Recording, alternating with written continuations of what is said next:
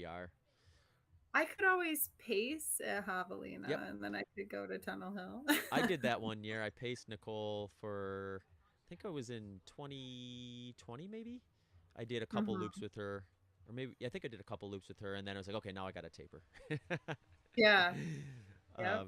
but yeah, you can still get the whole like Javelina vibe, which arguably is better to be there as a pacer and a crew I was member gonna and say, isn't it more fun? Like, you used to be able to, if you were in the 100 mile and decided partway through, you know what, I'm not in it for 5 loops today. You can stop at 3, and they still gave you the 100K finish. what? Yeah, yeah, but I When think it was got too this? tempting.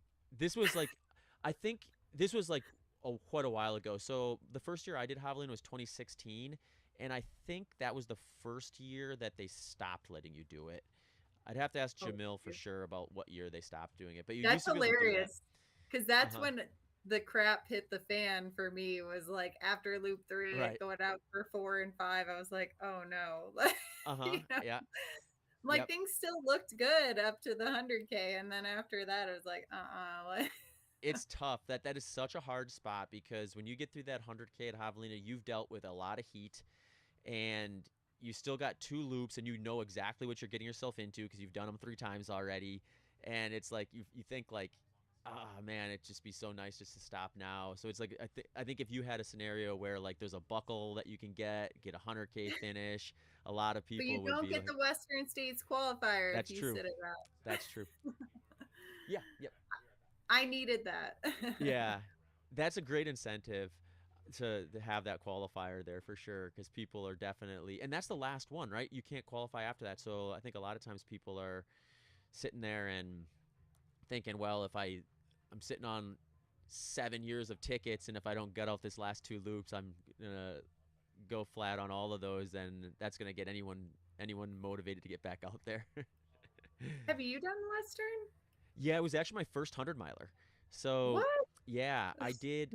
So when I did the so when I lived in Wisconsin, that's when I first got into ultra running, and there's a race there called the Ice Age 50 mile, and it used to be one of the golden ticket races. So in 2012, I was training for that particular race. With that was my only goal. Really, I had no interest in doing 100 miles. I knew I was going to eventually, but in my mind at that time, I was like, no, I'm not ready for 100. I'll bite that off later. So it was like Hmm. all about just trying to win Ice Age. So I went there, mission accomplished. I won it, and I knew this is how funny because like back then in the sport, it was like still a little small. It was starting to grow quite a bit, but it was still a little more kind of laid back, I think. So Hmm. like I didn't even fully appreciate like what Western States was. So Right. like everyone I talked to after I finished that, they're like, "Oh, you're going to Western States." I'm like, "Nah, I think I'm gonna pass." Like, "You'd be an idiot. You You'd be have an to. idiot." Yeah. So like after like the third person told me I'd be an idiot, I was like, "Well, I don't want to be an idiot." So so I'm like, "Okay, I'll take it." So I took the ticket and then went and did Western States in 2012. So it was my first 100 miler.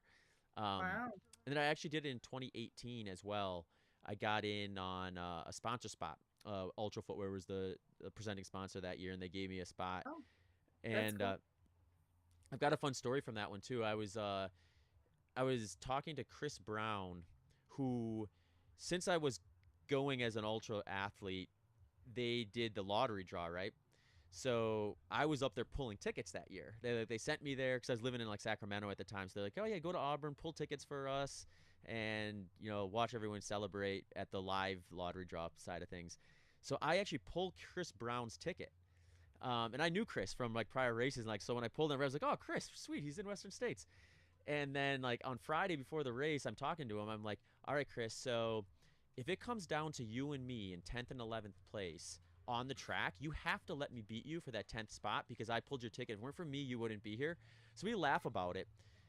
I finish 11th. He finishes 10th. He was like 5 minutes ahead of me. So it got like super close Oh, to that happening. Yeah, so I was like, I couldn't believe like how funny that was in terms of just like you start wondering about like simulations and if if if strings are being pulled when you can predict that sort of a scenario almost happening. anytime I hear somebody say like, should I start or like doing the Western qualifiers and start that, even if I don't really want to run it right now, I'm like, Hmm. yeah, absolutely. Yeah. Because you're probably not going to get in for years. Yep. Like, Mm-hmm. Yeah. and they're like, but like, I wouldn't want to do it if and I'm like, you would have to, like, you don't have a choice. Mm-hmm. Like, Yeah. Right. Right. And well, and the other thing too is like if you get in it early, if let's say you decide like, okay, I'm gonna do that, and then you're that like one of 7 or 8 people that get their first year ticket pulled. mhm. I think like I think people you should respect the 100-mile distance, and there's definitely like scenarios where it's not feasible, but generally speaking, I think if someone is like if they're really reasonable about their target, you can get it done. And then like just checking off the Western states like finisher list is probably such a worthwhile thing to do. And then yeah, learn from that experience. If you're fortunate enough to get in that early and get the experience, get back into the lottery. Next time it'll probably take you 8 years to get in anyway, and then you'll be like ready to really go and optimize. Well, yeah, and there's like hard races, and then there's like hard races to finish. And I feel like Western is like one of those because it's Yeah. like, yeah, you do have to make sure you're not screwing around and your fitness is a certain level. Like, same with Leadville, like you can't make too many mistakes, but as long Hmm. as you're in it and you're focused, like you should be able to, get it done. So. Yeah. Hmm. Yeah, for sure. So I used My to be. boyfriend was one of those 2 ticket Was he? pull people, I think. Yeah, like it was funny because I think it was not last year, but the year before. So he ran it last year, and we have like a watch party every year. And Uh-huh. I'm like, oh, I'm gonna get into one of the races. Like I'm gonna get into Hard Rock or Western, and like I didn't get into either. And then his name gets called, and he's like freaking out. And you're like, okay, I want to be happy for you, but I'm Right. also like really angry because You you didn't just earn started this. Yeah. running under. Hmm. Then he got to Yeah. run it, which it did mean a lot more to him because he's from Reno, like Oh, he really? lived in Reno. Yeah. So for him, like he ran with all the Silver State Striders and stuff. So Hmm. he has a lot more history, I guess. Yeah. Yeah, that's a good point. Yeah. Yeah, so have you how many times have you crewed at Western? Only once. So Just I that once? saw Okay. you I think I saw you when he was running it. I was at did I see you at Robbie Point maybe? I don't Oh, know. yep, yep, you're right. Yep.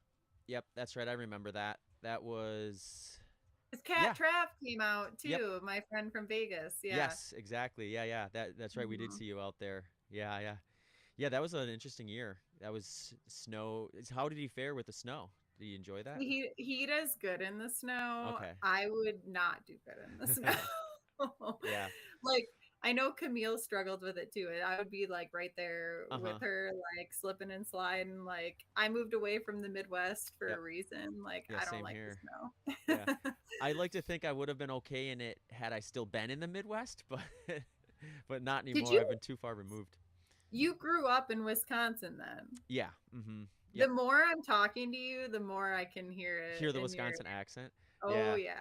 Oh Yeah, it yeah. doesn't go away apparently. I've been out of Wisconsin now for almost 10 years, and it's still there. The funny thing is I moved to California from Wisconsin, and I'd be Huh. talking to people that were kind of more local to the Bay Area, and they'd be like, "Are you from Canada?"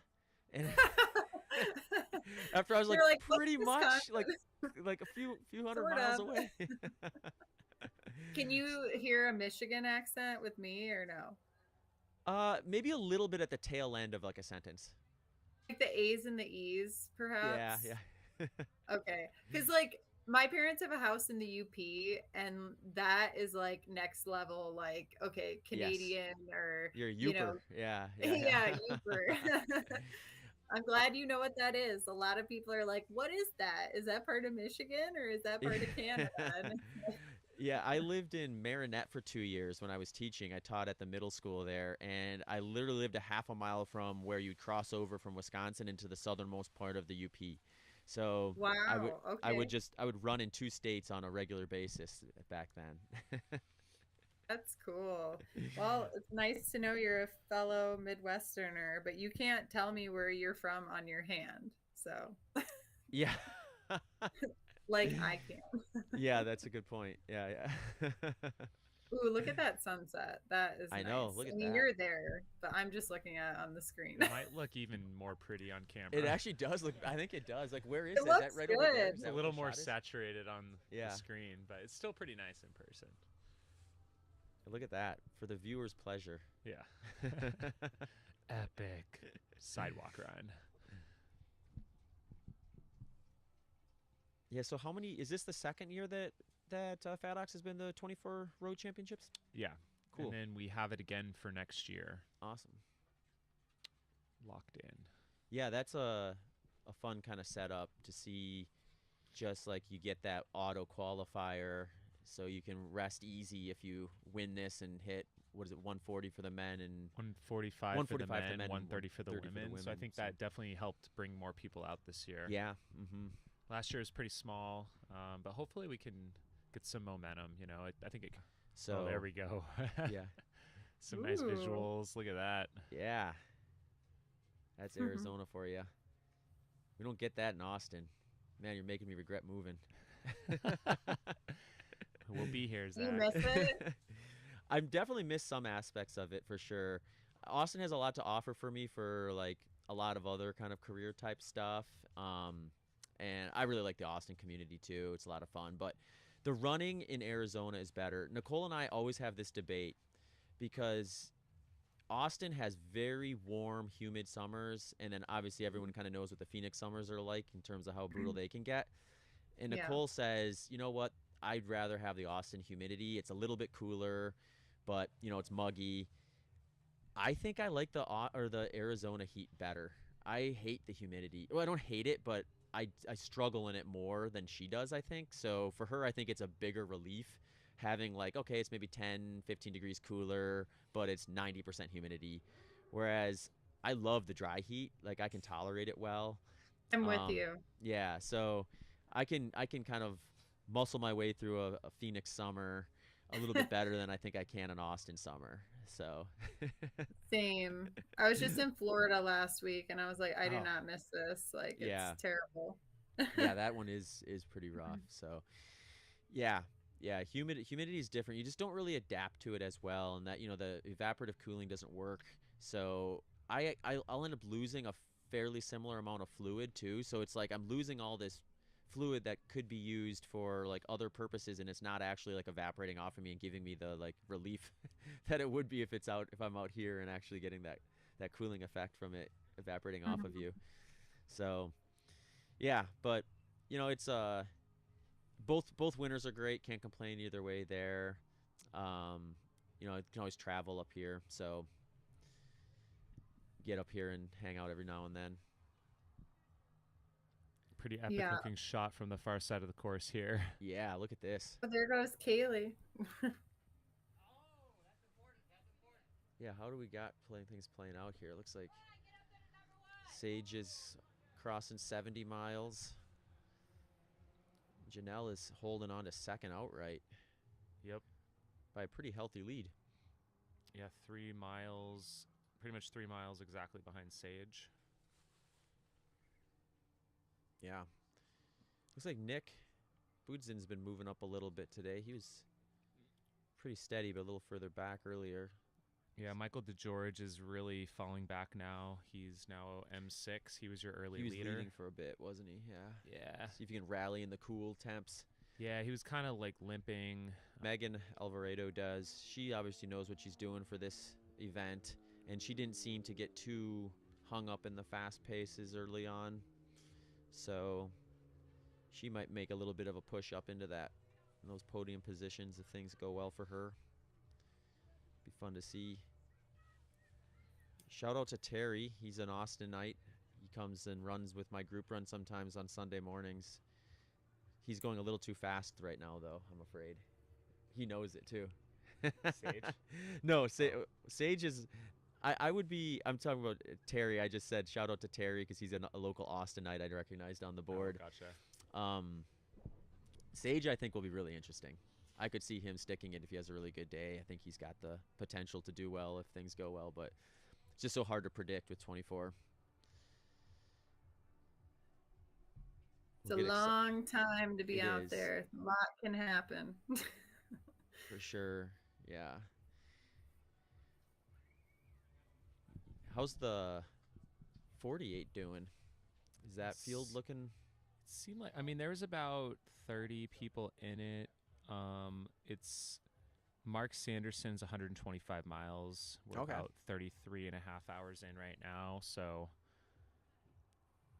we've got 7 people over 100 miles now and a handful more closing in on 100. So wouldn't say like, yeah, terribly competitive, but there's a good turnout. This would be a good course for someone looking for just a fast, like 100 or 50 mile. And you guys take 100K splits here? We have a 100K, actual 100K race, and that's going to be Oh, is there? one Okay. of the Mount to Coast is launching an ultra road series with Oh, us. right on. So across the years, 2025. 100K, yeah, 100K at across the years this year. They're going to have a 100K at Jackpot in February. Lake Warramug is part of it, and then there will be a new, or the 100K here will be part of that series too. That's cool. Next year. So You should Yeah. promote across the years. I don't know if Ultra Sign Up is showing like who's actually signed up, but didn't I see that the first 20 people who sign up get free R1s too? yeah, you have to kind of sign up for a program, but you'll get a free pair of Mount to Coast R1s for the first 20 people. I think Wow. you have to maybe post about them, but yeah, it's pretty cool. That's a good deal. Yeah. Throw it up on the old gram and get yourself a free Yeah, pair I of think shoes. I think they There just you go. announced that today. You can see the details on the Mount to Coast Instagram page, but it's a pretty great deal, and I know those shoes should serve you very well for a course like that. Yeah, That's you cool just that wear them you're at the race. putting some 100Ks on because that's always been a bit of a hard spot where I feel like we've got such good talent in the US for that distance, but it's so hard to really get interest in it because there's really only a couple legit 100Ks in the country. So Like it's like Mad City, and Mad then like City. what else? What's the one out in California? Orange Curtain. Is that what it's called? Wasn't there? Mm, Shoot, what is it called? I know, and they've had a few like kind of pop up ones too in the past where it was like kind of in the NorCal area. Um, I'm blanking on the name, but yeah, I mean, it really wasn't. It's just really not not that you need 100K to put a team together, but like, we built strong teams off like other races. I mean, like look at Charlie Lawrence breaking the 50-mile world best last year at Tunnel Hill. He's obviously going to get on the team for that, even though he didn't do 100K. So it's doable, but I think really like if you really want to get interest in that event, then you just got to have races where people can go and then get people they can race there and kind of get the excitement around it. Because I remember in 2014 I did the World 100K and our team for whatever reason it just lined up well where there's some interest in it where we had Max King, me, Mike Wardian, Zach Miller. Who else is on that team? Some of them are Wait, blending a little. time out. That's Bobby, right? Bobby Keogh. Yeah. Yeah, he's out here. Sorry, Bobby's the man. I met him last year. He's done like every cool race. Like, I mean, go like look at his ultra sign up. I wish I could wave to him. He's so nice. Yeah, We can 75 holler at him for you if from you'd New like. Mexico. Yeah, Yes, maybe we'll have him. We'll keep an eye out for him. We'll try and pull him in real quick. But looks like he's about 98 miles in, doing the 48-hour. Okay. He's a legend. That's all I'm gonna say. That was a nice little catch there. Good eye. I didn't mean to interrupt anyone. I was like, Oh that's no, it's Bobby. all good. We got to shout out the legends on the course when they come by for sure. So, It was really fun talking to him about like how to get into certain races, how it used to be, like as opposed to now. Cause like he was telling me about like Badwater and like Hard Rock and like just stuff. And I don't know. It's cool because I haven't been in it that long, but he's been in it since like the 90s or something, yeah. you know. So How's our? We've got an 80-year-old out here today, right? Joe Dana, 88, almost a 90-year-old. How is Wow. he doing? Bobby's got to be close to 80. Hold on. 75. We got Sage Is on that- screen right now. on. There's Sage Catching him on the still far looking side of the smooth. course. Doesn't look like he's hurting too bad. Hey, Let's that's see. my friend from Vegas, Rebecca Martin. She's awesome. Joe Dana, 88 years old in the 48 hour, 56 miles. Wow, that's cool. That's awesome. I hope I'm still running when I'm 88. I know, right? Well, for the 80 plus division, there's no spot better than jackpot, I guess, right? Now Yeah. there's 2 years in a row where it's Like five or Yeah. six of yeah. them battling. It was like they did that story and kind of featured, which was like that was the story for 2 years ago when there was four 80 plus, and they did all that. They did that nice write up where it was like they were talking about their first 100 milers, which date back to like the 70s and 80s, and just kind of talk about like how you find yourself on a starting line of a 100 mile race in your 80s and everything like that, and just also like if when you think about it, like it's a the U.S. 100 mile road championship, so you would think if you're 80 years old and you go there, you're probably going to win if you finish or at least get on the podium. But you have a chance to not finish on the podium at all. There's four there in that age category. Ultimately, someone's not going to. And then, yeah, and then it gets up. You said there was five last year? There's like, I think there was 5 2 years ago, and I think there were 6 this last year. Okay. But it's gotten really competitive. Yeah, yeah. And yeah, you're right. It's Now super all deep. the 80-year-olds are targeting that one. Super deep. Yeah, they really are. And, they're all doing it because it's the USATF champs, kind of brings them all together.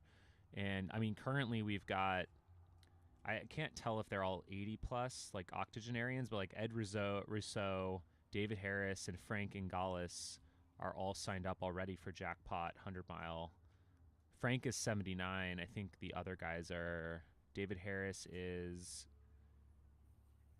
he's 70. So, yeah, 70 plus, Young. 80 plus, crazy.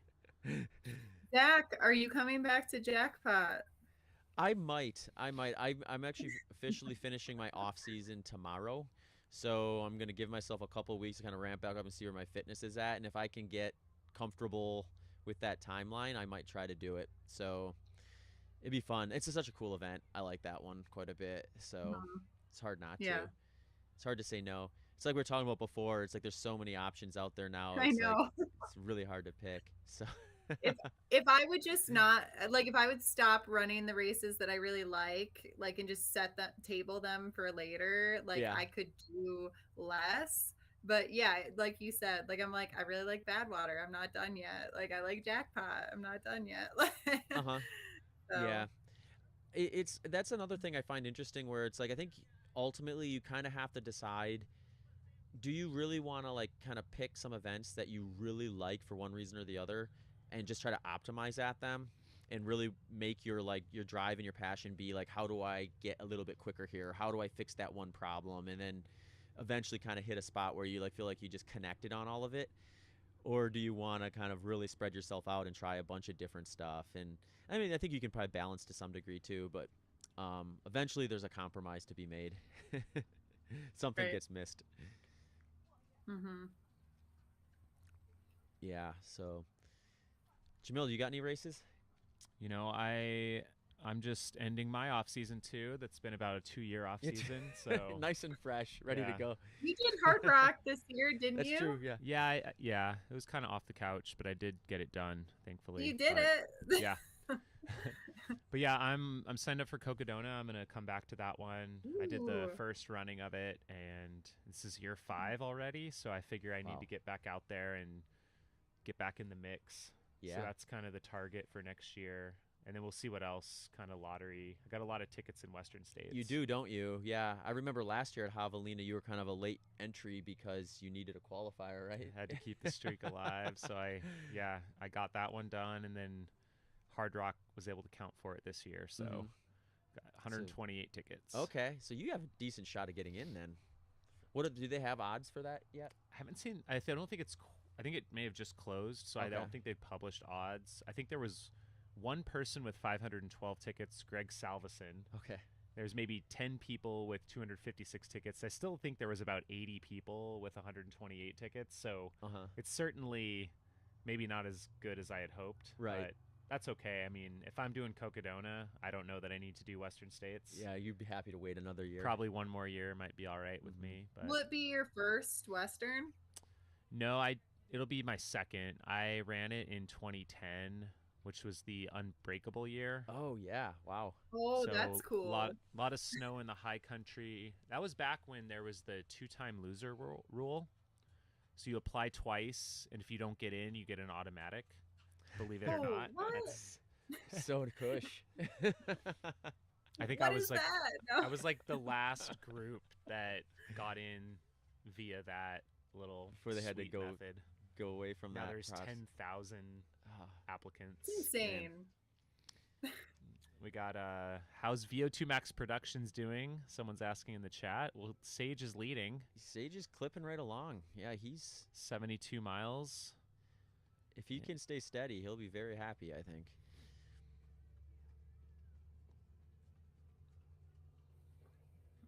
Hey, It's we got getting dark. we got our friend Satpal in the chat. Good to hear from you. He says he'll pace me if I get into Western States. Right on. You're already set up. You're already set up. The team is already coming together and assembling. This is great.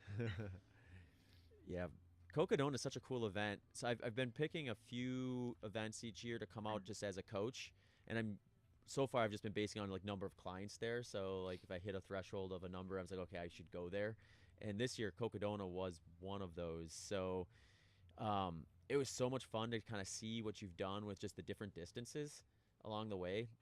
Not just being only the 250 mile, but the Sedona 125, which is a really cool event in and of itself, and then Eldon 38, Yep. which obviously I'm sure they'll like that one a little better when they can do the real course on a normal year. But there's a lot of a lot of fun stuff for a few days out there if you want to just follow that course and cheer and watch and Yeah, I mean that's the whole goal is really to, create a whole festival of events during Mhm. the whole week. So yeah. someday do we'll get the Sedona. total vision. You want to do that one? Oh, yeah, that one would be good because that's not 255 miles. Yeah.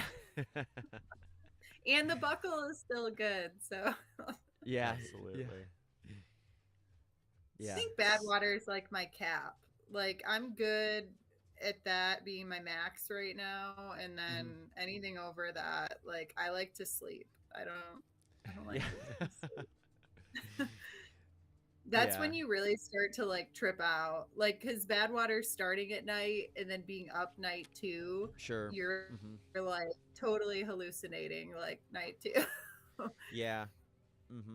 Yeah, I've never had a good hallucination like myself. So I always like I get that's like a question that I get asked a lot, especially from like I think people who are like more kind of casual observers of the sport that like see something about ultra running and then find out I'm an ultra runner is like, "Oh, have you hallucinated?" And I have to like disappoint them and say, "No, I haven't. I'm not as cool as haven't, like like- Courtney Dauwalter." Like you haven't like seen something though and thought, okay, maybe that's what I'm seeing and it's not like to a certain level, like Maybe like really small versions of that I've have, but like not to the degree like yeah, like that's a good point. Like if you're gonna count that as hallucinating, then I guess I could say I have because I've seen things and this is, been like, like sort and of, done like yeah, a double take where you think it's like, oh, that's a person, and it's like, oh no, it's not. or a bathroom. Right, That's a yeah, bathroom. yeah. So I mean I probably just have to do longer stuff really. So that'll What's the longest you've been out? 17 and a half hours. So Okay. oh no, actually no, that's wrong. I've been out for 24 hours, but it was like a total death march where I walked like the last I think 12 hours of a 24 hour where I was like I blew up and I was like all right, I got to at least experience what it's like to be out for 24 hours, even if it means I'm walking for the second half of it. So I stuck Right. it out and did that. But you're not going to hallucinate walking. Yeah. I mean, maybe you will. I don't know. I think you probably need 2 nights to hallucinate walking. think 24 that's where- hours, I don't think you're hallucinating. Yeah. Probably not. No. You know, you can handle. You can caffeine your way through 24. But yeah, that second night I think is probably where the real hallucinating would be likely. So Sure. Yep. Yeah. Man, the sun's just gone now. It's still pretty, but it's Yeah, dark. we got a little bit of a glow left, but yep, heading into So the who's night. photographing this year? Is it Jubilee? Yeah, Jubilee's out here. this year. She's Remember amongst Kevin other came last things. year. Yeah. Oh, there's the girl pack, Lisa and Alyssa. Yeah. And Yeah, they've Kaylee. been running together quite a bit.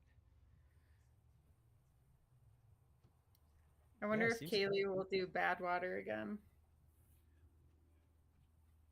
we're sort of in a bit of a holding pattern, it seems. Not too much back and forth. Yeah. People are like, okay, I'm happy with where I'm at now. I'm just going to wait and strike later. There's 14 hours of this left. Just cruise for several Yeah. hours. Sleepwalk for a while. Sierra, did you use like a headlamp or flashlight last year? That's a good question. Don't recall. Yeah, I'm like, I don't know if I remember. Let me Because see. it's not really lit out there super On the well. other There's side, it some, was pretty dark. yeah. Yeah. But sometimes Um, there's like city glow and depending on the moon phase, I guess. leave it to me to trip on freaking concrete or road though. Like Yeah. I might have had a headlamp. I'm gonna check. Um, Seems because I like really currently don't not too many remember. people have one. Yeah. Okay, here we go. Let's see. Mm. Oh, I did. I had a headlamp on. Hmm. Yep.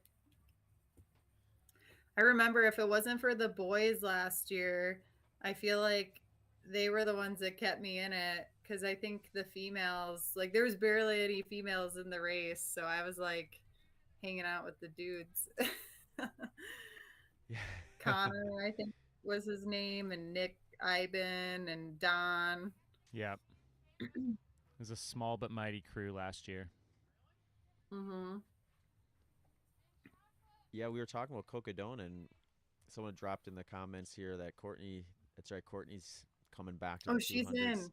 Yeah. The Yeah. women's field is especially great Mm-hmm. for Isn't 2025. Leah Yingling in Yeah, it she's too? in it too. Yep. Leah, And Courtney, Rachel Entrikin, Rachel's coming back. Sarah Ostaszewski, Mika Oh my god. Fuse. Wow. We've got Kyla Mayer, Oh, she is in. You're right. Allison Powell, Okay. and then I'm still trying to recruit a couple more Wow. heavy hitters. Man. And there's Sage. Sage's still looking smooth. Yeah, like looks great. Doesn't look like he's forcing anything yet. That's Nah. good. The dude that's crewing him, is it the guy that does all the YouTube videos? You know who I'm talking about? The serious runner guy. Oh, you know what? I was over by his tent. I did not see him, but he may have been in there. He had Sandy was there. I think his parents were there. I think He had a that few other guy's people. there. Okay, it's possible. He's There's funny. a lot of shifts being taken out here so far today, from what I can tell. Sure. Which is probably good. You want a upbeat and rested crew if you can get it. Nathaniel Chan was texting me earlier. He's out there crewing. Oh, is he? Hoka dude. Okay. Yeah. Yeah, he's always a bright personality to see. He's fun. I talked him into doing a local race out here because he was in town for work and I was in it. And I was like, why don't you just sign up? Just Like, it's a jump great in. way to see Red Why not? Rock. Just jump in. He won. He beat Really? me. Yeah. So he took owes you first that. and I took He second. owes you whatever award they gave him then. Right. I know. He's like, oh, this is great. I won. And I'm like, see? It's like a 10-mile race, but still. Isn't Ryan Sands doing Cocodona too this year? On the Yep. men's side? Yes, Oh. men's side's building up. Ryan's a lot of the favorites, and then Ryan Sands, Jack Scott, who just beat Jasmine Paris's record at the Spine Race this Oh, wow. year from the UK. He's coming down. He wants to see how he can do in the desert. So I think we're going to see the strongest women's field ever, including Courtney. And the race is really starting to go international now. Yeah. So we're seeing more and more interest from the international field. That's cool. Yeah, it's crazy how much that's grown in just 5 years. Yeah. And then Randy Zuckerberg is running. Mark Mark's sister. Oh, really? Funny enough, she's like getting into ultra running Really? Huh. and just kind of FOMO'd in Yeah, as yeah. it was about to sell out. Just decided to go for it. Well, you should probably get some meta support then, I think. That would be. I mean, I just want to see Mark pace a section. Yeah. I think that would be pretty Hey, classic. he's done I mean, a 5K. Why yeah. not pace a section? I mean, I feel right? like with his new image, it could go quite well. Yeah, He seems to be getting out there a lot more. he's into the fitness stuff now, Yeah. so I could see him showing up at Cocodona for his sister. that'd be pretty wild. That'd be pretty wild.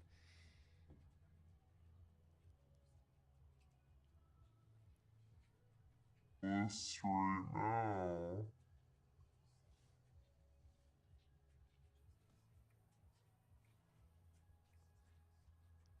Sage is getting close to 75. Yeah, should we do some math at the 10-hour mark? Yeah, I was just thinking that. 74 miles in 10 hours. Yeah, he's probably going to be right about there. So if he could sustain that pace and be at 148 through 20, that would be a pretty good spot to be. We got a question in the chat for Zach from Joel Takis. You want to check that one out? Yeah, let's see. Oh, yeah, Joel's one of my coaching clients. Says, hey, Zach, you've got a ton of experience of these looped flat ultra events. What is your mental strategy to stay locked in despite the monotony, chunking mile goals, and time goals? Yeah, you know what? It's different because you have all the simplicity of knowing, like, I can get whatever I want whenever I want it, and you can just kind of dial in a pace, kind of set and forget to some degree. But what I find is you have to kind of keep your mind away from starting to kind of think too far ahead, because then you start kind of burning mental energy that doesn't need to be spent. And that's where I think you get a lot more fatigue, when you start kind of thinking like, okay, I'm trying to get to 100 miles or whatever happens to be from a target for the day, when you need to just be kind of like breaking it, like you said, Joel, into like smaller chunks. So I mean, there's a ton of different things you can do. I think it gets a little individual as to what's going to motivate somebody, but like even things as simple as like, I'm going to set up my fueling and hydration strategy with enough variety where you kind of think about like, oh, in 15 minutes I'm going to grab that, and then you just fixate on that, so that you kind of find a way to tunnel vision your way away from kind of thinking too far ahead. And then like settings like smaller goals too, that you can kind of like focus on as like kind of like mini quests, more or less, to kind of keep you distracted from the totality of everything. And then the other thing I think that is like sometimes gets overlooked. I mean, I overlooked it for a good chunk of early on in ultra running, is just like how much you can practice that in training by just like consciously going into like a long run and saying, okay, during this long run, obviously I'm going to try to get all the physical benefits of doing it, but I'm also going to do a ton of visualization, so that when you get out there at the event itself, you've gotten better at doing that like kind of process of kind of taking it one chunk at a time. So like if I'm going to do, say, like a 30-mile long run or something like that on a track, then I'm going to probably break that up into like 5-mile chunks, where I'm really working on just focusing on that next 5 miles versus thinking to the end of the 30 miles. And I'm also going to like pick like some different spots of the day that are maybe like points where I would typically have a hard time or struggle, and just visualize what it's like to kind of like navigate that time frame.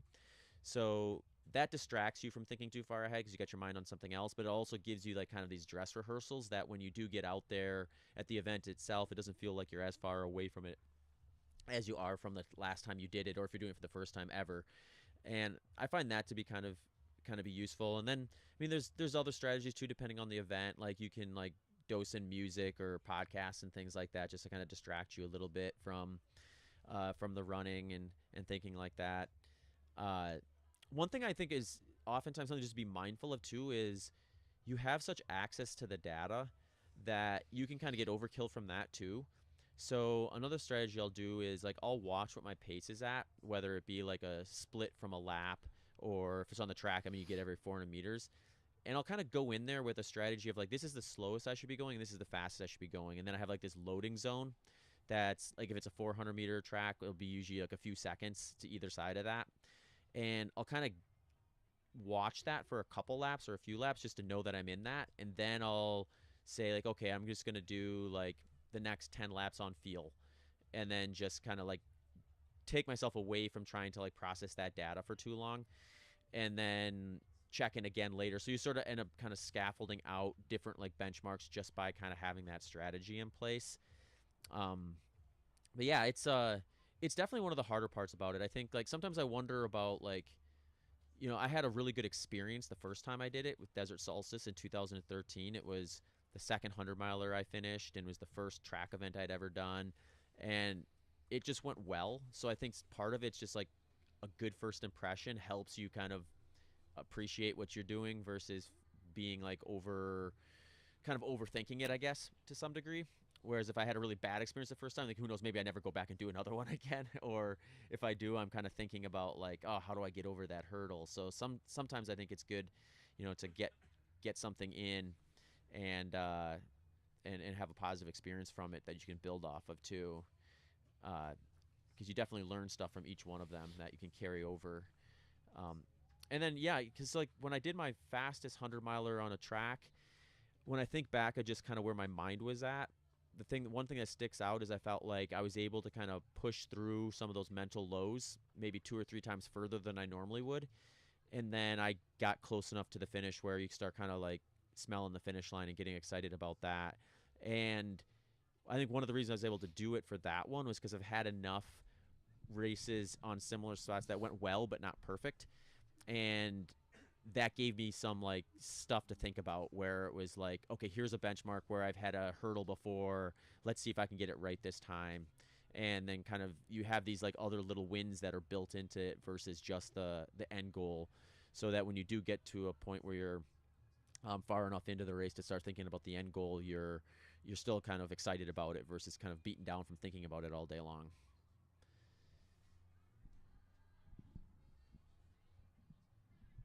Great answer. We just had Sage go by 10 hours in. He's 74 miles, and he's got the headlamp on. Yeah. That answers that question. Yeah.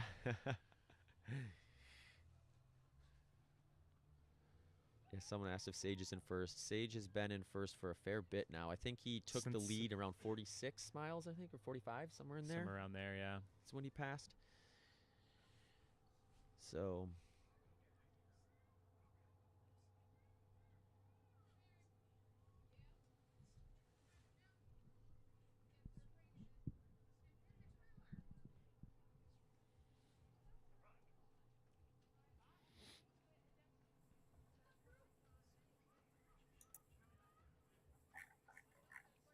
we should be seeing AJW here pretty soon. He's going to be our night commentator. Night shifting it.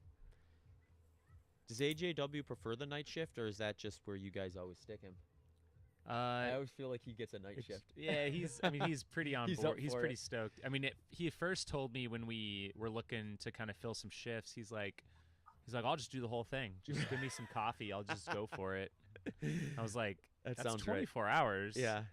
So you're keeping him from doing more than just the night shift. Well, I think he had some family commitments, so he said he couldn't get here till 6. I think he would have liked to be here sooner, but Yeah. he's going to go 6 to midnight. We're actually going to go dark on commentary from midnight to 4 a.m. Okay. And we'll have the commentator team come back 4 to 8 a.m., kind of that 20 to 24-hour period when it actually gets a little exciting. Yeah, it gets there's kind of that lull, so Yeah. we'll let everyone get some rest overnight, Take and your we'll come back naps. strong in the morning. Take your naps and get your Yeah. coffee ready for 4 a.m. and I can hear the music taking a shift right now. It's like getting like a little more upbeat here. speaking of AJW, There he is. there he is. He's got his night pack. He's set. He's ready. He's got his double puffy. All There he set. is. We got some heaters too for you if you needed. Well, I hope you brought some javelina stories. Always. We got some comments in the chat that Steven Ganoza, who goes by the Serious Runner, is Okay. out here with his wife to Crewing help for him. crew. That was in his pre-race video. So, yeah, Sage made a couple videos about his build up to this, and hopefully we'll see something from this experience as well. Hopefully it goes well. Yeah, it would be fun to see him be put a up celebration a big number. video. Sage on the World 24-hour team, possibly. That'd be cool. It'd be cool to see him. It seems like a lot of the European runners have been really kind of getting after the 24-hour the last few years. So it'd be fun to see Sage put up a big number and go out there and challenge some of those guys at Worlds. But cool.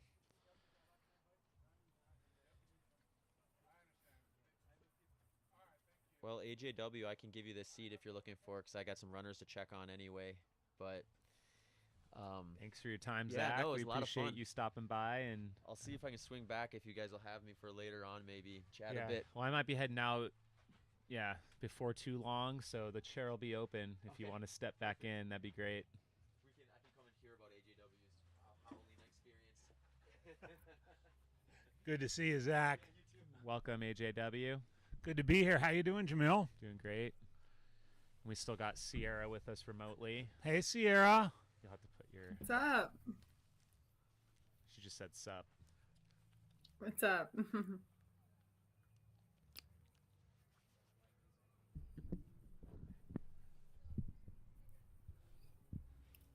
Yeah, it's this mic that's working. Hey, Sierra, can you hear me? I can hear you. Can you hear me? Yeah, how's it going? Good. How are you?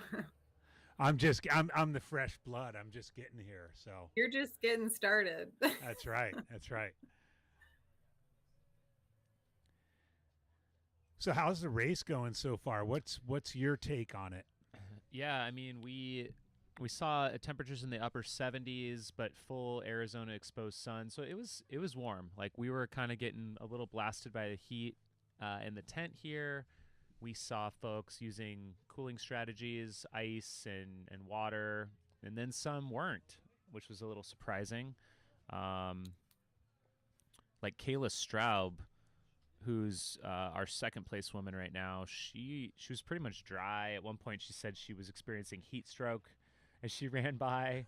So, but she seems to be recovering and still hanging tough. So, I guess heat stroke is relative. Yeah, it's like she came from Kansas. So, but Janelle Stark, is our women's leader. She's just 3 miles behind Sage. So I think, she's running really strong. She had a sun hoodie on that was soaked all afternoon. We saw Sage doing the same. He's using ice bandanas. Early race leader Michael DeGorge has fallen down to 13th overall. Still, it looks like actually he has stopped at this point. Looks like his last recorded lap was about an hour ago, unfortunately. So he might have pulled the plug or is taking a break. But Sage has been consistent, and I mean, just watching from home too, it looks like Adam Dalton is running a good race.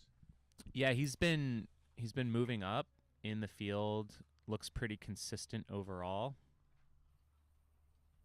Same with Nick Budson, also hanging tough in there as well. Oh yeah. And there's a pack of women that are kind of in the back part of the top 10. Lena, Megan, Anna, Alyssa, all fairly close, probably within about 10 minutes of one another, and all about the same mile. And that's a nice little pack there. I think a lot of them are just running smart, and now that the night is here, I think they're just going to cruise. Well, and Megan knows how to run these things for sure. Yeah, and there was a pack of them, too. I think there was maybe 3 of them running together. Yeah, look at that. There they are, Lana, Megan, Anna, and Alyssa. Yeah.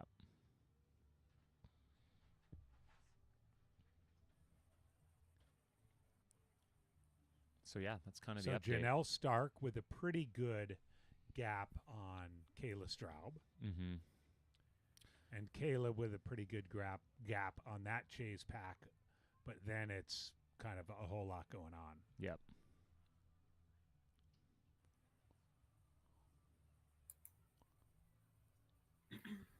Sierra, have you run here before? Yeah, I ran last year. She was the champ last year. What'd you think of it? I thought the concrete was really hard. Yeah. just compared to Jackpot and like other road and loop courses I've done. I felt like it was a lot more like, I don't know, it just hurt more. It is hard. Yeah. Yeah. No, it was good. I think, like I was saying, this year there's more people, like there's more women, for example. So like last year it felt really like lonely at night. But there's like more people in the race this year, so I'm sure there's more energy and like, that's good.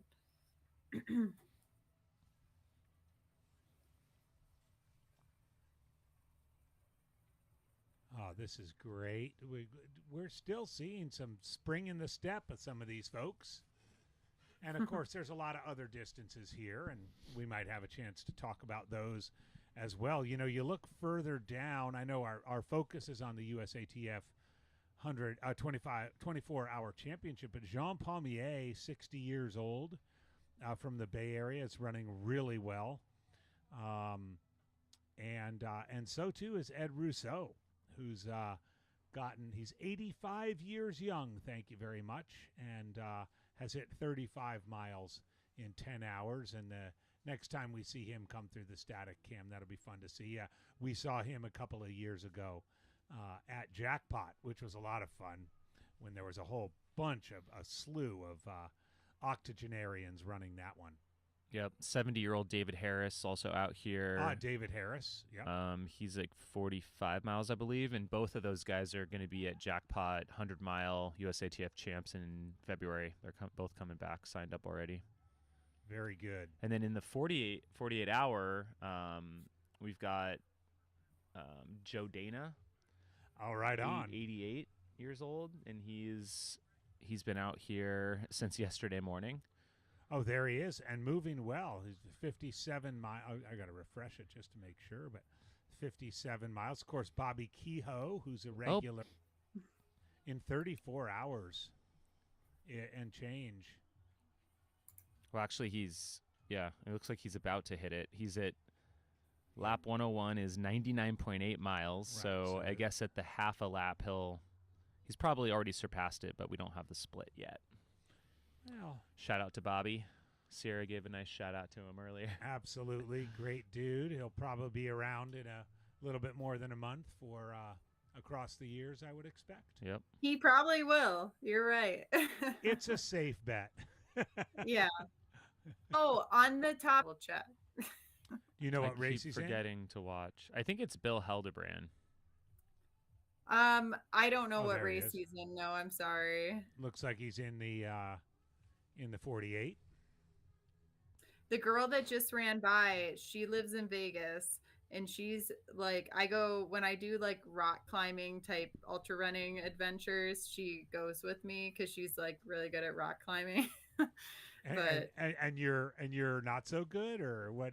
No, I'm not. Like when I say rock climbing, I mean like scrambling. But she's like a really good guide, and her husband was actually a Mount Blanc guide, and that's how they met, I think. Oh, that's cool. So yeah, she's a really cool chick, Rebecca Martin. You guys, if you get a chance, talk to her. She's really nice. She runs a ton of races.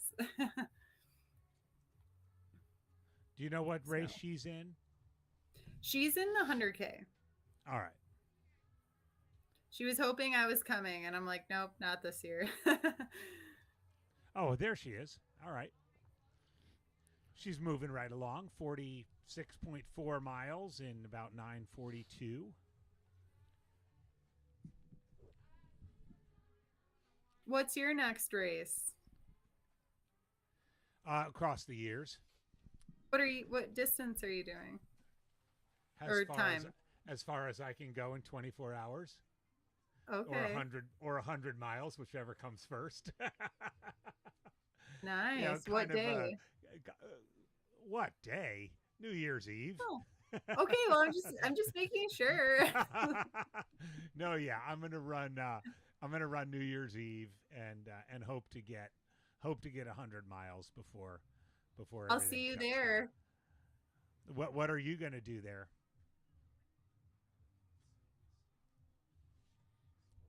Might have lost your audio, Sierra. I'm not sure what happened, but She's doing the 12-hour. The 12-hour. Okay. Yeah, we just lost you, Sierra. But yeah, I mean, who wouldn't go to Across the Years? And by the way, if you're not familiar with Across the Years, if you're tuning in, an incredible event that's taken place here in the Valley for, I want to say, going on 25 years. I think since 1983. So there you go, going on 30, almost 40 years. Yep. It's been around to a lot of different venues with a lot of different organizers, but it's a... What's that? Someone probably did. Do you have a name? Yeah, it just says bring in the red tent lights. Oh, okay. And the while the DoorDash folks figure out who's going to get the food. We're the red one with the lights. Yeah. So. We are. I want to just move back to Across the Years. It's gone through several incarnations, but the essential goal of it, of course, is to run across the years, and started as a 24-hour event that would start on the morning of New Year's Eve and conclude on the morning of New Year's Day. It expanded to 48-hour, 72-hour, a 6-day. It's kind of gone back and forth with various versions of such. It's been at such venues as Nardini Manor, the Camelback Ranch, and this year moving to the Peoria Sports Complex. It's a fantastic event, and it really is a homecoming of multi-day people.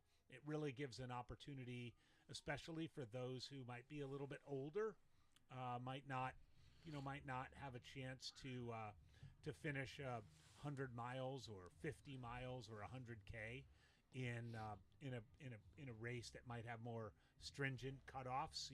You can kind of come to Across the Years and choose your own adventure. At the same time, there have been runners who've come to Across the Years from Europe and other places that have actually. There's Edward Rousseau. Hey, Ed. Across the Years is one of those. If you've never been there, if you've never seen it, it's well worth your time. It's fun. You should totally do it on New Year's Eve. She's back a little echoey. All right, there's Sierra back in the game.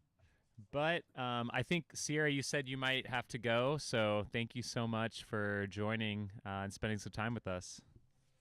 I had fun. I would love to stay longer, but I need a bathroom intermission, so I think I'm going to phase out and eat dinner and stuff. But yeah, no, it was great to be back on, and it's definitely nostalgic, like being out there last year. So it was fun to get to watch everybody get loopy and talk about it. So thanks for having me on, and it was fun chatting with you guys. Thanks, Sierra. Good to see you, Sierra, and see it Across the Years. Yeah, we'll see you there. Bye, guys. Bye. Nice. All right, that was fun to have Sierra on. Sierra DeGroff, been around the sport now several years. Runs a lot of events kind of in our area. She's centered in Vegas. When you didn't mention the 10-day that we've hosted, we were crazy enough, believe it or not, to host a 10-day a couple different times. We've sobered up a little bit, and we've kind of put that one on hold. But maybe we'll bring it back one of these years. That's right. There was a 10-day for a few years there. We kind of, that's becomes a lot. It turns out to be about a half of a month. By the time you start setting up, host it, awards, wrap up, clean up, it is half of a month. Right. Which is kind of wild. That is. When you think about it, it's that who else does that? There's not a whole lot. There's also of course there's Sri Chimnoy. Sometimes they have that 3100. Sometimes there used to be some 1,000-mile races.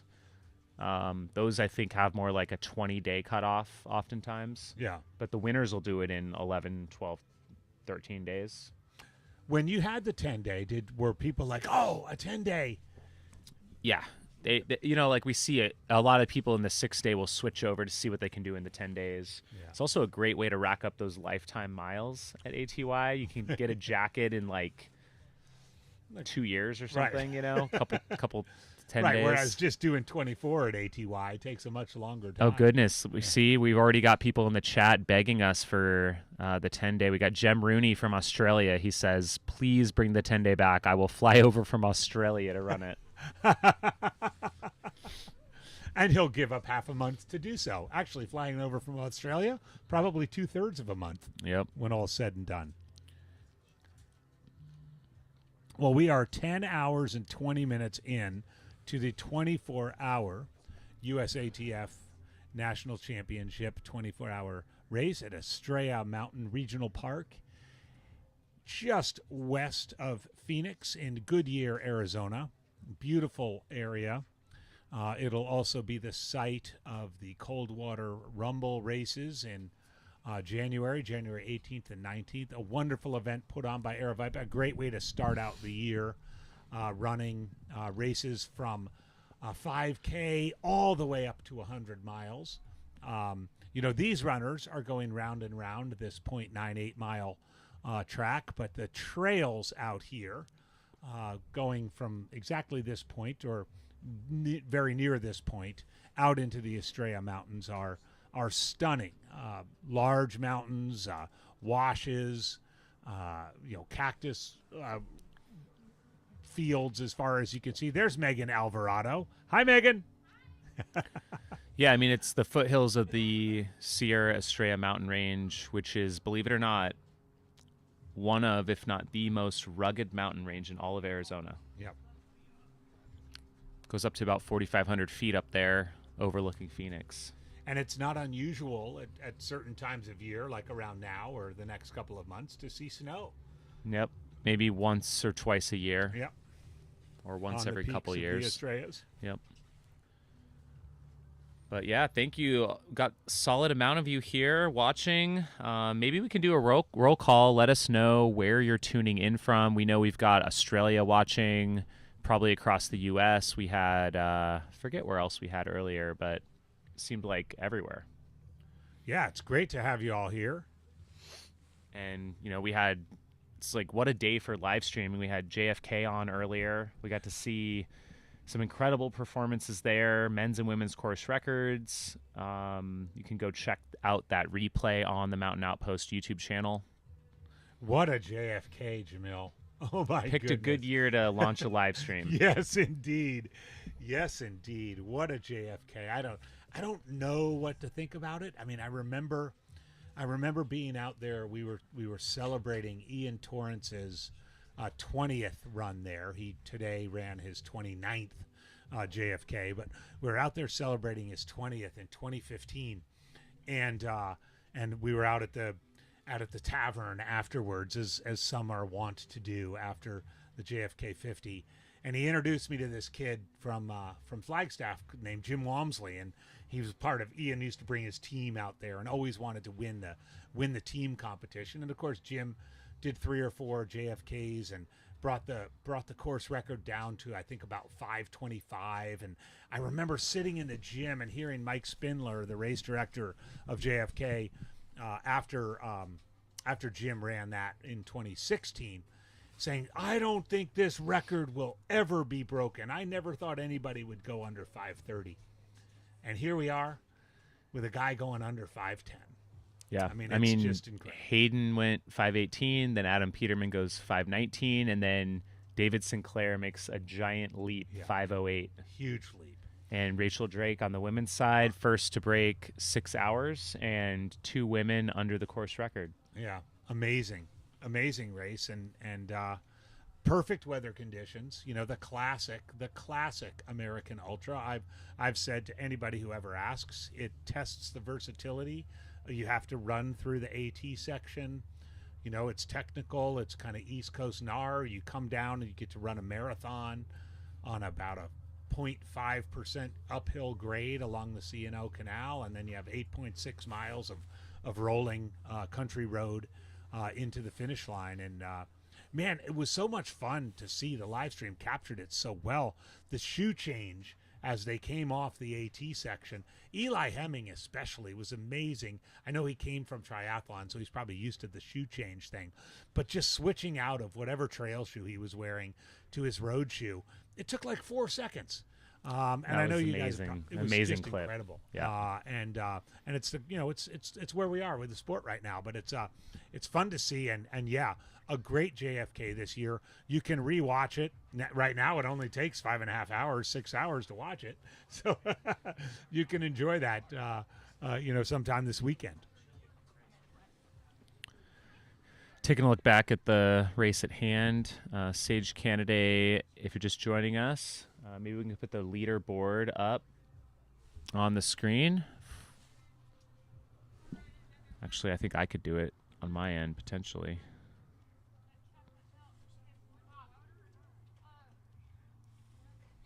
So there's our men's leaderboard. Sage Candidate, 76 miles is your leader. Adam Dalton is in second with 69. Nicholas Budzin, 66.2. You can see the rest of your top 10 men there. Jean Pommier now in 10th position. Look at Jean, 60 years young, in 10th position overall. 56 miles in about 10 hours and 26 minutes. The math becomes real easy when we hit the 12-hour mark. Yes. We can start to see what the upper limit of what people might do.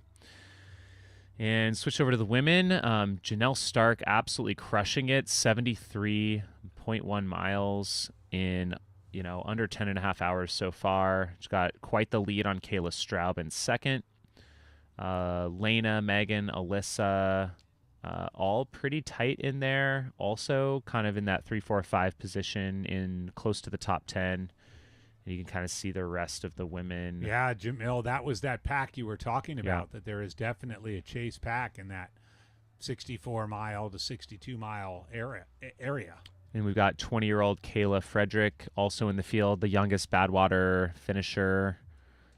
Did it at 18 years old. She's out here at mile 60 so far. Strong performance.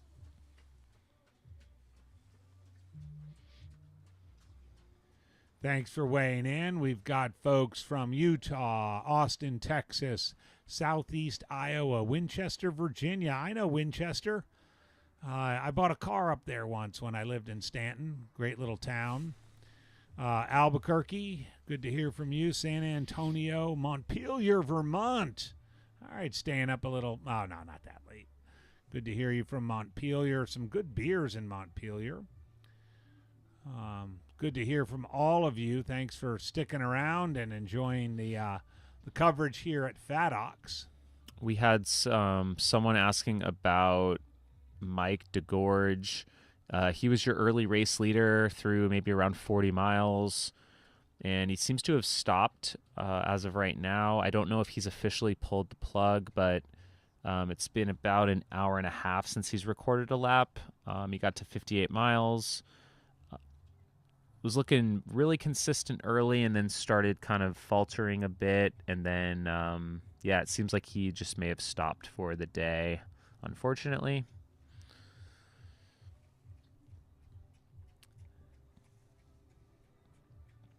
Not easy out here, to keep rolling. And I will say, though, the conditions, folks have, obviously if you've been watching through the day, you know that it's been hot, especially hot for November 23rd in the Valley of the Sun. But it is lovely right now. As I was driving over, it was in the, low 70s. I'm sure it's going to, plummet down to like 46 into the 40. I've got my double puffy, my sleeping bag in the car. I think we're going to be set to go for the next 6 hours or so as we roll through the FatOx 24-hour USATF championship, as well as the rest of our events. And I see Dora BMR Warrior, Aravipa After Dark, AJW's Wheelhouse. Yeah, I do kind of miss my partner in crime. I love Jamil dearly, but I do miss my partner in crime, Chris Warden, who is on his way over to Europe, his first time being over in Europe, and he's going to be spending a little time over there. But he'll be back soon enough as we begin our next live stream. If it all goes well at the McDowell Mountain Frenzy, but I'm going solo tonight. I might have a guest or two pop in, but I'm We'll looking pull forward one of to these that. guys in. Yeah, we can pull. Yeah, we pull anybody in. Pretty much. You can see in the lower right-hand corner, we do have like a picture-in-picture. You can sometimes see headlamps going past there. It's a little, kind of blends in a little bit, but there is a feed from the far side of the course. There's like some ramadas that kind of light up the path a little bit, but you're seeing most of the runners on, unlike looking across the years is a course that we always light up. So you can basically do it without a light. But this one is one that, isn't quite like that. So you need a light. Yeah. They need a light here, right? Unless we had a full moon weekend that was clear, but yeah, pretty much definitely recommend a light on this one. Right, and it is very exciting. Mount to Coast, they're not directly involved with this race, but I know you announced earlier this week that Mount to Coast will be part of a Mount to Coast series that'll kick off at Across the Years and then Jackpot, and a classic race out on the East Coast, the Lake Warramug. Yep. And this Ultra, race, and this then race next year. Yeah. So not the 2025 Fat Ox. Exactly. So not too early to promote the good folks at Mount to Coast. Yeah. They've got a really cool promotion. If you're hankering for 100K towards the end of the year, they've got a program with their R1 kind of road shoes. If you sign up for the 100K there, you'll get a free pair of shoes. If you kind of join their R1 program that they just launched today at Across the Years. But we're excited to be partnering with them. Just having met with them a little bit back in at the TRE show in Austin a couple days ago, they are very excited about, they're really, as far as I can tell, and I've been around for a little while, the first shoe brand specifically built and designed for ultra running. They have some trail shoes coming out in mid-year 2025, but their 2 or 3 shoes that are road specific are they're durable, they're well built, they're simple. There's a few creative aspects to them, like a double lacing system that I think are really kind of smart, and it's fun to see that they're kind of diving right in to an environment like this, and it'll be fun to see them kind of kick it all off Across the Years. Yeah, it seems like they really set out to design. They said, what are the things that ultra runners specifically need in a shoe? And they started, first on the road, and then they're launching more into the hybrid, and then ultimately trail shoes for next year. So things like durability and thinking about how your feet might swell and how you address those sorts of things, and the right amount of cushion for, people that are, might be running a 6-day race and putting in 400 or 500 miles in less than a week. Right, and they came to races like this and saw, wow, these people are cutting their shoes apart. Right. Maybe we can do something and build a shoe that they don't have to do that. Exactly.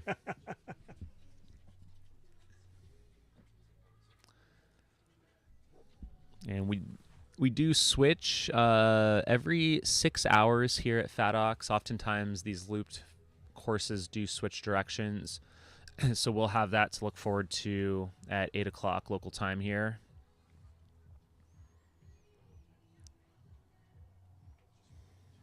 Yeah, the direction switch is always fun. It's something some people look forward to. I know Jake Jackson, who's a veteran of multi-days and fixed time events, talked about how he loves looking forward. It gives him something to look forward to, that direction switch. You see runners in an out and back setting. I know for sure the 2 events that Aravipa puts on out at Nardini Manor, Jackrabbit Jubilee and Hotfoot Hamster are known for like little special treats when you get to those turnaround points, whether they be popsicles or fruit cups or just a lot of high fives and sort of fun, festive. So the change of direction, well, here it happens every 8 hours, you said, or 6 every hours? 6 hours Every for 6 this hours, one, yeah. right? So it's 3 times in the course of a 24, and that's fantastic.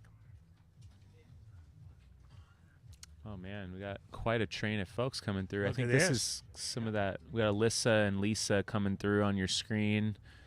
They've been Alyssa Jones. Lisa's a few laps behind her, but they've been running near each other most of the day.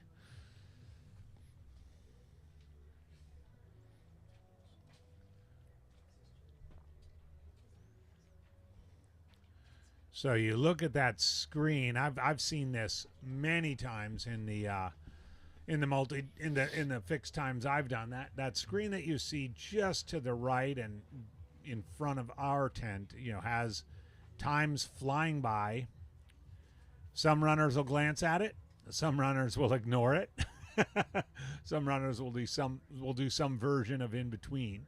But it's just that ongoing, giving you an idea of where you are lap to lap. Jean, how you doing, man? There he is, Jean Pommier, 60 years young, out of the Bay Area, Quicksilver Running Club, a fixture in that running club. Been a part of that group for a long time. The proud, now I almost think 28-year hosts of the Duncan Canyon Aid Station at Western States. Is that Feggy? That's got to be Feggy in the green shirt. I'm not sure what event he's doing. He is out here. He's doing the 24-hour. There it is. 24-hour non-USATF. Oh, really? I would have seen him in the USATF, but maybe that's. You're right.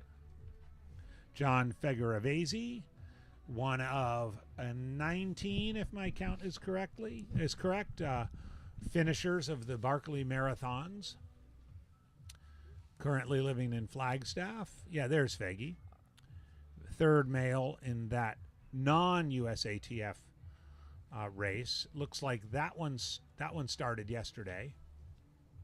Or it started, it depends. You could have started yesterday. You could pick your day. Pick your own adventure. Yeah. He did start today, so he's 56 miles in, 10 hours, 21 minutes. Right. Fernando and Ed started, and Jacqueline perhaps started yesterday. Yeah, Ed did a 100-miler yesterday, finished in 22:29, and then immediately joined the 48-hour race as soon as he finished that 100, because he's going to get another 100 in, so he would have about 25:30. Oh, okay. So he ran 100 in the 24-hour race that started yesterday morning. And then like I said, and then he signed up for the 48 hour. He also signed up for the 48 hours, so he started logging miles for the 48 hour late, like a late start. He was a 23-hour late starter. Exactly. Yeah, that's exactly right. So, because he's trying to do the most 100-milers in a 365-day period, and so he's often having to double up on weekends if he can.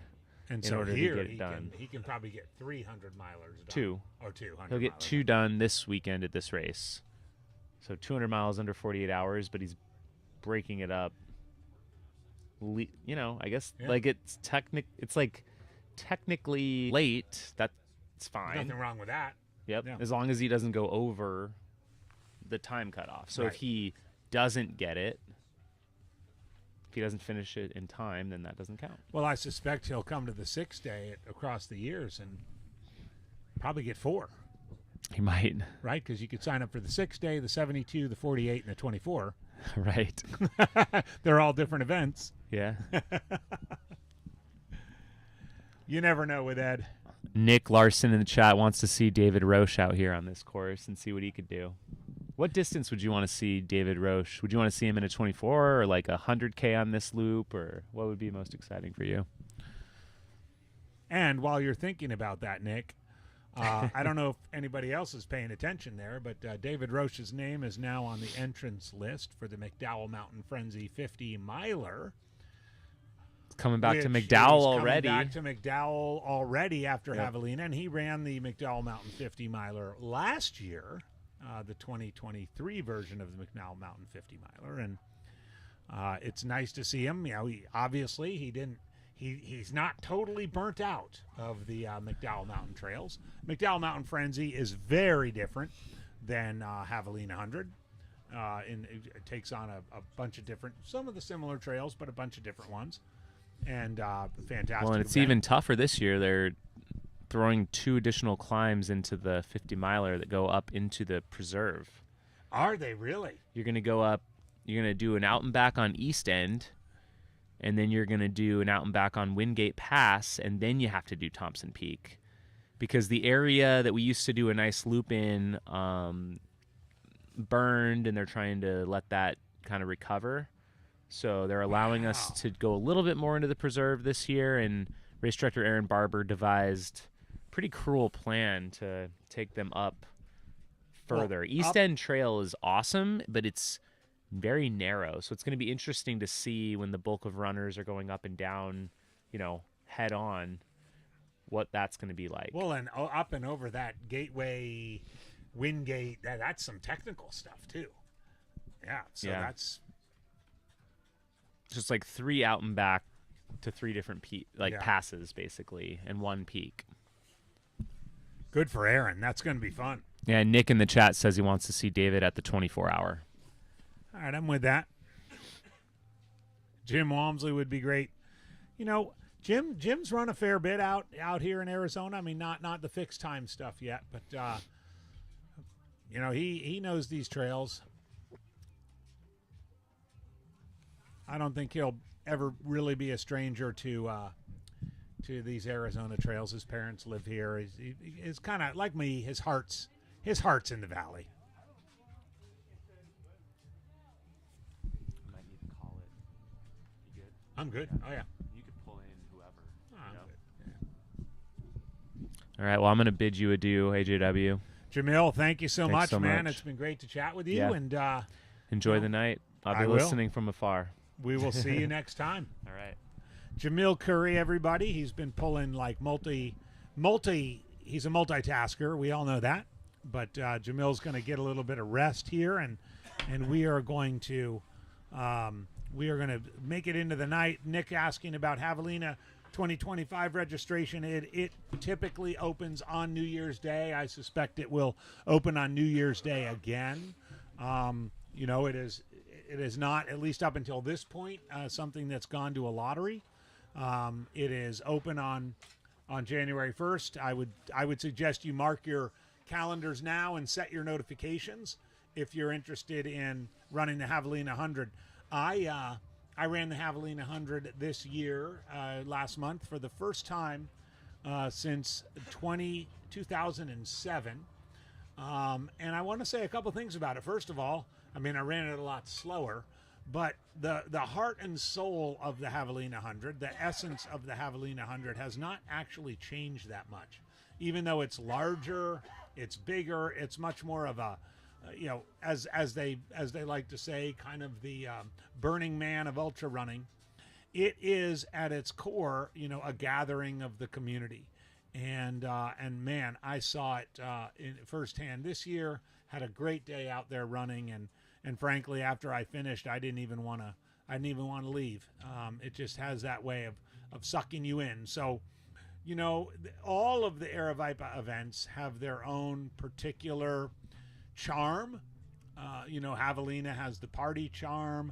Black Canyon has that kind of hardcore, fast, competitive charm. Cocodona it's Cocodona. But then, this whole list, all of these events, the fixed times we've talked about, Hotfoot Hamster, Jackrabbit Jubilee. Here we are at Fat Ox, at Jackpot, at Across the Years, and then all of the events that frankly make up kind of the heart and soul of Aravaipa running.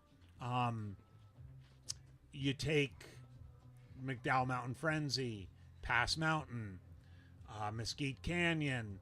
These are events of Coldwater Rumble. I mentioned it. Those are right here. They'll be right here in January. Just events that are kind of the heart and soul of what brings our community together and makes us, so close and connected. So, thank you all for joining us here on the 2024 Fat Ox 24-hour live stream. It's great to have you on. I'm Andy Jones Wilkins. I'm going to be bringing you into the night.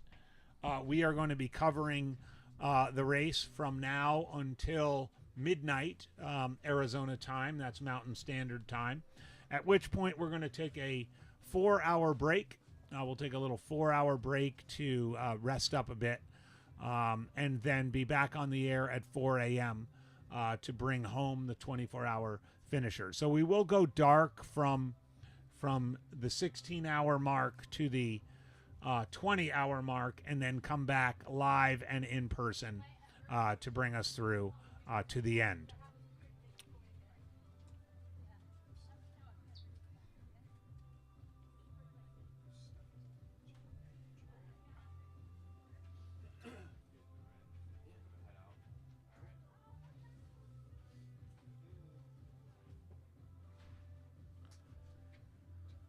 Jake Jackson, thanks for joining us in the chat. Jake, after being scolded by members of the chat, is acknowledging that he'll be doing Desert Solstice in 3 weeks. Those of you who are interested, Desert Solstice is a 24-hour invitational, and it takes place on the Central High School track in Central Phoenix.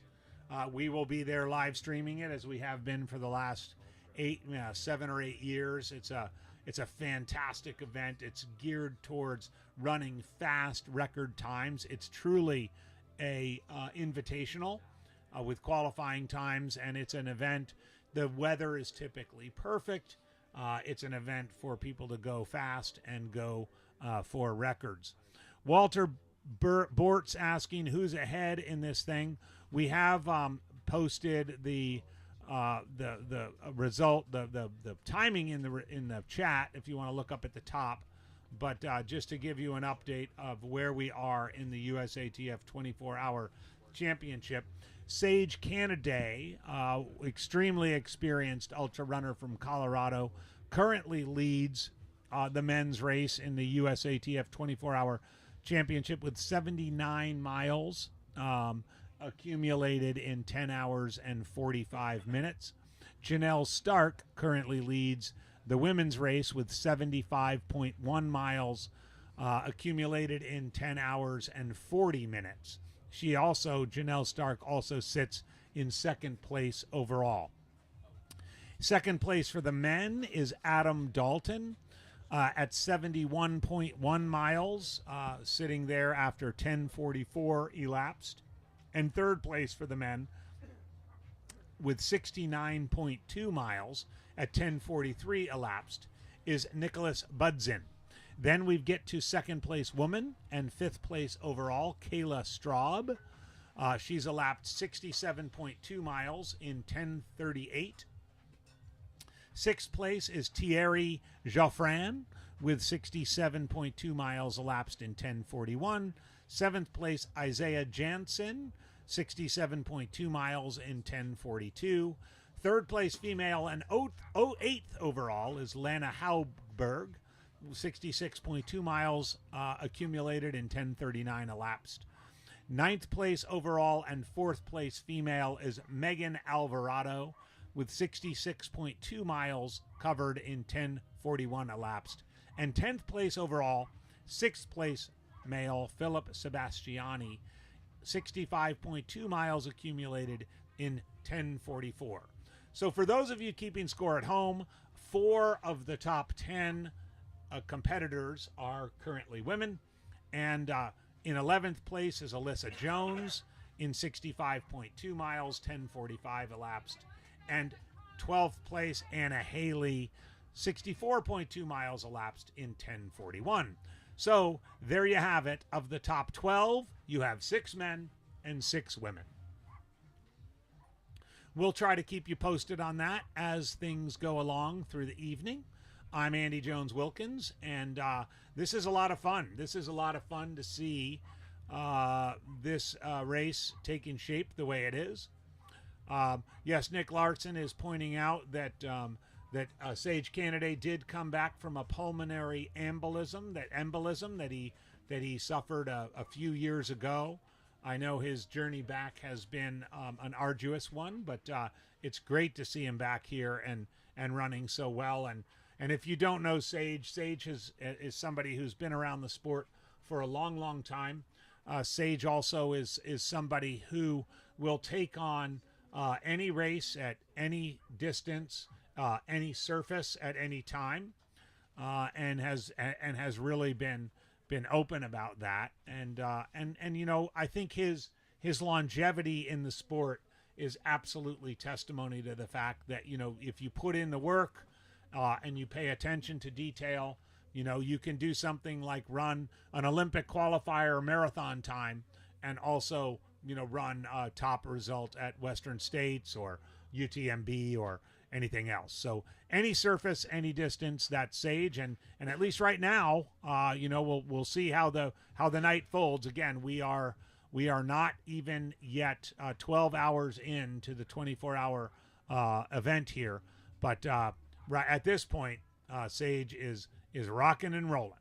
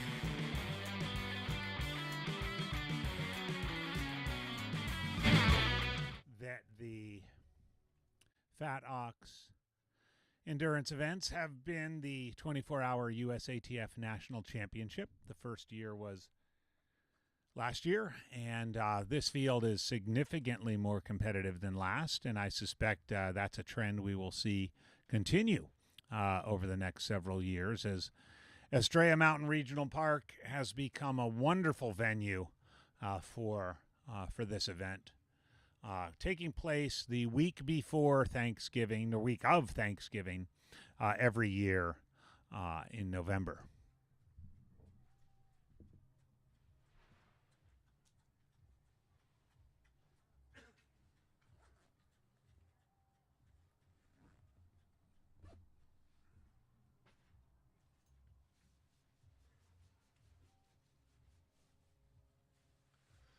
I know many of you might be watching from places other than Arizona, and I'm a native of Arizona, and this is the time, if you've been watching through the day, you know that, you know, for much of the day, the temperatures got up into the 60s and even into the 70s. Runners were, you know, basking themselves in ice and other such things, and now we're at that point, almost 19 hours I'm sorry, not 19 hours, almost 11 hours into the 24-hour race, that it starts to get cold. And when I say cold, I mean I'm a guy who lives here in the desert, and I run in 110-degree weather most of the time in the summertime. So for me, cold is like 60, and it's definitely 60 right now, and it's probably going to be down into the 40s. So I've got puffies, I've got sleeping bags, I've got pants that are what are they? They're like Carhartts or something. They're really thick and they're warm, and I've got a pair of those. I've got a couple of long sleeve shirts. So if I break into silence from time to time, it's either because I'm going to the bathroom, I'm putting on more clothes, or I don't know, I might be having a bite to eat or something like that. But we are here for the duration. Again, as I mentioned earlier, for the next 5 hours and 5 minutes until midnight Mountain Standard Time, and then again from 4 a.m. to 8 a.m. to see the finish, and most notably the sunrise. Again, as Jamil pointed out, if you're looking at the screen, there is a little bit of a split screen, and if you look to the right, you can see a couple of the lit up areas of the course where you might see runners come by from time to time.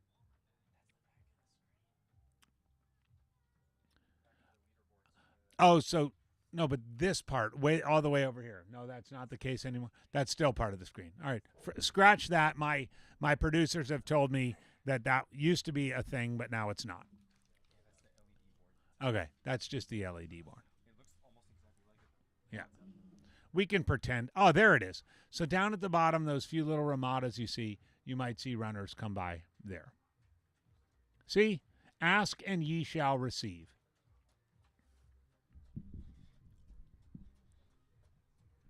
Great to have you all here, joining us from places far and wide. Fat Ox, we are nearing the 11-hour mark. Again, we've been out here all day. It's not even halfway.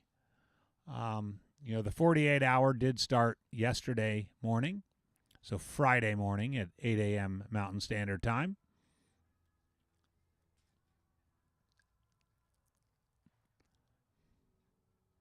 Chris Warden is joining us in the chat. Smartly, he has decided to leave the chair next to me empty for this event. So I look over longingly at the chair, and I don't see Chris's smiling face. But that's okay. I will forge on without you this time, Chris. But you owe me one, buddy. Chris is on his way en route to a journey to Spain and Portugal to run some races over there and see what it's like, what the whole Euro scene is like. So I suspect we'll see Chris back in town with some neon-colored, spandex socks, a couple of packs with names that nobody can pronounce, and carrying water bottles out of all kinds of weird places, and maybe 4 or 5 sets of poles the next time he runs a race. So, Chris, have fun in Europe. Don't get lost and come back soon. Because after all, we do have the Aravaipa Christmas party, and you're hosting it.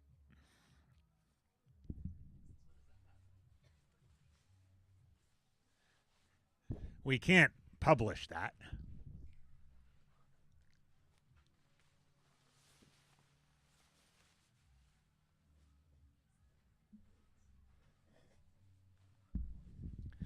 Okay, for those of you keeping score at home, shortly before 7 o'clock Eastern Time, I have put on the first puffy.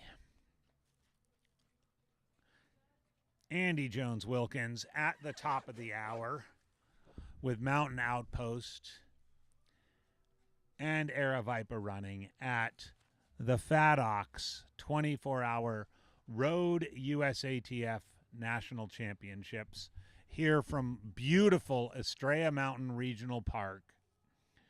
For those of you who have never been to the Valley of the Sun, we are blessed with 8 regional parks that are dotted around the area, all of which are within an hour's drive of downtown Phoenix, whether it be McDowell Mountain Regional Park, the White Tanks, where we are right now, Estrella Mountain Regional Park, Usery Park.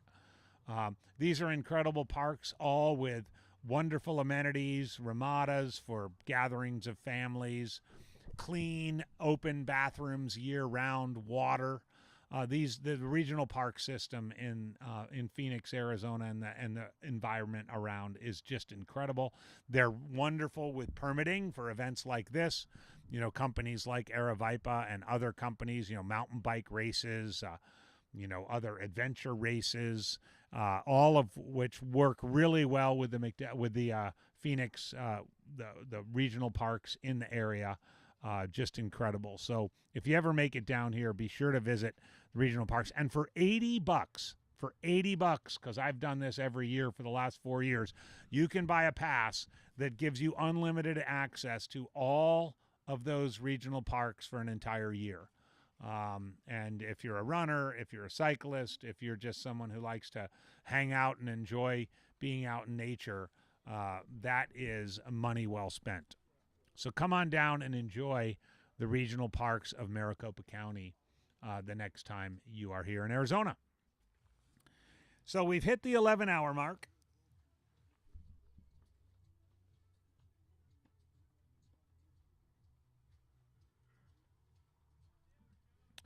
And let's get you an update. Sage Canaday continues in the lead. He's hit the 80-mile mark. He did that at 10:53. So, you know, doing quick math, he's on pace to hit 100 miles in, you know, somewhere between 13 and 14 hours, which is pretty darn sweet for a 39-year-old guy. Adam Dalton is sitting in second for the men at 72 miles. Nicholas Budzin is sitting in third at 71.1. Thierry Joffrain in fourth at 69.2. Isaiah Jansen in fifth at 68.2. So they're just a mile apart. Philip Sebastiani in 66.2. Sho Gray in 64.2. Yanni Babiolokis in 60.3. Michael DeGeorge, who we think has probably taken a seat for the rest of the evening, was one of the early front runners, but we shall see, in 58.3. And the ageless one, Jean Palmier, from France by way of the Bay Area, one of the proudest members of the Quicksilver Running Club outside of San Jose, California, sitting in 10th place overall. 60 years young, 58.3. If you just do a quick Google search of Jean Palmier. On the women's side, Janelle Stark, who's been running incredibly consistently all day. Hey, Feggy. John Figueroa's coming by. He's in the 24-hour. Janelle Stark, who's run incredibly consistently all day, sits in first place for the women, second place overall, a mere 2.9 miles behind Sage Canaday. Followed about 9 miles later by Kayla Straub at 68.2 miles. Then Lana Halgberg at 67.2 miles. Megan Alvarado, who just ran by. Hey, Megan. And will undoubtedly close strong. She's just warming up at 67.2 miles. Alyssa Jones at 66.2. And Anna Haley at 65.2. So before we get to the next, the final 4 in the top 10 of the women, keep in mind, again, the women are holding steady with overall places of 2nd, 5th, 8th, 9th, 11th, and 12th. Men hold the places of 1st, 3rd, 4th, 6th, 7th, 10th. And I don't want to, cause a stir or anything, but were this a cross-country race, the women would be hanging in there right now. And, of course, it's not, but wow. Kaylee Frederick is in 7th place for the women at 63.2. Lisa Cabiles is in 8th place at 63.2. Jenna Maffei is in 9th place. Let me make sure I got that right. Yep, 9th place at 63.2. And Whitney Rickman is back in 10th place at 56.3. So a quick glance at that will show you that the gap between 2nd place and 9th place is 5 miles. And if you think that 5 miles is a long way, you know, when you take into account sleep and taking care of your feet or taking a nature break or any number of those things, you know, those miles can evaporate pretty quickly. So stay tuned because we've got a race here for the top 10 at the USATF 24-hour championships for both the men and the women. This is the FADOX 24-hour USATF National Road Championships. We got a report from, thank you in the chat, from Alyssa Jones' crew table, and she has not stopped smiling all day. That's a good sign.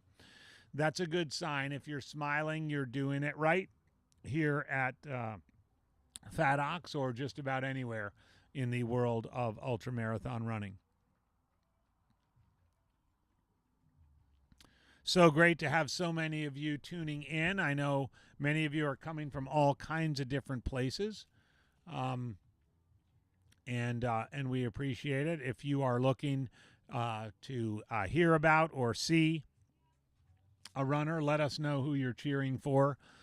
As I mentioned earlier, we do, in addition to Jean Palmier, we have some talented age group competitors here, not the least of which is Ed Rousseau at 85 years old. At the 11-hour mark has covered 37.6 miles. I got to know Ed at Jackpot a couple years back. Great guy.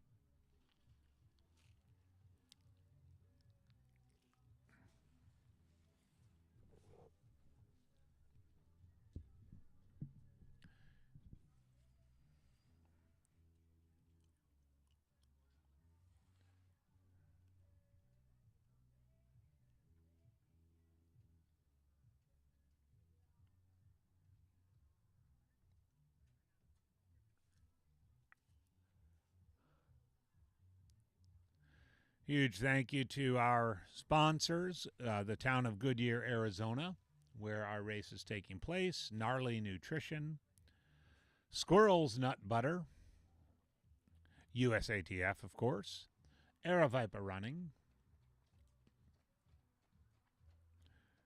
Couldn't do this without the support of our sponsors as we've continued to expand the way in which Mountain Outpost and Aravaipa covers races. We're sitting in a tent, that red tent that you see just behind the leaderboard. So when we see a runner go by our tent here, they're about 20 yards from that finish line, start-finish line chute. Everyone's got their headlamps on at this point. As Jamil mentioned before he signed off, the course, while there are a few little spots of light, this is a course where you need your own light. It's not like you're out in Tour de France where you need some sort of big old thing that lights up the place like it's daytime out. But you do need a light as you negotiate the 0.98 mile loop around this little picnic and Ramada area of Estrella Mountain Park.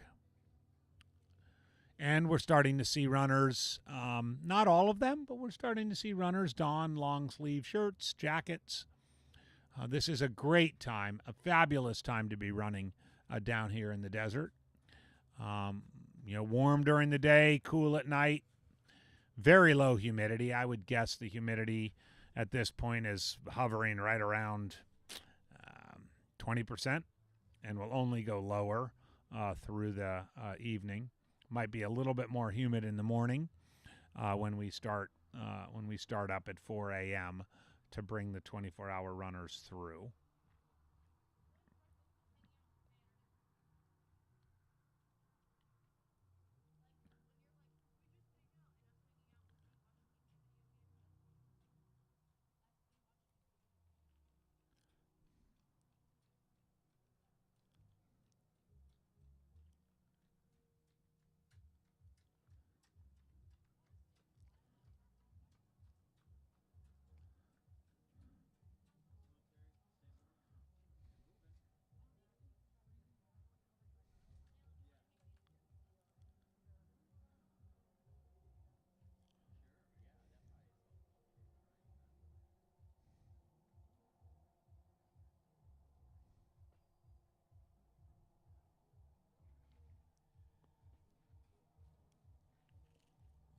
I know some of you crews and friends of the runners out there might be wondering, oh, this is a great shot of that area out in the distance as they run through the ramadas.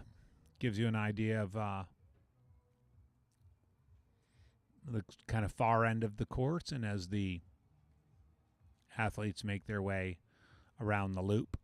But as I was mentioning, if there are crews and friends that are out in sound of my voice, and you'd like to come on into the studio and tell us a little bit about how your runner's doing, we'd love to have you here. I'm flying solo tonight, which is fine. I love doing that. But if any of you are interested in coming on over, just come on over to the Red Tent and check in with Zach and Jorben at the desk, and we can get you set up, and you can tell us a little bit about how your runner's doing. We'd love to hear a little bit about that. If not, no big deal. Snabby Yo-Yo watching for Thierry Geoffran. Yeah, Thierry is having a good race. Currently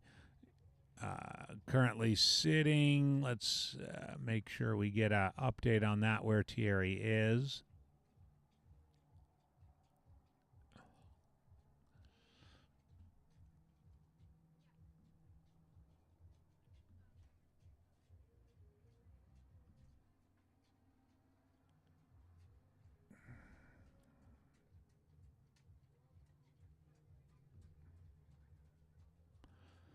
Fourth place male, fifth place overall is where Thierry is, just behind, about a mile behind Nicholas Budzin. So battling it out for that podium spot. Just behind, ahead of Nicholas is Adam Dalton, about 2 miles up, and then Sage Canaday, who's got about an 8-mile gap on Adam.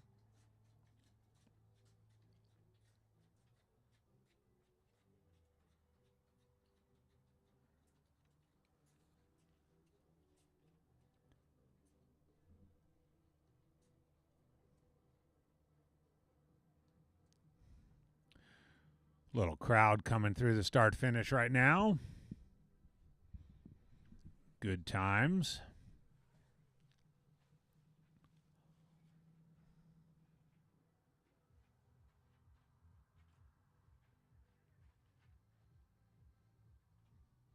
It's funny. I wonder if some of these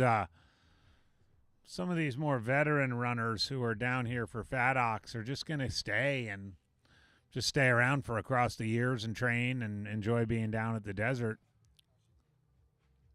That'd be kind of fun.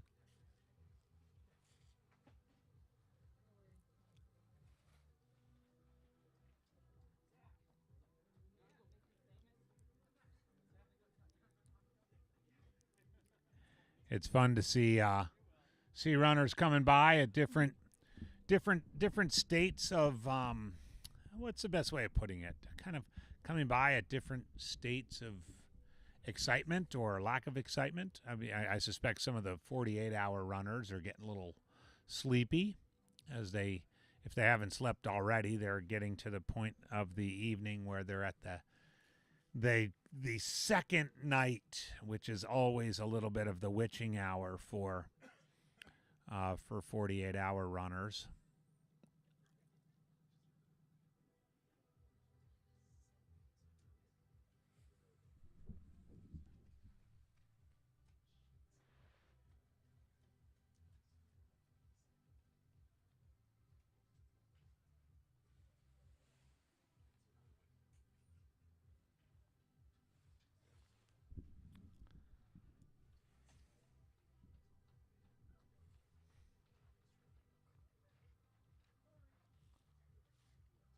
Yeah, while some runners are donning the cold weather clothes, others are continuing to forge on with tank tops and shorts, at least for a little while. There's Megan. Megan's very smart about sort of Megan Alvarado dosing out her walking and running. You'll see her coming in under the finishing banner right here, doing an arm swing power walk. It's kind of a trademark of Megan's.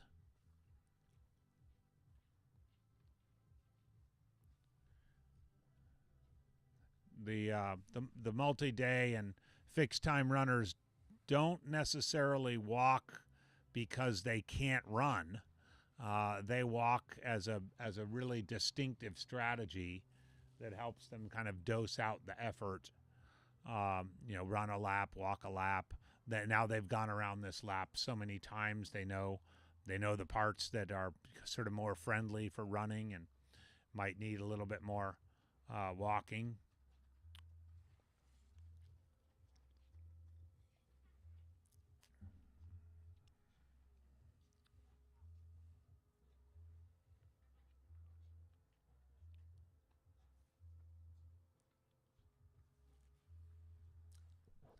Again, this is a just short of 1 mile loop, 0.98, all concrete. So it's not gonna be gentle on the joints, as someone noted a little while ago. It's you're gonna feel it, but very smooth. There's Ed Rousseau coming by the broadcast tent, moving very well. If you've not seen Ed before, he has a very consistent approach to these things. He swings his arms and moves his legs. You'll see him come by the tent in a bit because he just came by our tent. There he is. That's Ed with the black vest. Swings his arms, head down. Just very consistent. A couple months time at Jackpot as well.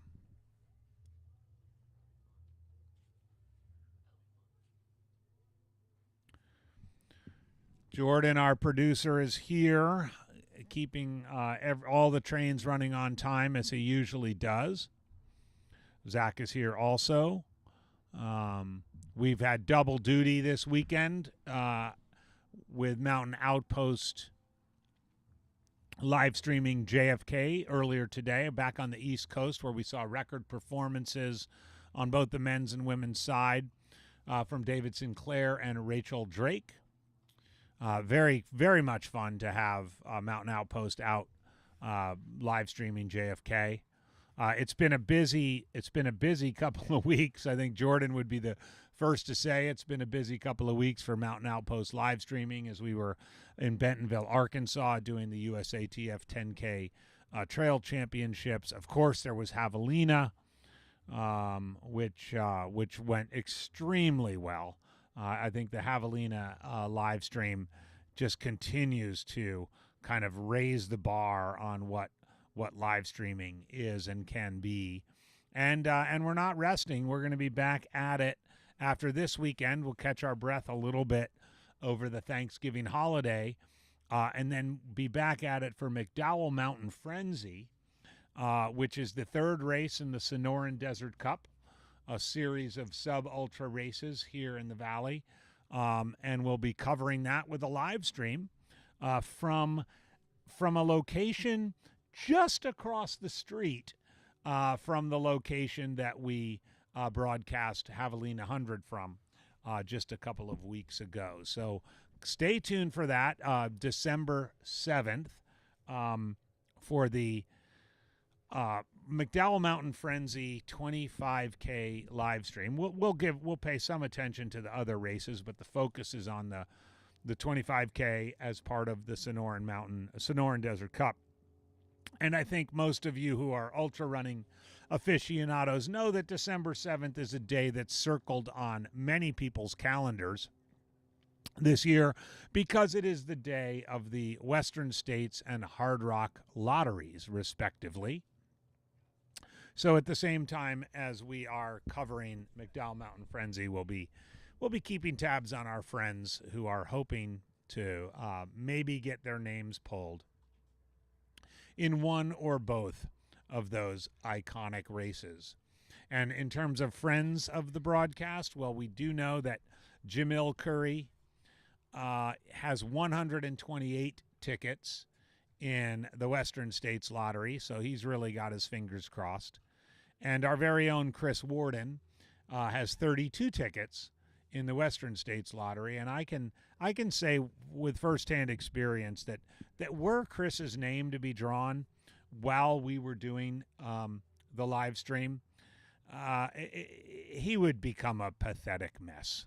I think there's no doubt about it. Jordan would agree, and he would probably not be able to continue doing the live stream. But time will tell. We'll see. I, for one, hope both of them get their names pulled, and I hope all of you that are listening get your names pulled, because having run both of those races, Western States 100 and the Hard Rock 100, while I know that there are many out there who say, oh, well, there's so much hype and there's so much money involved and sponsorship and commercialization and all this, and all of that is true, they are also incredible events. And if I had one wish for everybody in the world, to have that feeling of coming to the finish line at Western States or coming to the finish line and kissing the rock of Hard Rock, I wish everyone in the world could have that experience just once. Because once you've had that experience, it really does change your life forever. So it's just a couple weeks away, and we will be live streaming McDowell Mountain Frenzy at the same time. But good luck to everybody who is in those respective lotteries. And I hope you've signed up, because the lottery period's closed.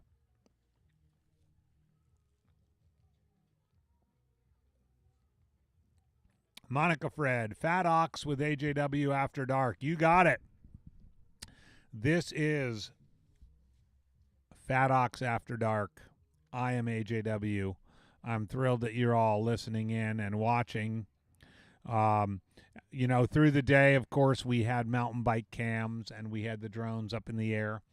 Can't do that at night, so it's just the finish line cam with an occasional glimpse out into the darkness.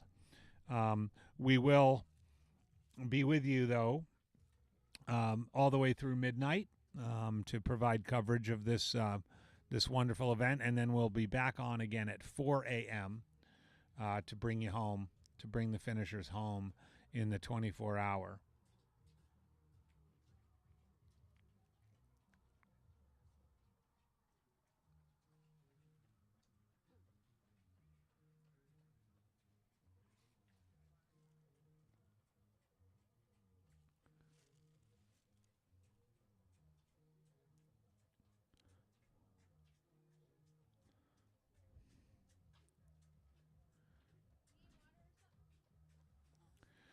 For those of you who haven't been to Bruce Holbert in the chat. Good to see you, Bruce. Bruce is a good old friend of mine, great guy, and thanks a lot, Bruce, for chiming in the chat.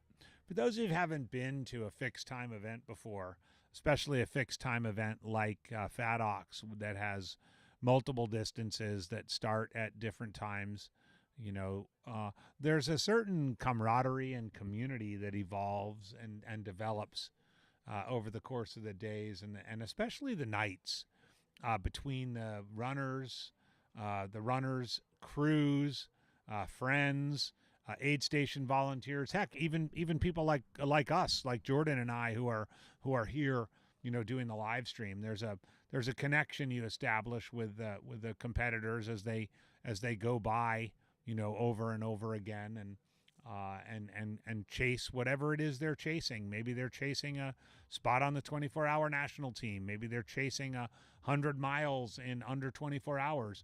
Maybe they're chasing just the chance to run as far as they have ever run in their lives. Maybe they're just chasing an opportunity to be here on a beautiful weekend in the desert on the weekend before Thanksgiving and enjoy some time out among others. Whatever it is they're chasing, they're doing it now amongst a couple hundred, other people who are also probably doing some version of the same thing. And when that happens, every so often, something magical takes place. Perhaps someone runs the best race they've ever run. Perhaps somebody does something they never thought was possible. Perhaps somebody makes a friend or establishes a connection that changes the trajectory of their life or their career or anything that can happen when you're out, sort of, stripped bare in the midst of the desert night on November 23rd, 2024. You never really know what's going to happen, but everybody out here has decided that they're going to try. They're going to try. They're going to find out, what it feels like. Maybe they've done it like some of the athletes here hundreds and hundreds of times. Bobby Kehoe has run 100 miles so many times. It's probably something he could do in his sleep. But for everybody else out here, they may be going to some place. Maybe it'll be dark. Maybe it'll be light. Maybe it'll be fun. Maybe it'll be miserable. But it'll make them a better version of themselves. And at the end of the day, that's a huge reason I was drawn to the sport. It's a huge reason I stay in the sport long after my years as a competitive athlete. And it's a reason that, man, it just makes it something that can change lives. There's Megan Alvarado going by again. This is a great shot of the start-finish area. A little bit of feedback in the chat. Thank you, Lori, on the feeling of 24-hour events. There's nothing quite like it. It is something you can participate. There are no cutoffs. There are no cutoffs in a 24-hour event. The races, look, a lot of the races that we compete in have cutoffs. They have cutoffs for good reason. They are beholden to permitting agencies or aid stations or various. The thing about a fixed time event is there is no cutoff. If you're having a good day, you can go until the dogs come home. If you're having a bad day, you can just run until you feel like stopping, and you can stop. And it's a beautiful thing to see all of that happen at once. JC is asking about Sage. I did see Sage Canaday come by our tent here, and he was walking. You're quite right. Our male leader. He looked fine. I think he was, maybe taking a walking break. I will see if I can get an update on him, or I'll let you know the next time I see him come by our broadcast tent. But perhaps he's taking a little bit of a break. And but yeah, he did walk. It looked like he was getting ready to talk to his crew and maybe see about regrouping or something like that. Kaylee, a question in the chat about Kaylee Frederick. Excellent question. Kaylee Frederick is currently sitting in 14th place overall and 7th place female. She's accumulated 66.2 miles in 11 hours and 25 minutes. So the last time she crossed the mat was at the 11 hour and 25 minute mark.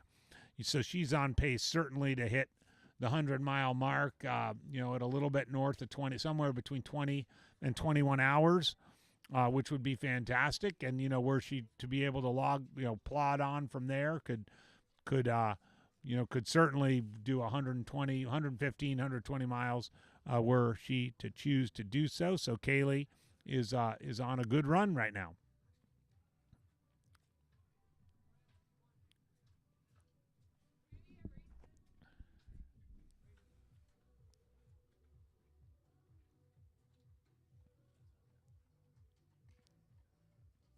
I can't. We can't hear everything here at our little broadcast tent, but sometimes the stuff you hear just makes you smile. Athlete came by, saw her crew, kind of looking at her. She said, "Can I have a Reese's?" I mean, does it get any better than that? She wants a Reese's peanut butter cup. And I tell you what, if anybody's here. I'd love a Reese's peanut butter cup too.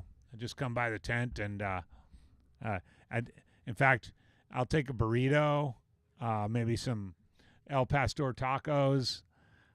Maybe you got some barbecue left around. I'll pretty much take anything. I'm here till midnight, and I'm gonna have to sleep. I don't know, underneath this table with Jordan. Wait. Okay, I'm hearing that Jordan is setting up a sleep station for me, so that's good. Hopefully it's heated. No, I've got my sleeping bag. I'm all good. Yeah. Yes, indeed. We do have two studios this weekend, right? Because we've got a studio that has been shipped out, or driven out, I should say, by our colleague Heidi out to JFK. She took the couch, I think, out to JFK, which is probably appropriate. We've got a couple of chairs. Here and a microphone. Thank you, Run Steep, Get High, telling me that Aid Station has chili. Good times here at Fat Ox. You know, this is also, I think it's important to know too that this is a time of year where you never really know. You never really know how your body's going to respond. You know, a lot of, especially here in North America, a lot of runners are, you know, they're geared towards some big event in the late spring or early summer. You know, a 100-miler or a 200-miler or something like that, and they might be running on fumes come November, or they might be one of those runners who just is kind of on autopilot and always kind of producing, you know, results that are going to, you know, make them, you know, and they could come to something like Fat Ox and just be like, boom, you know, game over, let's go.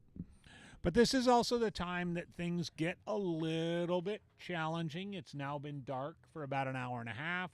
The cold is setting in. People are realizing, oh, maybe I need an extra layer. Maybe I need to stop and get some hot food in me.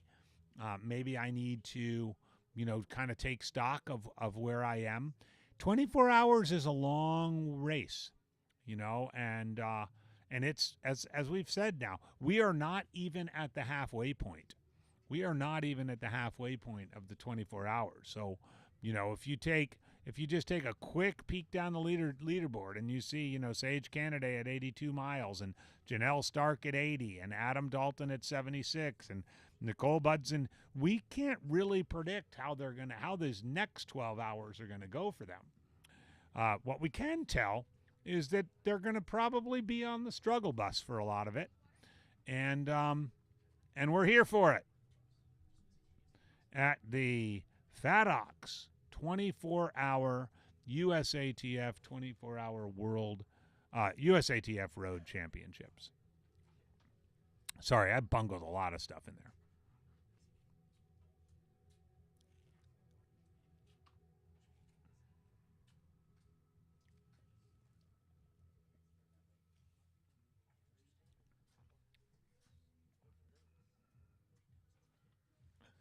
And I gotta say, I as much as I just asked people to deliver food here to the finish line, I probably shouldn't eat for a few more days. I've just returned from the running event in Austin, Texas, and if you've never been to Austin, Texas, I can't think of a better or a worse city to go to eat. The food there is incredible. I think over the course of 3 days, I had barbecue 3 times, Tex-Mex 2 times, and before leaving, went to Gus's Fried Chicken. Oh, if you have not been to Austin and you can get one meal in Austin, go to Gus's Fried Chicken. Now, it's a gut bomb. It's an absolute gut bomb, right? But I got a 2-piece with slaw and beans, and man, it was incredible. And of course, I couldn't leave without a slice of their pecan pie with vanilla ice cream. Oh my goodness. I rolled onto the airplane, fell asleep promptly, and really, I mean, I got home Thursday. Today's Saturday. I really haven't eaten since. More runners rolling through. Estrella Mountain Regional Park, Goodyear, Arizona. Goodyear, one of the fastest growing towns here in the Valley of the Sun. sits in the shadow of the Estrella Mountains on the west side of the valley, south of the I-10 freeway. Formerly a place of cotton fields and ranches and farms, and there's still a few of those around, but largely a wonderful bedroom community of Phoenix, and a great place for people to call home. And I'm not a scientist, but if I just take an informal view of there's Megan Alvarado coming through on your screen right there. She's probably running the fastest of anybody who's come through the aid station in the last 20 minutes. Have not seen Sage Canaday come back through again, so we'll keep an eye on that. As was noted, Sage was walking the last time he came by here. He might be collecting himself and taking a break.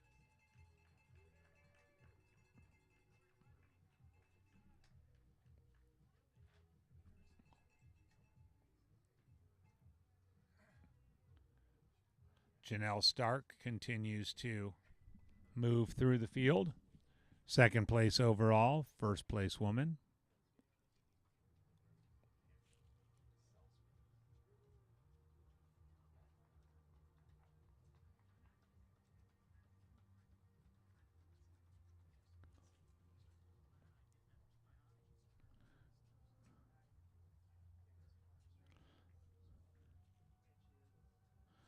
I know many of you are curious about the footwear of a lot of these athletes here at the FADOX 24-hour USATF National Championships. I'm seeing a lot of Hokas, a fair number of Ultras, an increasing number of Mount to Coast, a cool new shoe company that just launched back in April and is going to sponsor 4 fixed-time events in 2025 as part of the Mount to Coast series, including across the years Jackpot, Lake Warramug, and FADOX in 2025.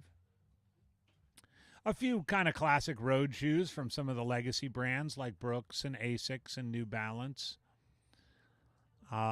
But not many plated shoes, if any, which I suppose is not surprising. Lots of big cushioning. There's a Mount to Coast that just came by. There's a New Balance that just came by. Just giving you a quick glimpse into what we're seeing here.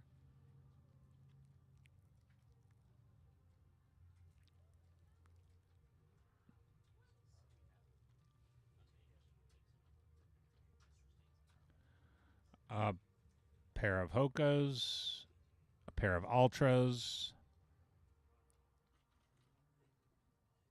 Thank you, Snabby Yo-Yo, about the food in Austin. Absolutely. I tell you what, if I lived in Austin, I'd probably have to run 20 miles a day just to keep my weight even. Now, you also have great, by the way, you also have great running. I mean, that running route, I mean, I know I was just in the city center, so I was only able to run, that kind of loop around the lake there, Town Lake and Lady Bird Lake. But man, that just nice surface and bridges and tunnels and everything else. You don't have to wait at all for any traffic or anything like that. Just a wonderful place. Shady. I imagine it's pretty nice even in the hot of the summer because there's a lot of shade down there. It's just an incredible place. If you haven't been to Austin, go to Austin for the food, for the music, of course, and I would say for the running too. Some love in the chat for Philip Sebastiani. Mason Sargent chiming in that he's about to go big time in this race, and others from Texas sound like he's a legit contender here. He has certainly run a smart race so far, smartly paced in that he's sitting right on the heels of Megan Alvarado, who you know is running a smart race, in Megan in 9th place and Philip in 10th place overall. At this point, Sage Canaday has, it looks as though, been still now for about 18 minutes. And Janelle Stark still moving. And in a mile or so, will likely, assuming Sage continues to take a break, Janelle will move ahead of Sage. But after Janelle, there's a 5-mile gap to Adam Dalton, a 3-mile gap to Nick Budzin, another mile to Thierry Geoffrain, who's pretty much stride for stride with Isaiah Jansen, another mile to Kayla Straub, second-place woman, but a good 10 miles behind Janelle Stark. To be noted, it was 11 miles when I came on the air. Lana Hogberg right there with Kayla, so maybe they're working together. And Megan Alvarado, the aforementioned Megan Alvarado, also with those 3 second, third, and fourth place women. And then Philip Sebastiani. So if I were Philip, I'd want to stay on that train with Kayla, Lana, and Megan and see where it takes me. And if I were Alyssa Jones, I'd want to try and catch up to that train and make it a big, old, fancy 5-person train to reel in the rest of the field.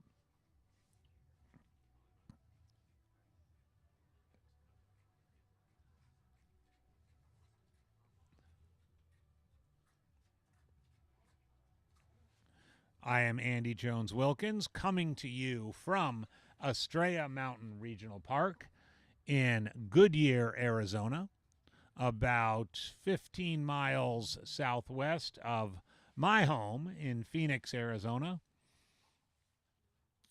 Beautiful evening here. John Fegerverezi coming by one more time. Feggy is running the 24-hour Citizens event. Let's call it that. I just made that up. Feggy from Flagstaff, Hard Rock finisher, Western States finisher, Barkley finisher. I bet you he's the only Barkley finisher in this field. I think that's a safe bet.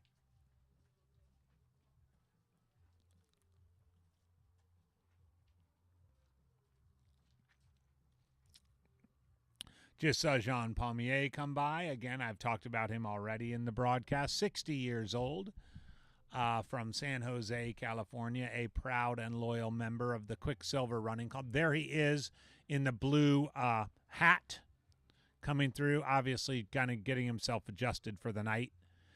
By the way, he's not going anywhere. He's going to, and Bobby Kehoe coming by, running well with a good arm swing. Looks like Bobby does his core work. I need to take a lesson from Bobby. There he is coming through. I'm 3 weeks out from Javelina, and I got to say I'm still recovering. I thought it was going to be better than this.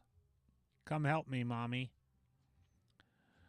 So in about 15 minutes, we're going to hit the 12-hour mark. We'll take stock then. Ed Rousseau's coming by now.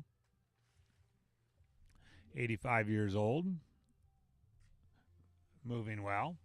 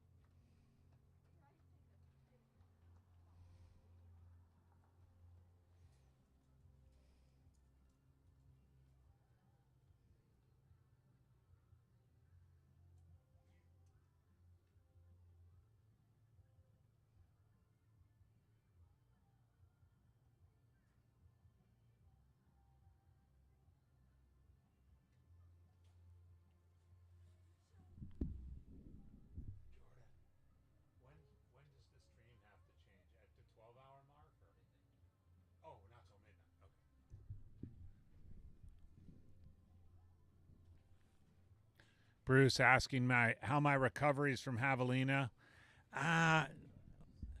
It's going okay, but probably slower than I would have expected.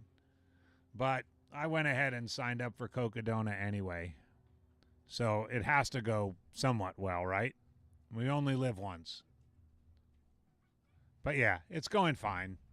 I mean, I most mornings I get up and I'd rather not run than run, but I still run. But it's like a little bit of a slog. I think everybody out there watching and listening can relate.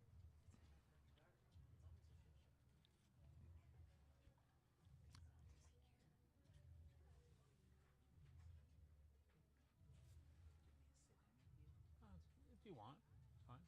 Yeah. Come on in.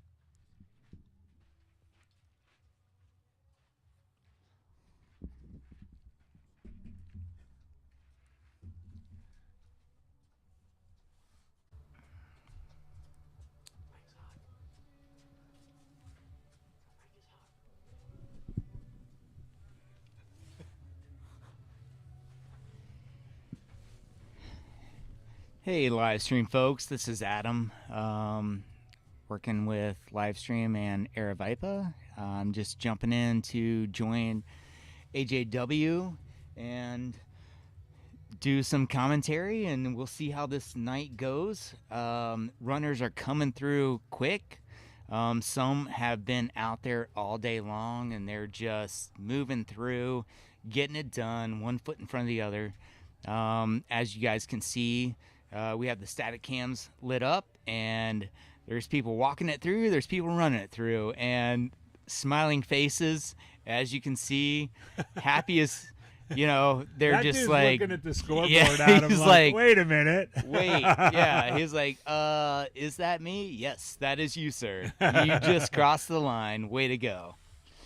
So, Well, Adam, thanks for jumping in. Yeah. I know you're kind of doing a lot sort of behind the scenes and in front of the scenes and kind of in all the scenes here. Yes. How's it going so far on like that side of the...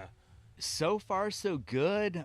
We hope that we got everything set up for you guys really well, as you can see video-wise. And we've been running the bikes around. Apologize for a couple of video feeds on the bike earlier because the bike moves. We're trying to follow the runners and the helmet cam and like stay on course but stay out of everybody's way. So I did not take a full tumble earlier. Pretty close, but you were riding the bike. I was riding the bike. Dude, I saw some shots where you're like kind of off to the side and going under trees. I was doing that. How did that go? I was trying to follow the runner, but also avoid the tree, and a couple times it got a little hairy. But that's what we do here at Aravipa, and we try to give you guys the best footage. Try to get, you know, not just the runners' butts, Right. but try to get their faces so you guys can see those and see how they're doing. A lot of them talked to me while I was riding next to them. And, you know, they gave me some great feedback of how they were feeling. I know Janelle earlier was like super pumped. She was like killing it. Followed her for a bit. And like the others, we just like trying to do the best we can to give you guys the most content and most video that we can. It's looking like right now that Janelle is still moving. She hit the timing mat at 11:46 and has overtaken Sage Canaday in the overall lead. Sage has not hit the mat again since 11:23. I know a couple of folks commented that they saw Sage walking a bit about 15-20 minutes ago. And at this point, it looks like Sage he's taking a break, I would assume. But Janelle Stark, who's been running in first place for the women all day, has taken the lead. Sage just came by the timing tent, or came by the broadcast tent again. We'll see him in a second. For those of you who are watching, he is moving. There he is right there with the white socks.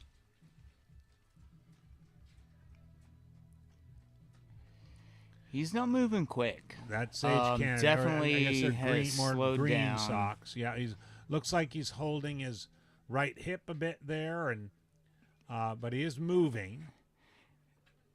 I have Wincing talked a to multiple runners on the course, and I even helped a few earlier with some hip issues. Mm-hmm. And they seem to have the right side, even though I know we're switching directions every 6 hours.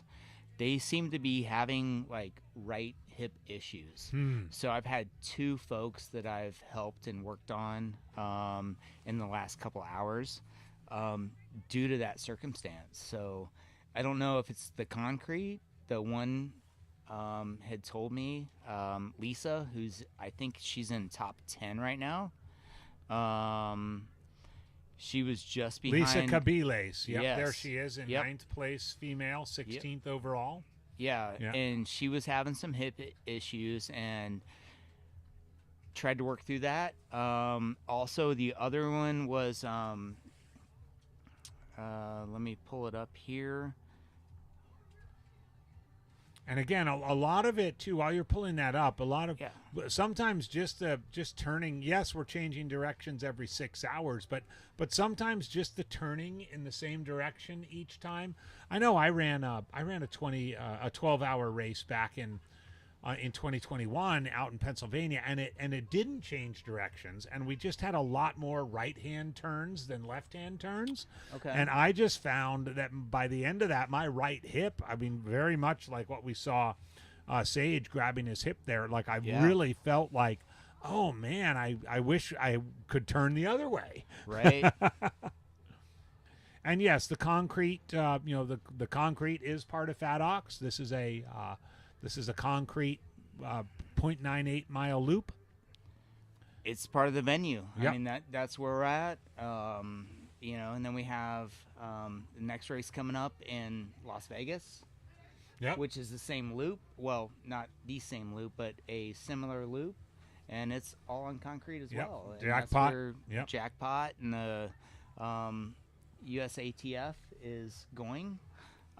So yeah, it's just it's a hard surface to be running on, going from an ultra and being on what we typically know as trails, and up and over and moving, getting stability on the course to just flat concrete. Right. It's a tough situation to handle, and a lot of people don't realize that, but it's difficult to move into that aspect of the ultra running. I remember the year that Jeff Browning came out to Desert Solstice, which is on a 400-meter track, and it changes direction I think every 3 hours, if I'm not Right. mistaken. And he was he's a mountain guy, and man, he came in. He was gonna try to do 24. He stopped at 100 miles, but he was like, I'm never doing that again. Just the way in which it kind of just wore out his hip flexors, and it's not for everybody. It's not for everybody, but for those people, Definitely a different. It affects your body differently. It affects your. Agreed. But it is what it is. Like you said, it's the venue where our race is, and for those who can perform well in this venue, and in venues like Jackpot and others across the years, it's fantastic. But it's like you said, it's not for everybody. No, it's definitely a change of pace on these circuit races that we have, whether it's just a full time or it's a certain distance. Within this circuit, it definitely changes the I guess how you feel about it, and and then how you perform at it. And you could come in and hey, I did a bunch of vert training and I come in like this and I'm hot and heavy, and then you get to this and it's like concrete pavement and it's a 1 mile circuit. Yeah. And it makes it a difference, I believe. Oh yeah, a huge Like- difference. Huge difference. Yeah. Continuing to see runners. It's interesting at this time of night as we're nearing the 12-hour mark. We're at 11:56. As we're nearing the 12-hour mark, it's really interesting to see. Now, of course, in front of our broadcast booth, we've got 48-hour runners coming by. We've got 100-mile runners. We've got 24-hour runners. People are all here with different kind of goals in mind. But it's interesting, too, at this time of night to see the ways in which the efficiency of some of the runners, that woman who just came by running very efficiently with a pitch forward, and then the others who are clearly just kind of, hey, I'm just kind of getting it, I'm just putting one foot in front of the other and getting this done. Right. I totally agree. And like you can hear people, hopefully you can hear them as they come across the line. They're like just fantastic, like happy that they closed their night out and did what they did. It looks like we have 12 people that have gone over 100 miles. It's been 8 males and 3 females that have crossed the line in under 34 hours doing 100 miles and have capped that, and that is awesome. So we are getting a 12-hour finish.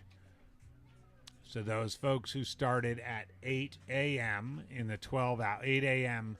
Saturday are finishing the 12-hour run in 2 minutes. If we just take a quick peek at that. Looks like Kiefer Gilbert is the number one at 58.3 miles in 11 hours and 56 minutes. And then Tristan Rice, right there at 56.3. Right there at 56.3. Yeah, 11 hours, 53 minutes. He And might right there- and might Kim- get in another loop. And I don't Kim know. Martin, You look at think? Kim Martin right with him, Oh, first place woman. yeah. I'm She's- seeing only 52 seconds by. So that Yep. could be, they could be Oh. squeezing in. That I mean, it would comes- be a 7-minute mile, but it could happen. That comes down to like a sprint finish. Yeah. Clear the course. We got like, come on, let's see it. And then Suzanne and Jill right after that, like Yeah, look 52 at that. miles. It's kind of like, cool to see. They're right on the cusp of each other, and like, And again, fantastic. kind of a theme we're seeing in that 50-mile, in that 12-hour race that started at 8 this morning. Yes, the top two, Kiefer and Tristan, are men, but then you've got 4 consecutive women, Yes. Kim Martin, Suzanne O'Neill, Jill Schaefer, and Tracy Varga. Then David Whitko, 3rd place male. Then Heather Lizey, yeah, 5th place female. So actually in the top 8 of the 12-hour race, we have 5 are five women. females in the top. Yeah, that's fantastic. Golly, way to go, girls. And the clock strike. Go, buddy, go. Go. We just saw a guy run by. He's looking at the clock. He said, no.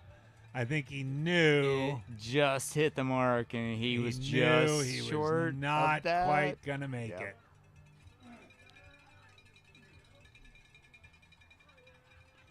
And there are accolades at the finish line, as you guys can see. They're doing some shakes, and they're doing their turnaround right now. I think Music's this is playing. this is the It's- direction change right Yep. now. So They're having a good time, and Yeah. they're going to get back on the other side. there comes Jean.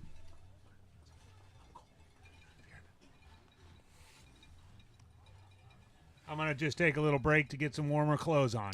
Adam will keep you company. I will try. Thank you, AJW.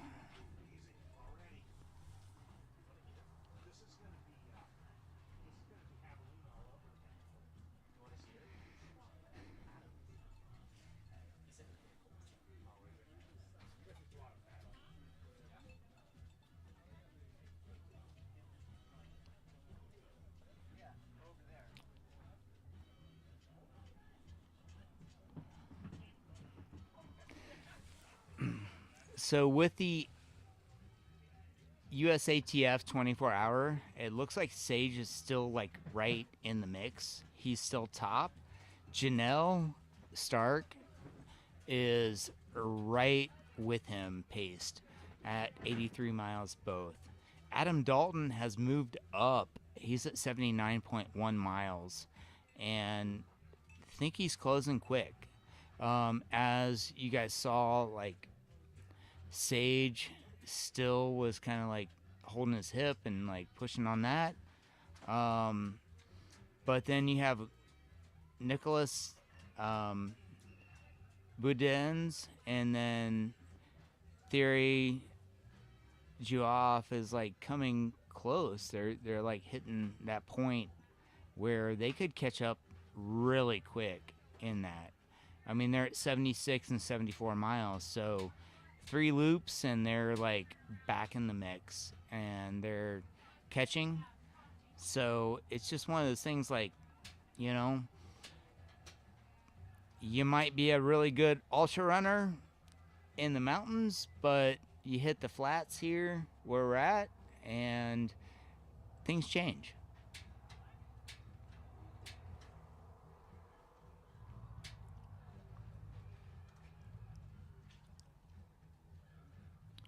Speaking of change, Alyssa Jones is now in 11th, and she's at 71.1 miles. She's moving up, and normally this is like her time that she changes gears, and she really gets into her rhythm, especially now that the sun's down, the heat is gone, and she just starts to focus. So if she can keep her focus, she's going to put in some miles and like bury into those people in front of her. I would not be surprised if she ends up in like the top 3 overall. Adam Dalton the same way. He's putting in those miles. He's at 79.1, so he's only 2 laps basically down from the leaders. But Janelle Stark, second female, second overall, or I'm sorry, first female, second overall. She is just crushing it. It'll be hard for anybody to catch her.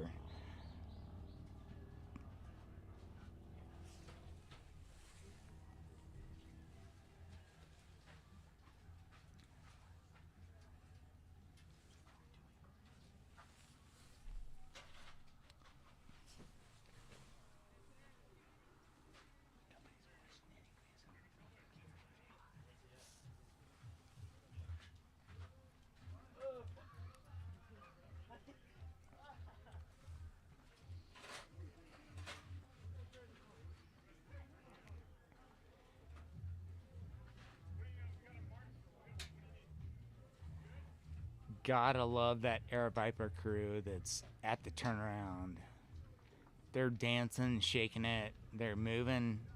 It's awesome. You got John and Jubilee there. Oh, man. Ed comes through, does the turnaround, heads back out.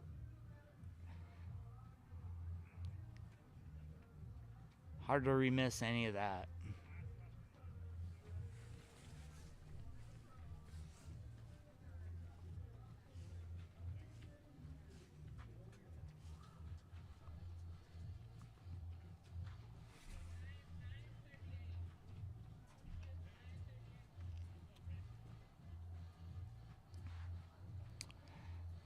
So it looks like Janelle Stark just passed Sage.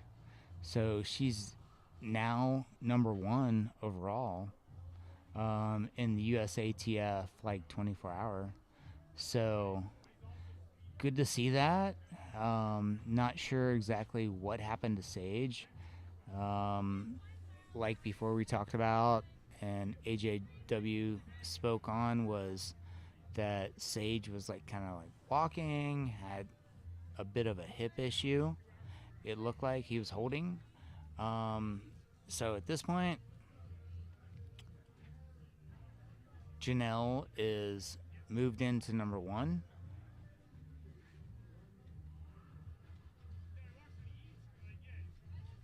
She looked strong earlier when I was riding the bike and like following her. She looked good. She was talking well. Seemed to have her persona holding tightly. She's got a good crew here. They're just past the start-finish line. And they have been supplying her with everything that she needs at those times. When she comes through,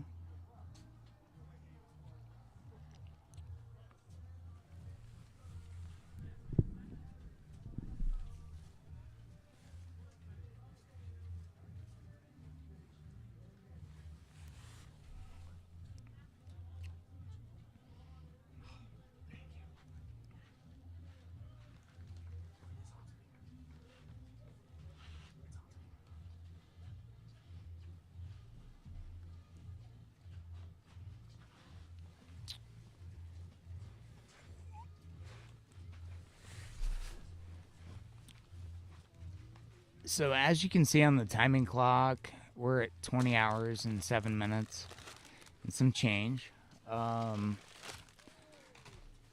Disappointed that John isn't dancing and shaking like the rest of our staff. We need to get him moving and grooving. But Jubilee's there. We're having a good time. They're turning around and making the swap and going in the reverse opposite direction that they normally do every 6 hours. So, oh, there comes Bobby. Bobby's coming in. Awesome to see him. He's a legend. He was doing setup with us a couple of days ago. And he and his wife come in, they do setup, and then like he turns around and just does the runs. And awesome guy. Love it that he's out there and just pushing it through. Going through the night. That's all we can do. Like one foot in front of the other. We do have a couple of dark spots out here on the course compared to some of our other races, but at the same point, you can still see the course. Some people are choosing to have headlamps and moving through that way. Other people are like, yep, I just stay on the concrete and we're good to go. Yep, that works. Bobby Kehoe through, Chris weighing in that, yes, he's been at it for 40 years. Good stuff. Guy is a legend. Doesn't mess around. Lots of dancing at the finish there.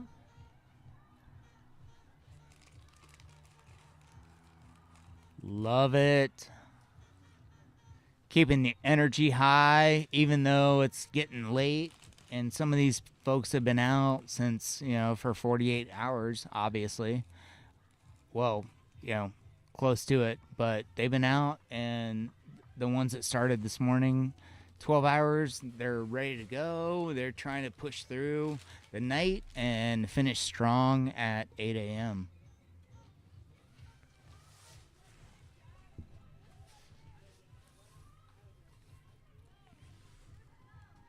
All right, so I think we got this right.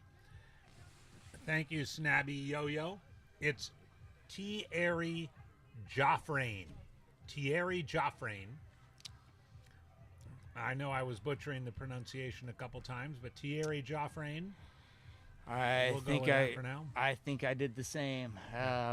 Yeah. He has now moved up to fourth place. Yeah. Fifth place overall, as Janelle Stark has overtaken Sage Canaday into the overall lead. Sage still sitting in second with Adam Dalton in third. Nicholas Budzine in fourth and third male. And then Thierry Joffrain. There you go. I think I did it right. In fifth.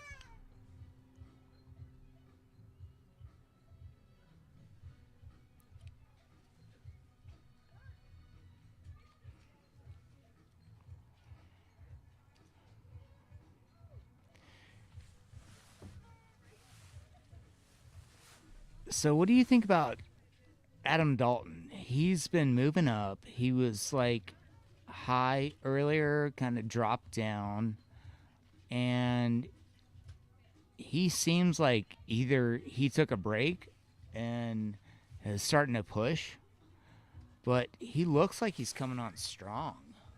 Yeah, I would say too. Just looking at his splits, Yeah.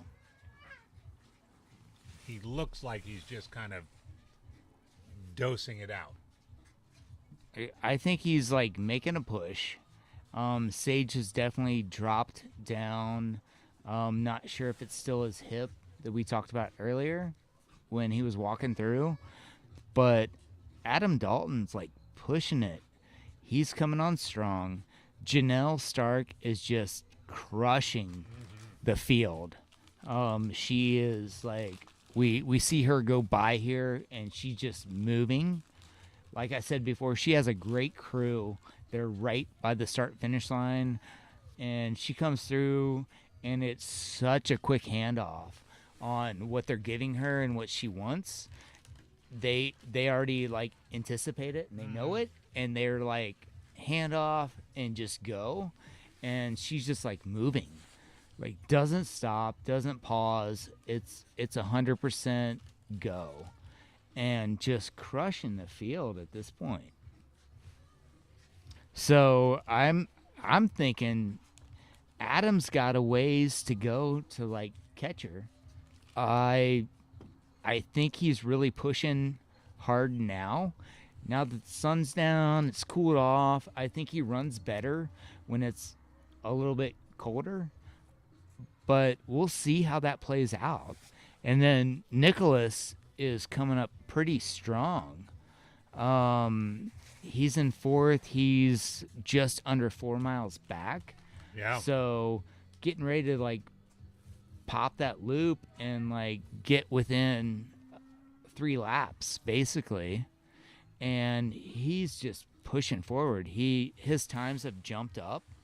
I like where he's at. I think he's running really strong. So, man, those top 4 are just amazing right now.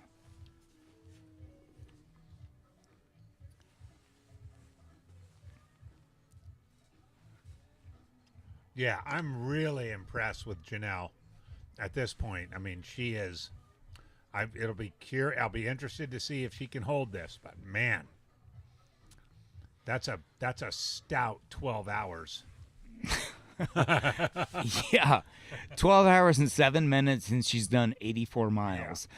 Like, wow. If she can keep that up, that's got to be some kind of record. That's crazy. So we all know that they'll probably like tail off just a tad, but at the same point, the way they're going right now, we are looking at some like fantastic numbers. And then you got like Kayla, who's in 7th, second female overall. I talked to Kayla earlier personally, and she was having a little difficulties, but still feeling good. So she's pushing through and just trying to like knock it out. So keep an eye on her. He said I should talk to you. Yeah. I really know. Just same thing with like Megan and Alyssa. You won't see me, right? Like Sorry, leave my hat on. they're pushing through and they are going hard right now. A lot of these Arizonans, if you want to call them that, we call it cold weather, but a lot of us like run better when it's dark and chilly. Do you feel that, AJW? Oh yeah, for Like sure. to me, I'm originally from Ohio, and I loved running in the cold. Like getting up in the morning at 4 or 5 in the morning, snow's on the ground, and I loved running. It was so quiet, peaceful, and felt so good. Even though maybe my knees ached just a tad because of the cold. But no, I loved it, and I moved better and got through it. And Yeah, I'm not your guy. I hate running in the snow. That's why I moved to Arizona. But hey, Adam, we have a special guest. We do. Hey, welcome to Mountain Outpost. How are you? Hi. Tell us a little bit about yourself. My name is Sherelle Bishop. I'm Isaiah Jansen's wife. You're Isaiah Jansen's wife. He said I should come talk All to right. you. So, yeah. So well, here I am. So, Isaiah is currently sitting in 5th place. Yeah. How's his day going so far? I think he's happy. I think he's really happy to be here. It's been 7 years since he run his last 24-hour race. Really? Yeah, he's had some injuries, but he's been really healthy the last few years. So he told me to tell you about Mauna Kea. Well, where'd you come from? We came from Broomfield, Colorado. And what are you supposed to tell us about Mauna Kea? I don't know. Well, I can just tell you that story if you want to hear let's hear it. Yeah, yeah. Do, please. The first big run he did, I guess that was 2 or 3 years ago. After he had a procedure on his ankle, was he ran from Mauna Kea is a 13 or a 14er on the Big Island of Hawaii. I'm sure you're familiar with that. That's the highest point. Right, the highest point in Hawaii. And so he ran from the ocean all the way up Mauna Kea, and no one had done it before he did it. Now people have done it on Strava, right? Wow. But that's amazing. I crewed. Most people just take a bus or a shuttle up, and then they ride a bike down, and he ran up it and came back. No, he just ran up it. Okay, but that's just still amazing. Yeah, it was fun. I don't know. I've never seen anyone do anything like that. So what are his goals here today? That you know of. Okay, I think he wants to do 150 miles. Okay. That's the tentative goal. He's on track. He's on pace. He's on his plan. So yeah, that's he good. just hit 75.1 at 12 hours. 12 hours, so 150. Holding that pace and consistency, it would be awesome. Yeah, for him to do. Yes, How'd he do in the heat? He slowed down, which was the plan for him to go 10-ish. So that was good. It didn't get as hot as we thought it might get. So it wasn't over 80, which was good. Right. Yeah, so what's your job for the rest of the night? Just be there and. My brother's staying up for the whole night. I get sick easily. I know. Don't judge me. But I can't get sick. We just did I'll that. Go sleep. You did just judge me. We totally just judged you. Yeah. I can't get sick, so I have to go home and take care of me. Yeah. Otherwise, I can't take care of him. So when are you going to leave? I don't know. I said midnight was my plan. Oh, okay. So okay. And then I'll come back at 8 hours, and your brother's taking over. Yeah. My brother will stay. That's awesome. And then I don't know. We'll see what time I wake up. Maybe I'll come at 4 a.m. Maybe I'll come a little later than that. I don't know. Okay. Haven't totally planned that part out. So I'm just taking a quick peek at Isaiah's results, and it's been a little minute since he came out to Desert Solstice a couple times back in the day. Yeah, that was probably before I knew him very well. But yes, so if you ask me lots of questions about that, I might not know the answer. Well, that's cool. But he's ran twice for Team USA, I think. Has he really? In Italy and it looks like 24-hour World Championships in Italy, and then again. Dang. In Croatia, I believe, right? Yeah, so we definitely have to watch out for Isaiah. Yeah, we do. He's coming on strong. He's at 76.1 miles. His goal, like you just said, it was 150. Several times, so he knows what he's and done. He not his first rodeo. Yeah, which I think he likes the his flat strength. distance. He likes to run far. Yeah. And you're gonna leave. Yeah. Soon. Well, at midnight. Yeah. Yeah, I really easily get sick, so I don't want to get COVID. Yeah. Well, that's awesome. So, do you guys have is your setup right over there? We're and a blue tent like. So tell me a little bit, like, what's the nutrition plan been? What's the every listeners always want to know that. Okay. Like, So he really likes Martin. I think Okay. I'm saying that correctly. And then new to this race, he's using some like electrolyte solution called Element. Yep.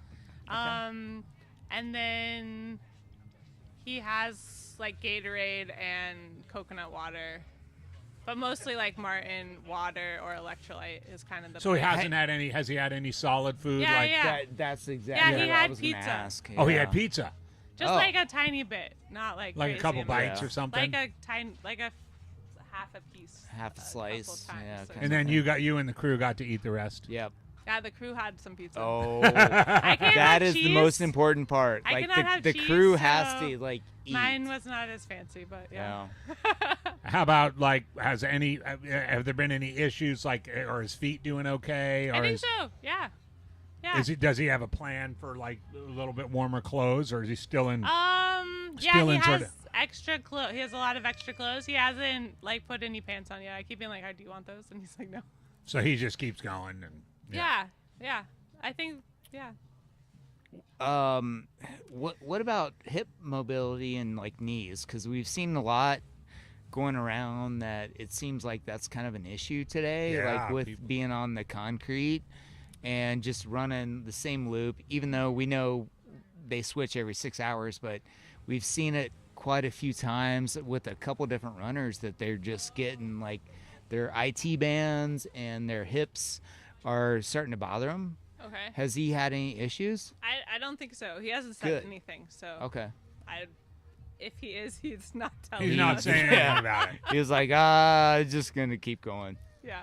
Awesome. Would you say he's more focused on like a time goal or winning? Oh. I think you'd have to ask him that question. I just know that he's really happy to be here All right, well, after 7 years. All right, is he coming across? Like we can pull him over. We get an extra chair. I I doubt he'd want to stop. Bring it. Yeah. Like, okay, take a second, talk to us. Yeah. He's He definitely. did tell me to come talk to you, so he was like, "Go talk to them." I'm like, "I don't know what I'm getting into here." but No, okay. No, we love it. We're glad to have you. We hopefully people will see this and more people will come talk Yeah, to us. exactly. Okay, cool. We're like those kids in school that nobody wants to talk to, and we What, gotta. what's your background? Can I ask that? Yeah, Me? I probably should know who you are, but All right, I so don't. my name is Adam Hall. I have I gonna worked for embarrass Aravaipa myself for right a now? bit. No, you're Okay. good. I met Dawn. She's an EMT that works with you a lot. That's the Yes, only person with. Donna's awesome. Our EMTs that are on site are just 'Cause fantastic. This is my first 24-hour race of any kind or like race like this. Okay, all right. So I'm a newbie. Newbie to this. Oh, it's cool. You're not acting like one. Okay. Yeah, no, Yet. you just like. You just rolled through it. You seem like you're great. Wait, You, here he comes. like, oh. All right. I won't speak for you. She has stepped off, and she is And she's on running course along, and running with, along with Isaiah, yeah, and might do a whole lap with him. Isaiah's killing it right now. Isaiah he is crushing just it. That was like, really cool. So, Yep. crew ran out there, ran along with him. supported. I don't want to speak for him. She doesn't want to speak for him, which is very nice. Okay. He said, I wish my wife would learn that. I mean, anyways, he said, yeah. of course he'd like to win, but the field is very good. Yeah, All no, right. Is that a diplomatic answer? pretty much. Yeah. I would say that. Yeah, I would say That's that your- means you'd like to win. Yep. Yeah. I'm rooting for him. He's now. Let me refresh the screen. Yeah, he's moving well. Just watching him. just 77 miles. I thought you were going to do the whole lap Yeah. with him there for a second. I know. No, I'm you're not like- a like runner, we're- really. No. No? All right. No. You're not. No. All right. Yeah, I mean, Isaiah's You- moved you up. will be, right? I've made no promises is that your of goal that. and No. intention? No. No? No promises of that. No. I What- played soccer, so I could run, but like There you go. I don't. I was like the ball. There's a ball to chase, Okay. and running doesn't have the. I mean, maybe, but okay. Can I be done? Yeah. Yes. You can be done. Thank you so much for And coming you, on. what's your name? Oh, I'm Andy. Everyone Andy. calls me AJW. AJW. Yeah, He is the legend. I'm new to this whole thing, so it's just good to be here. Well, did he win something? Did he win medals? He has pretty much won and done. Hey, thank you so much for coming on. It is great to have you. Everything. And she runs away from us. No, okay, like well, that was really cool to have Isaiah's crew on here, and AJW's was just like, man, I don't think I've seen you that red. Really, I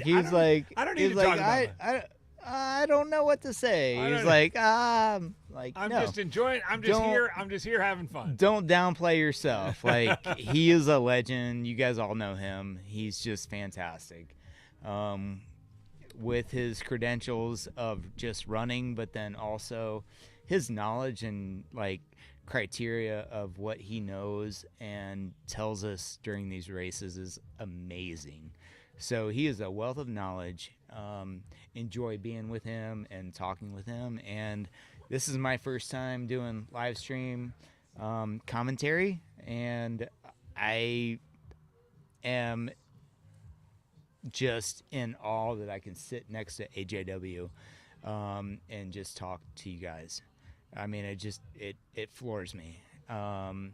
Listen to him on podcasts and stuff growing up and in the last 20 years, and now I get to sit next to this guy and this legend. Oh man, I am just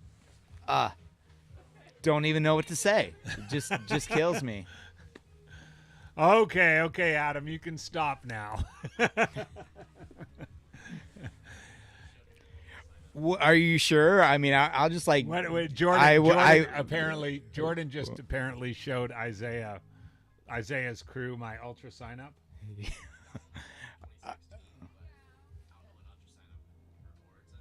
Yeah, okay. Anyway, thank you so much. We didn't need to do that. We are getting close to the 12.5-hour mark.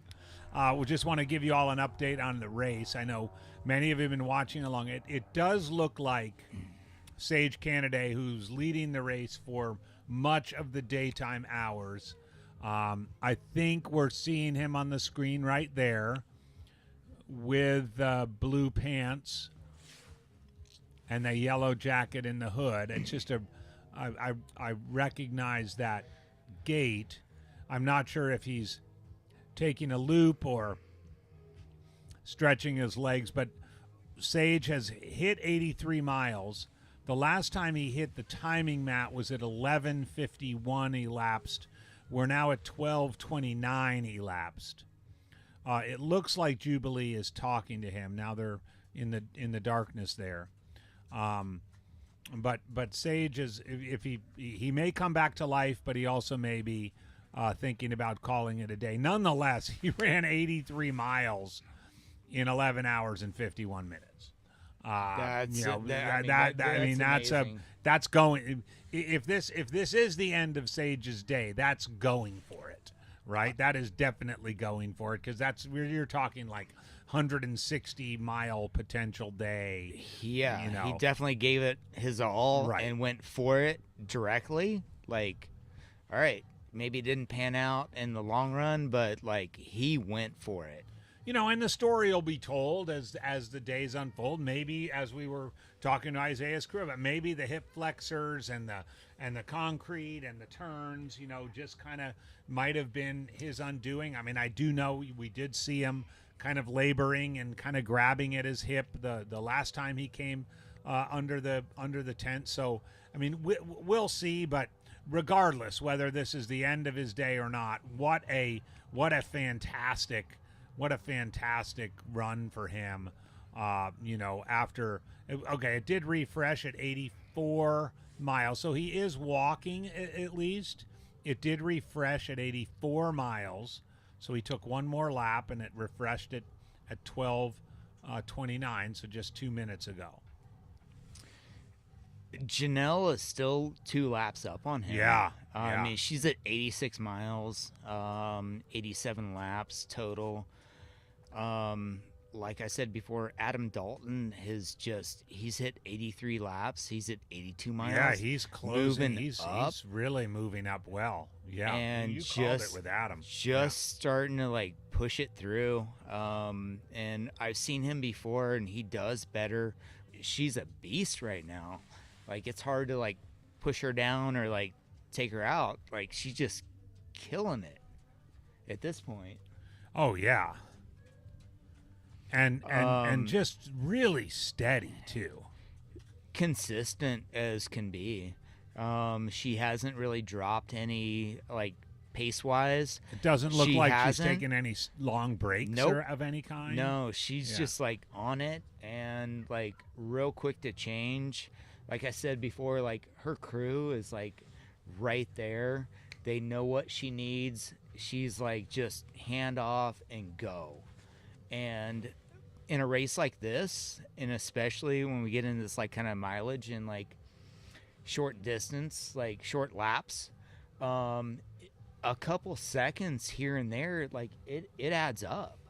So you don't have time to like sit and like chat or like how are you doing. It's like it's a handoff and you got to go. Yeah, and looking at her results, she's obviously kind of a flatlander specialist, a fixed time specialist. She had a respectable 31 hour and 18-minute finish back in Cascade Crest in July.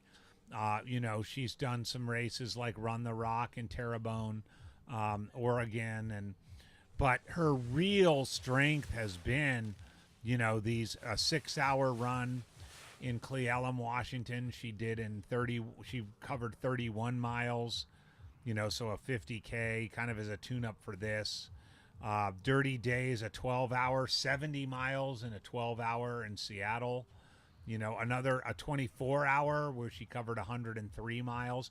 But she's in a different world now, with 86 miles. It definitely in sounds 12 like and a half it. hours. Yeah. And, we'll for see sure. how long that hangs out. But, I mean, she could be, now we're just seeing Megan Alvarado go by the tent again. And, Megan's not going to fade. She's at 75 miles right now. Right. And so she's just going to keep getting stronger. Over halfway through. Wow. She's really pushing. I mean, the same thing like with Alyssa. Oh, yeah. I mean, she's right now 5th female in 11th place, but she is moving strong, and she's one of those that I've seen her at Nardini, and she goes until the clock stops. Oh, yeah. And she just pushes through. So it's going to be interesting. You got Lana just above Megan. And Kayla's just Yeah, I'm just taking a look at Kayla. Kayla Straub, who ran really hard during the day. Yeah. Seems to have slowed a slight bit, but, has some 24-hour time, is a winner of the Heartland 100 in Kansas, second overall in 1934 back in the day. Really has, a 24-hour, 112-mile. Some really, she's not here on vacation. No, she's definitely like pushing it. Yeah, this is. I know we had some early front runners, but man. Well, and then you look down through the field, and it's like the top 20. You have 11 females in the top 20. I know. They're just like they are crushing these laps, and I think they're all going after each other. I mean, they're so close. So what do you have? You have, even in the top 10, they're less than like 10 miles apart right now. Even going into like the top 11, they're right at like 12 miles with all 10. Anything can happen at that, And it can. with all this time left. It's crazy to see that. And they are pushing. They did their turnaround, and sometimes that turnaround, like AJW, what do you think? Like sometimes that that turnaround like gives you a little bit of motivation because you're going a different direction? Do you feel a little bit of like an adrenaline boost, and do you feel that? Like, because I do. Yeah, I think there's a couple things that happen. First of all, you've been looking forward to it. You know, in a race where you're going round and round and round, just having something to look forward to, is motivation. Right. So then that you've been looking forward to it, and then it gets there, right? So then it gets there, and usually at that turnaround point, it's almost like a mini finish line. There, as we saw, there's like people dancing. There's music, people music. They're handing out, when you the Nardini races that I love so much, right? They're handing out popsicles or they're something. There's something sort of special about it, and then you venture back out on the course, and you have for a very short time, like out and back, you're seeing the fellow competitors coming in for their turnaround. So there's a little bit of like high five, hey, good to see you, how's it going? Right. So it becomes kind of a commute. So there's like a burst of about 5 to 10 minutes where it's like the community kind of comes together, right? Yeah. And so absolutely, I think that turnaround point does kind of make a difference for people, and I think it's a good way of kind of logging where you're at. And if you're in something like an absolute competitive race, like both the women and men are now, they can also get a quick look at like, hey, is he walking? Is he running? That was going to be my next question. Was like, how would you feel, or how do you feel when you've done these where you get to see your competitor of how far ahead or behind you are? Does that also give you that boost?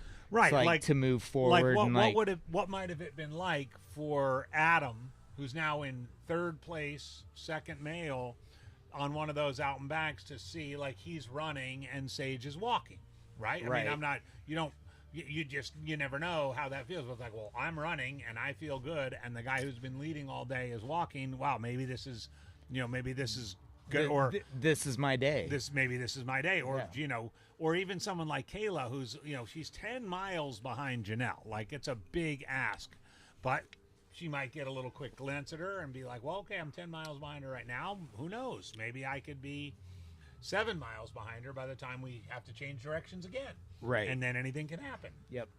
It's one of those things like you cross and it's like, well, I feel strong and they don't look good, so that gives me extra motivation. Mm-hmm. Or the opposite of like, oh my gosh, they look really strong, and I'm getting ready to hit that loop and come back, and like, wow, they're pushing it. So at that point, when you're going to make that change and you're going to like pass those people front to front, do you make yourself feel better or look better? Oh, you 100% make yourself look better. Yeah. Oh, like, yeah. It's like, you want to be running. You want to be, your form is good. You're standing up straight. You're, taking in your nutrition. I'm finish line photo, making myself look good. And you want your crew to be doing the same thing. Like, she was crushing it. It was no problem. I totally agree with that. Oh yeah. Yeah. 100%. No, it is. It's a psychological, mental game as well. Even in these long distance, I mean, compared to like track and field and road races and stuff like that, or shorter distance, it's like, no, we need to make ourselves look good and make ourselves look strong to psychologically, times an athlete comes in, when every athlete right now, if they're in the front-ish of the field, should be, when they come in to be crewed, they should be thinking every other athlete's crew is going to be watching them. They're going to be watching them for how quickly they change their shoes. They're going to be watching if they looked sad or mad or lonely, or if they took in calories or didn't take in calories. Like, those other crews are going to be looking. And if you go in there and you're like crushing it and you're in and out and you change your shoes in no time and everything else, other crews are going to be like, whoa, that dude's on fire. I'll tell you one funny story about that from Western States in 2010, which was the year that they made the movie out of, Unbreakable, where, Jeff Rose and Anton Krupicka and Kilian Jornet had this incredible battle. and they made a movie of it. And my wife was there goes Sage coming by, so he's still moving. My wife, who was had been my crew, all these years, she was my crew, all 10 of my western states. Used to at Michigan Bluff, mile 55. Used to take notes when each runner came through, and just take a little sheet of paper and write notes on it, and then like stick it in my pocket, and say, hey, read this, on the first climb up, out of Michigan Bluff. Yeah. And it would usually say, so-and-so stayed here 4 minutes and changed shoes, or so-and-so, turned, went back and was puking, and so on and so forth. And this time, so the sheet comes in, and I'm like in 9th place or something, and I read the first 3 names, and it's, Jeff, Anton, and Killian. And it says, Jeff, Anton, and Killian, you're not catching those guys. And then it says, Hal. Well, Hal looked like crap, but he always looks like crap. So I'm like, okay, so the best I can do is 5th. Yeah. I ended up finishing 6th that year, so I was pretty close to it. But absolutely. Yeah. So what she was looking and looking for signs and being like, your she crew knew, was like spot on. And she'd been around long enough to know, like, when someone's on, like, she knew Jeff Rose, he was just on. There was no way. There was no catching him, or Wow. So like you can see that. And I mean, I just walked over here to get a little bit of food, and like the tents are all pretty close together. Yep. Now a lot of the excitement of the day is gone, right? We're at the like slog through the night part. It's late November, so the night is long. It's a 12+ hour dark night. It's cold. It is. So for sure. any little hint you can get of, where your competitors are and what they're up to, and are they going to sit here for a while? Are they going to be grumpy? Are they going to, here's a good view. Thank you, Jordan. Here's a good view of that kind of tent row, right? Aid station is here. You can learn a lot from just a quick glimpse of, what happens when the runner gets in with their crew. So, right. Like, how long do they stop?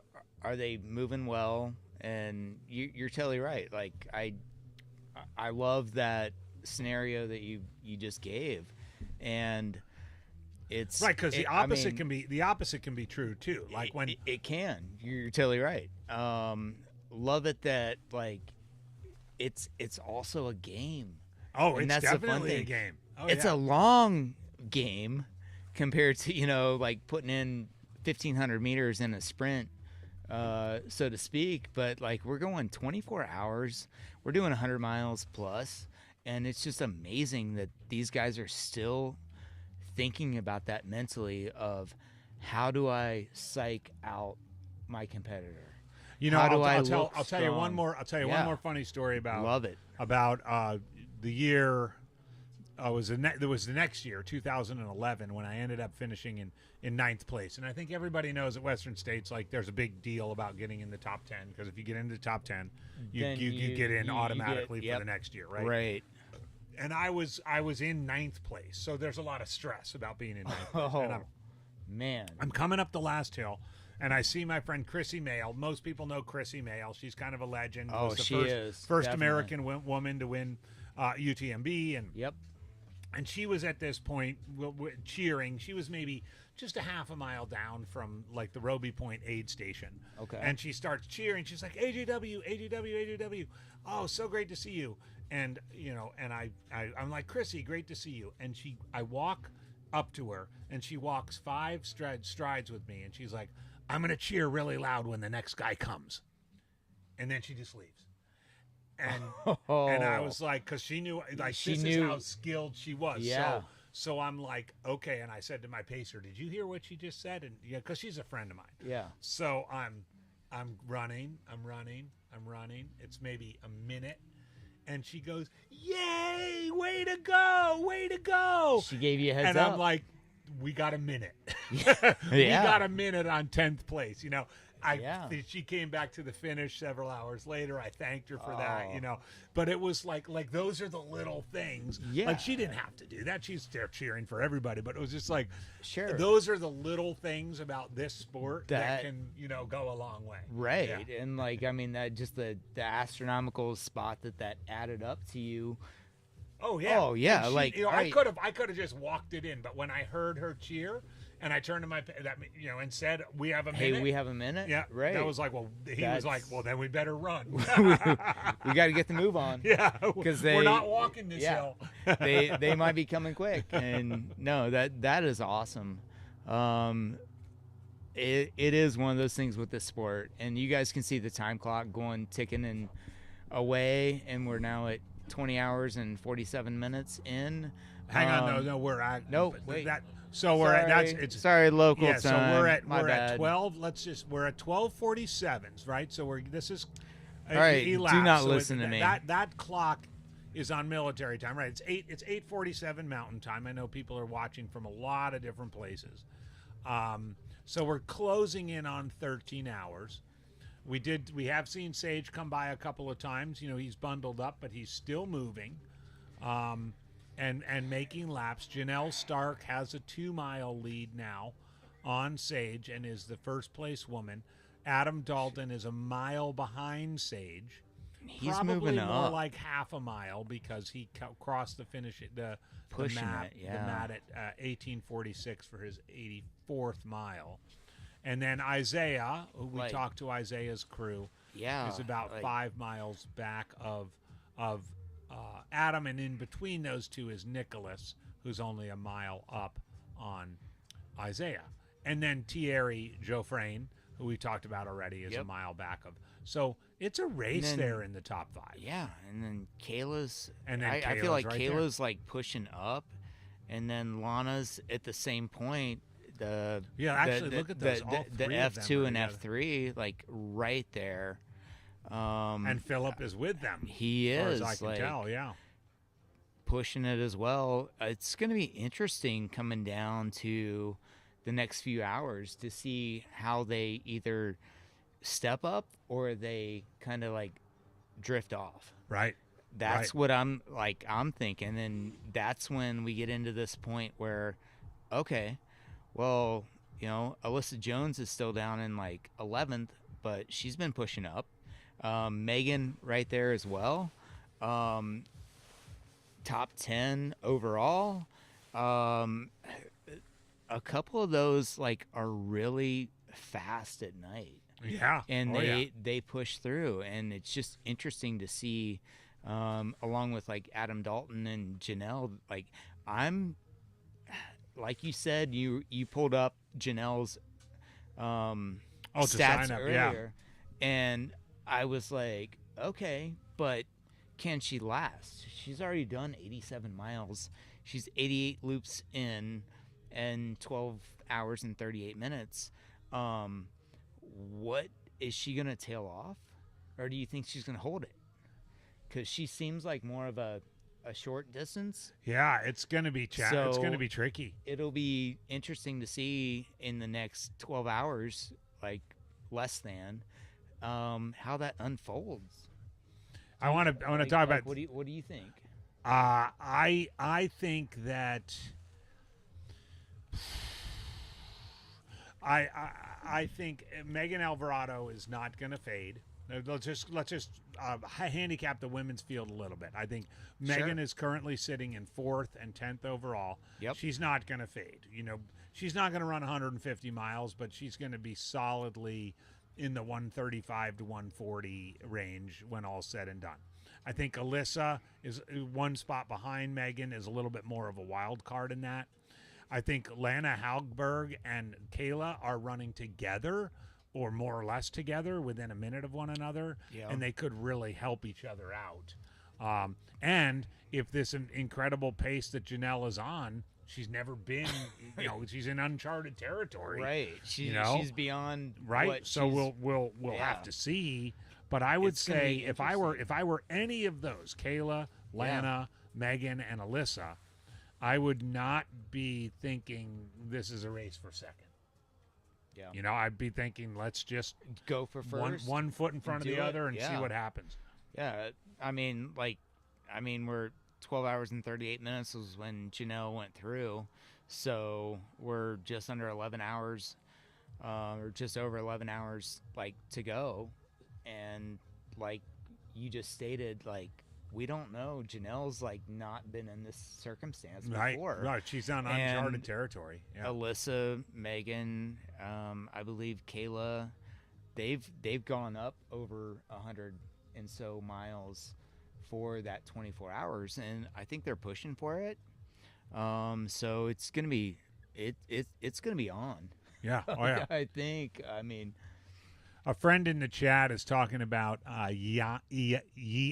I hope I'm saying that right. Yiani Babiolakis. And this is a fascinating, I just looked him up too. 26 years old. It appears as though he's, and if you can help us out in the chat, he looks like pretty much a Florida baller. You know, starting way back in 22 with a 23:41 at long haul, all the way up to a 100-miler or an 80-miler at the Trident in Jupiter, Florida in July in 15:23. He's got a Keys 50-miler win in 9 hours and change. This guy seems to be a definite dark horse, and he's got some friends in the chat, and he's moving his way up. He's sitting at, he's sitting at 65, 64 miles right now. Yep. He's not a guy that's kind of been on our radar until you guys brought him to us, but man, that could be an interesting story. I talked to his mom over there. Oh, okay. And actually helped him out a little bit earlier. He's having some hip flexor issues. Is he? Okay. And kind of like massaged him down and gave him a little bit of workout. He is doing super good. Feels great other than his hip. And that's one of those things, like, in this like kind of distance, it's like, well, all right, you say you're hurting, you don't feel good, but you keep going, right? And so I told his mom, I'm like, you gotta just keep pushing him. Yeah. So I got him settled. He had some food. He took off again. I really think that, like, he is definitely up and coming. I don't know how well he's gonna do today, like, to push into that top 10. He might.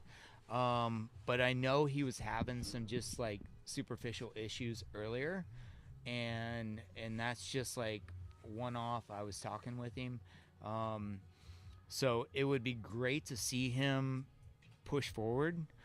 I think he's super strong, but when you get into this state, it's the mental side. Yeah, and especially he hasn't It's really like, been there before. So you're 26 years old, which is awesome. You're crushing it out there, but at the same point, like, there's a time where you gotta step up and just do it. Yeah. And I would love to see him like move into that different aspect and jump up to that next level, because I think he can. I think he will. I hope he will, because he's a great guy. Just talked to him a little bit That's ago, cool. and he's awesome. Mentally, he's just like having a good time. So we'll see what happens with Yanni. all right, we have another guest. Thank you. Hi, I'm Philip Sebastiani's wife. My name's Casey. Philip. Yes. Philip's wife, Casey. How Yes. are you? I'm doing great. How are you How's guys doing? Philip doing? He's looking really strong out there, I think. He's been really consistent all day long. So How's his like just intake on food and everything? He- like, has he been yeah, he doing all hasn't of that? taken like hardly any solid foods. Like, it's been all the energy gels. Okay. And then he's done like salt and vinegar chips throughout the day. But that's basically what he's been training on, and that's what he's been doing all day. So Fantastic. Yeah. Like he's moved up into the top 10. Yeah. He's in 9th right now. yep. Mm-hmm. How do you see it going with like crewing him and like him coming in? What's your aspect? How do you feel? I think if he keeps going the way he's going, he's going to get up and at least at the top 3. He's been training really, really hard, and he's been doing great. I think he's going to stay strong. What were his goals coming into this? He wants to make Team USA, obviously, and I think 145 miles was his goal. Okay. And to get up in there, so. Well, fantastic. Yep. Mm-hmm. Does he Yeah. like the flat stuff more? or the mountain stuff? Like he was out here at Sedona. Yes, in yep. May. Did he? I mean, is he a little bit of everything? He or- does a little bit of everything. Yeah. So he also did, a year ago, he did the 100-miler in Virginia. I don't remember exactly where it was off the top of my head, but that was a lot of climbing too, and he did a really, really good job with those. I think I He could does say everything. It Yeah. might have been Old Dominion. Yes, Old Dominion. or- yeah. Mhm. Okay. Yeah. But are you guys from Texas? Yeah, we live in Canyon, Texas. So is that flat? Is that like? It's all flat, yeah. there's nothing. We do have a canyon next to us. It's Peladero Canyon, and they have a yearly race there. They do Yes, a 50. they do. Yeah, and he's won it. So yeah, he runs there every weekend, just about. So Palo Duro's actually been around a long time. Yeah. It's kind of a classic old school ultra. And it looks like he's been running for a while. a long time, yeah. Yeah. Yep. He started running when he was in high school, and he was actually overweight. He had a friend who got him into it, and he lost a lot of weight. Ran cross country in high school and in college. So yeah, he's been running a really long time. How long have you been crewing? Like, Probably a few years now, since 2019. yeah. Yep. What are some takeaways that you have, like, on watching him evolve into where he's at right now? I'm more of like a team player now. Like I don't Yeah. just sit back and watch him. Like I'm helping him throughout the entire race. So like I've evolved to just being like his teammate essentially, which has been kind of cool to see him go from, or grow to get even better. Yeah. That's awesome. Mm-hmm. I mean, that's kind of like the way it works. So I've been on both sides, Mhm. and you either get somebody that has no idea what they're doing, Yeah. but they learn it, Mhm. and they evolve. Like Yeah, you that just was me. said. I feel like And I it's didn't know what I you was just doing. Get thrown into it, and you're like, Yeah. how do I figure it out? Mhm. And it sounds like you've done that. Mhm. What are some things that have helped you? We do that? we actually practiced a few times. So You do? we have a 1 mile, I think it's about a 1 mile lap in Amarillo that he would practice on. Okay. And I would go there and practice with him, like handing off his waters and making sure he had the right nutrition that he needed. So Oh my yeah. gosh, that's yeah. And we have 2 little boys that were with us the entire time too. Yeah. So Are they here now? they were here They are? earlier, but they're not here now. They're with grandma. So yeah. Okay. Uh-huh. So, All you're now in the second 12 hours. Yep. Which is when, and it's a long night here Yeah. out in the Estrellas. Like, this is when the unpredictable happens. Mhm. This is when at 4 a.m. something Right. crazy happens, and do you? And that's not really something you can practice. Right. You just have to, So, I mean, you obviously a well put together person. Do you have like a bag of tricks ready for for when Yeah. My wife would always have like she would know some sort of thing to say or Right. some sort of thing not to say or Right. No, I think the one thing he does not like me to say is, what do you need? Or what can I do for you? Like, I just have to know, which is kind of, I think, a lot of practice. Like, and I don't want to get on his nerves or anything, but we have the table stocked up, and hopefully it has everything that he does need, so I don't have to ask that question. I think the key, and that's really cool. Yeah. One of the things that my wife would always say is, we got to be good enough that I don't have to ask you any questions. Right. That it's take this, Yep. do this, be and then I'm saying to her, give me keeping track of the competition. Or Yeah. you are. Yes, I've So, been. and are you giving him beta on that? Yeah, I yet, gave him or a little one just a little bit ago of who he needs to catch next. So, yeah, I think Are you evaluating how they look? Yeah, I Because am. we were just Yeah. talking about Yeah. talking about Yeah. how That was going to crews be could, my go ahead. my Yeah. other question was AJW and I were just talking about it, that the psychological factor Right. of looking strong and your crew holding them strong Yep. when you come in, because other crews are looking at you, Right. your crew. And that's like one of the big factors of, like, especially we were talking about doing the turnaround. So you when get you to do change it, directions, Yep. you get to you see. get to do a turnaround, you get to see them, but then you also like see your crew again quicker. Yep. And like, how do you guys like transpose that strength? So hey, don't tell me you're Yeah. not looking good, you're not feeling good. look strong because that other crew Yeah. across the road. So what do you guys do with that? I mean, I just try to like mentally be as tough as he does. I mean, that's hard because he is mentally tough. Yeah. But his coach Zach actually has been really good about helping him know what the competition looks like ahead of him.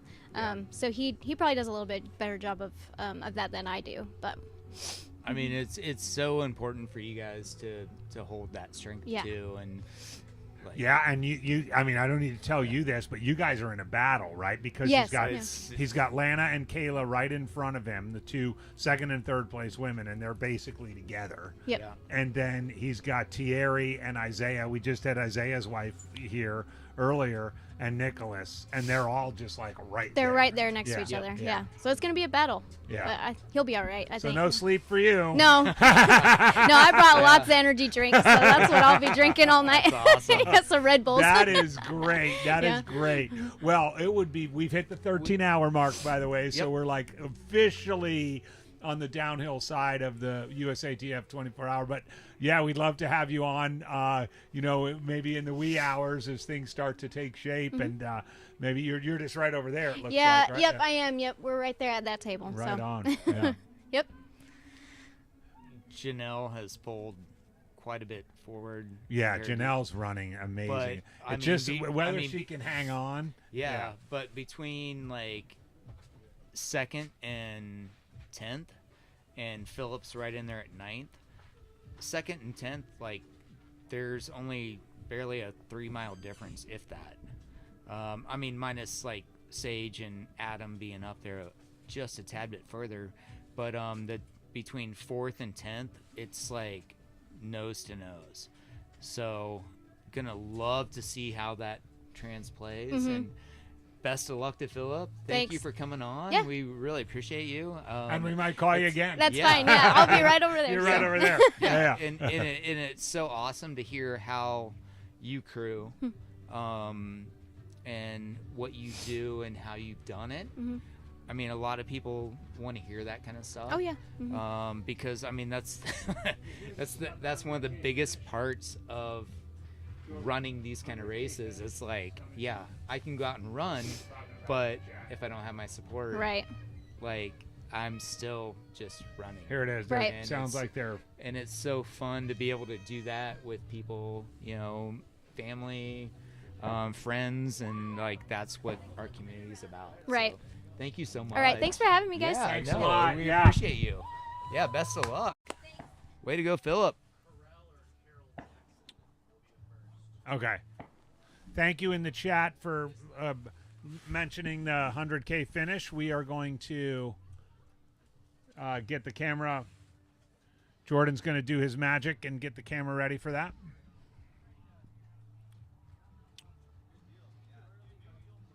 That was fun to hear from Philip's crew. Yes. And by the way, if anybody else is in range of our voices and are crewing out here for any of the competitors, come on over. Just come on over to the red tent. We've got chairs here and a microphone, and it's not that cold. But we would love to hear from you, hear how the race is going. If Janelle's crew is here, or Adam's, or Nicholas's, or Sage's, or Isaiah. Well, we've talked to Isaiah's already. Thierry's, Kayla's, Lana's,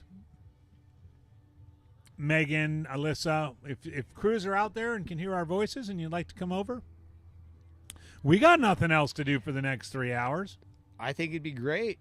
And we get lots of insight as we just had with the interview there. It was just really cool to get a little insight of the how different crews and runners kind of manage their relationship and manage communication during the race and kind of grow with one another. It's a big part of the sport. So we've moved to our static cam by the finish line. Thank you, Jordan, for that.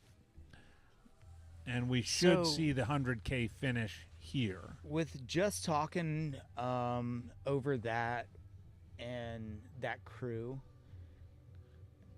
AJW, what do you think the difference is between being a crew like every 1 mile lap compared to doing something like Western states or Yeah. even like Javelina, where you don't see them for 20 miles. It's Do really you think it's a different? it's a huge aspect? yeah, it's a big difference. I mean, Yeah. I think in this scenario where you're seeing them so frequently, you kind of have to pick your spots. Right? You don't want to be there every single lap like, "Hey, what do you need? What do you need? What do you like that gets really annoying." Right. You know? But if you can and in something like Western states, you have or Hard Rock or take Javelina, which I just did. It's every 20 miles, right? You're Right. going to have to be present there for them, but you also get to see them. You get to walk with them around that loop or what have you, and spend some time with them. So I think you have to. It's a real dance. Something like this, the runner might come by and say, "Hey, next lap, I want to come and I want to get my grilled cheese sandwich, or I want to get, or in 2 laps, I want you to do a lap with me, or something like that." Right. Right. Let's see. We might be no, not yet. We are expecting in the 100K finish, Carol. I think I'm saying that right. Carol Jackson or Carol Jackson would be the person on. First place man in the 100K on the final lap, with the first place woman 1 lap behind Rebecca Martin. Just finished. Carol Jackson just finished.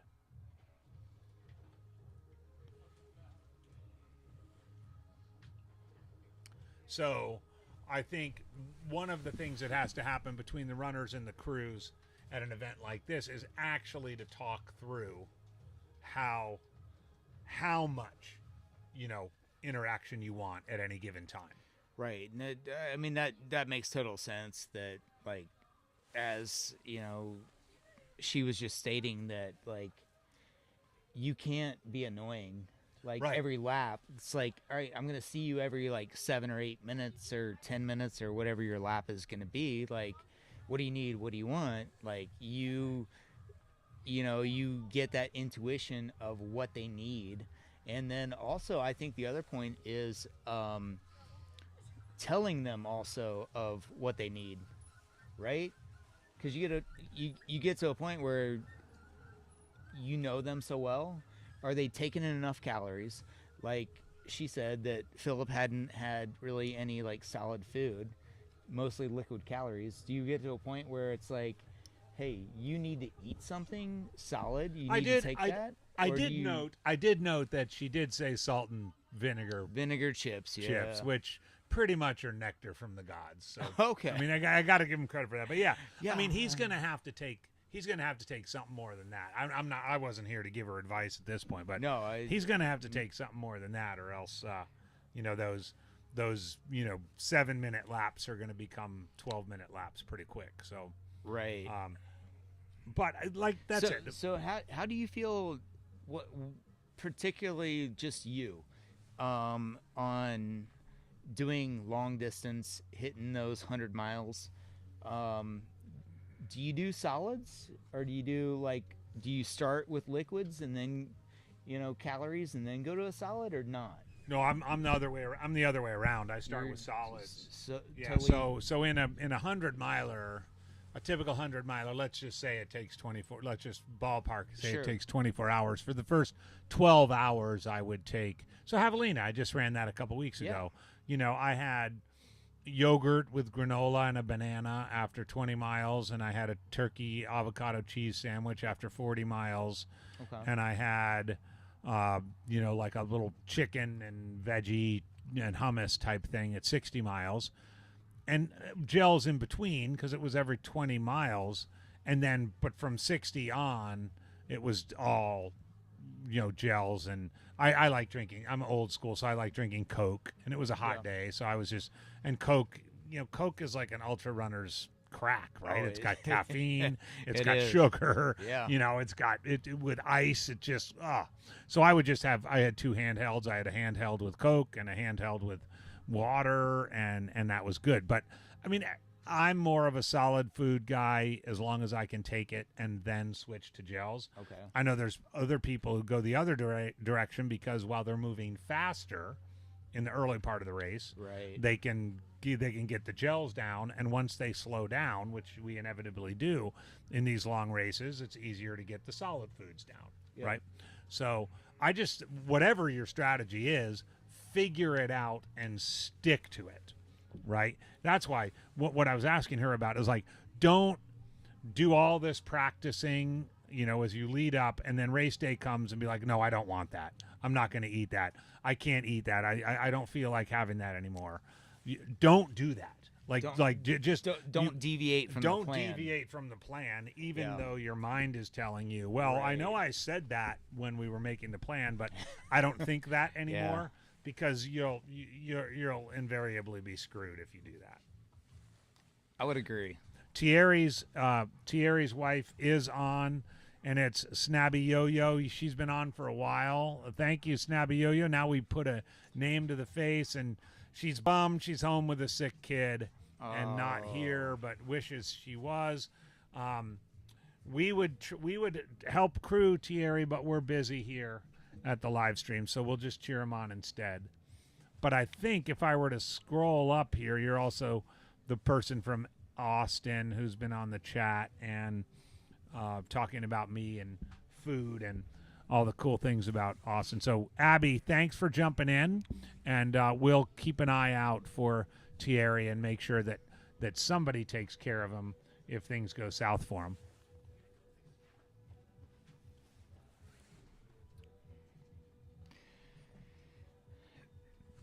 It is cooling. Go ahead. Oh, no. I was just going to say, it looks like Adam Dalton has just moved up into second, men's first. Still behind Janelle by 3 laps, but he's overtaken Sage by a lap. Yep, that's good. Yep, Nicholas I see that. And Isaiah are like right on the heels. And they look like they're a lap apart, strong. and Thierry too. So likely. What do you think if like a couple of them like met up and like kind of work together, started working together? Yeah, like man, they could like really like start pushing it. Yeah, I think that group there. Adam has enough. Even like Kayla and Lana are like just. Yeah, Adam has enough of a gap. I think that it's kind of Janelle and Adam. Yeah. For now. But right. Absolutely, Nicholas, Isaiah, Thierry, Kayla, and Lana all have the potential, and possibly even like Phillip. Even Phillip, down in there. Possibly and Megan. And Megan possibly have the potential for someone to take a little bit longer aid station break or something like that too. And I wonder, like Megan's right there at top 10 and Alyssa's just behind her. If they hooked up, I feel like I've kind of helped crew Alyssa before, and like I said earlier, she does better in those later stages. Mm-hmm. And if I can assure you, Megan does the same thing. Megan's just getting warmed up. Yeah, and if those two hooked up in 10th and 11th, and I really think they could start putting some laps into some people and move themselves up quickly. Yeah, so there really is, Adam, you're right. There's the potential for, aside from the two that are kind of off the front, there's a potential for a chase pack, a 24-hour version of a chase pack. Gosh, to develop. We're at Tour de France history, like right now, like the chase pack's coming. That would be awesome. Yeah, because they're all kind of in the same. Yeah, I mean, as far as looking at the splits, it literally looks like Kayla and Lana are running together. Yep. And Phillip is right there behind them. Just so if you take that group, and then you've got Thierry, we've been talking to Thierry's wife on the chat, and then Isaiah, we talked to his crew. So I mean, it would be a heck of a run. Kind of fun drama for a 24-hour run. Right. Something I would love to see. It would keep me up at night, along with you guys, watching us or listening to us. So right. We totally appreciate you guys. It's been just a fun week. The venue is fantastic. If you guys have not been out here, come out and check it out at Estrella. It's a good time, great course, unless you like elevation, Right? 'cause there is none. Well, then But, come out in a couple months to and then you into can run Coldwater Rumble. You'll have a chance. you can run up the hills, just not on this course. You can't. And as AJW just like specified, like, yeah, Coldwater's totally different course. But in the same venue. Same park, same venue. But yes, definitely you can get some elevation. You can get some trails, some dirt, some rocks, and do whatever you want. And that's in January. So come out and see us for that. It'd be fantastic. You know, I think some of you heard from Philip's crew his desire to make the 24-hour national team. So I thought it'd be good opportunity to talk a little bit about those standards. This is the 2024 United States National 24-Hour Championship. It is being contested, and an automatic selection. The winner of this race will automatically make the 2025 World Championships, provided they achieve the minimum distance of 145 miles for men and 130 miles for women, and minimum standards for consideration of the other 6 spots would be given to athletes who men run 140 miles or more and women who run 125 miles or more. So those last two that I mentioned, 140 and 125, are the minimum standards. And if you were to just take a peek at the splits right now, as we're almost 13:20 into the event, you know, you have certainly Janelle Stark well on her way to that. Adam Dalton well on his way to that. Much to be seen about Sage if he can recover at this point. But he is now back on the same lap as Adam. Nicholas and Isaiah, kind of in the same ballpark, as well as Thierry, and then Kayla and Lana also on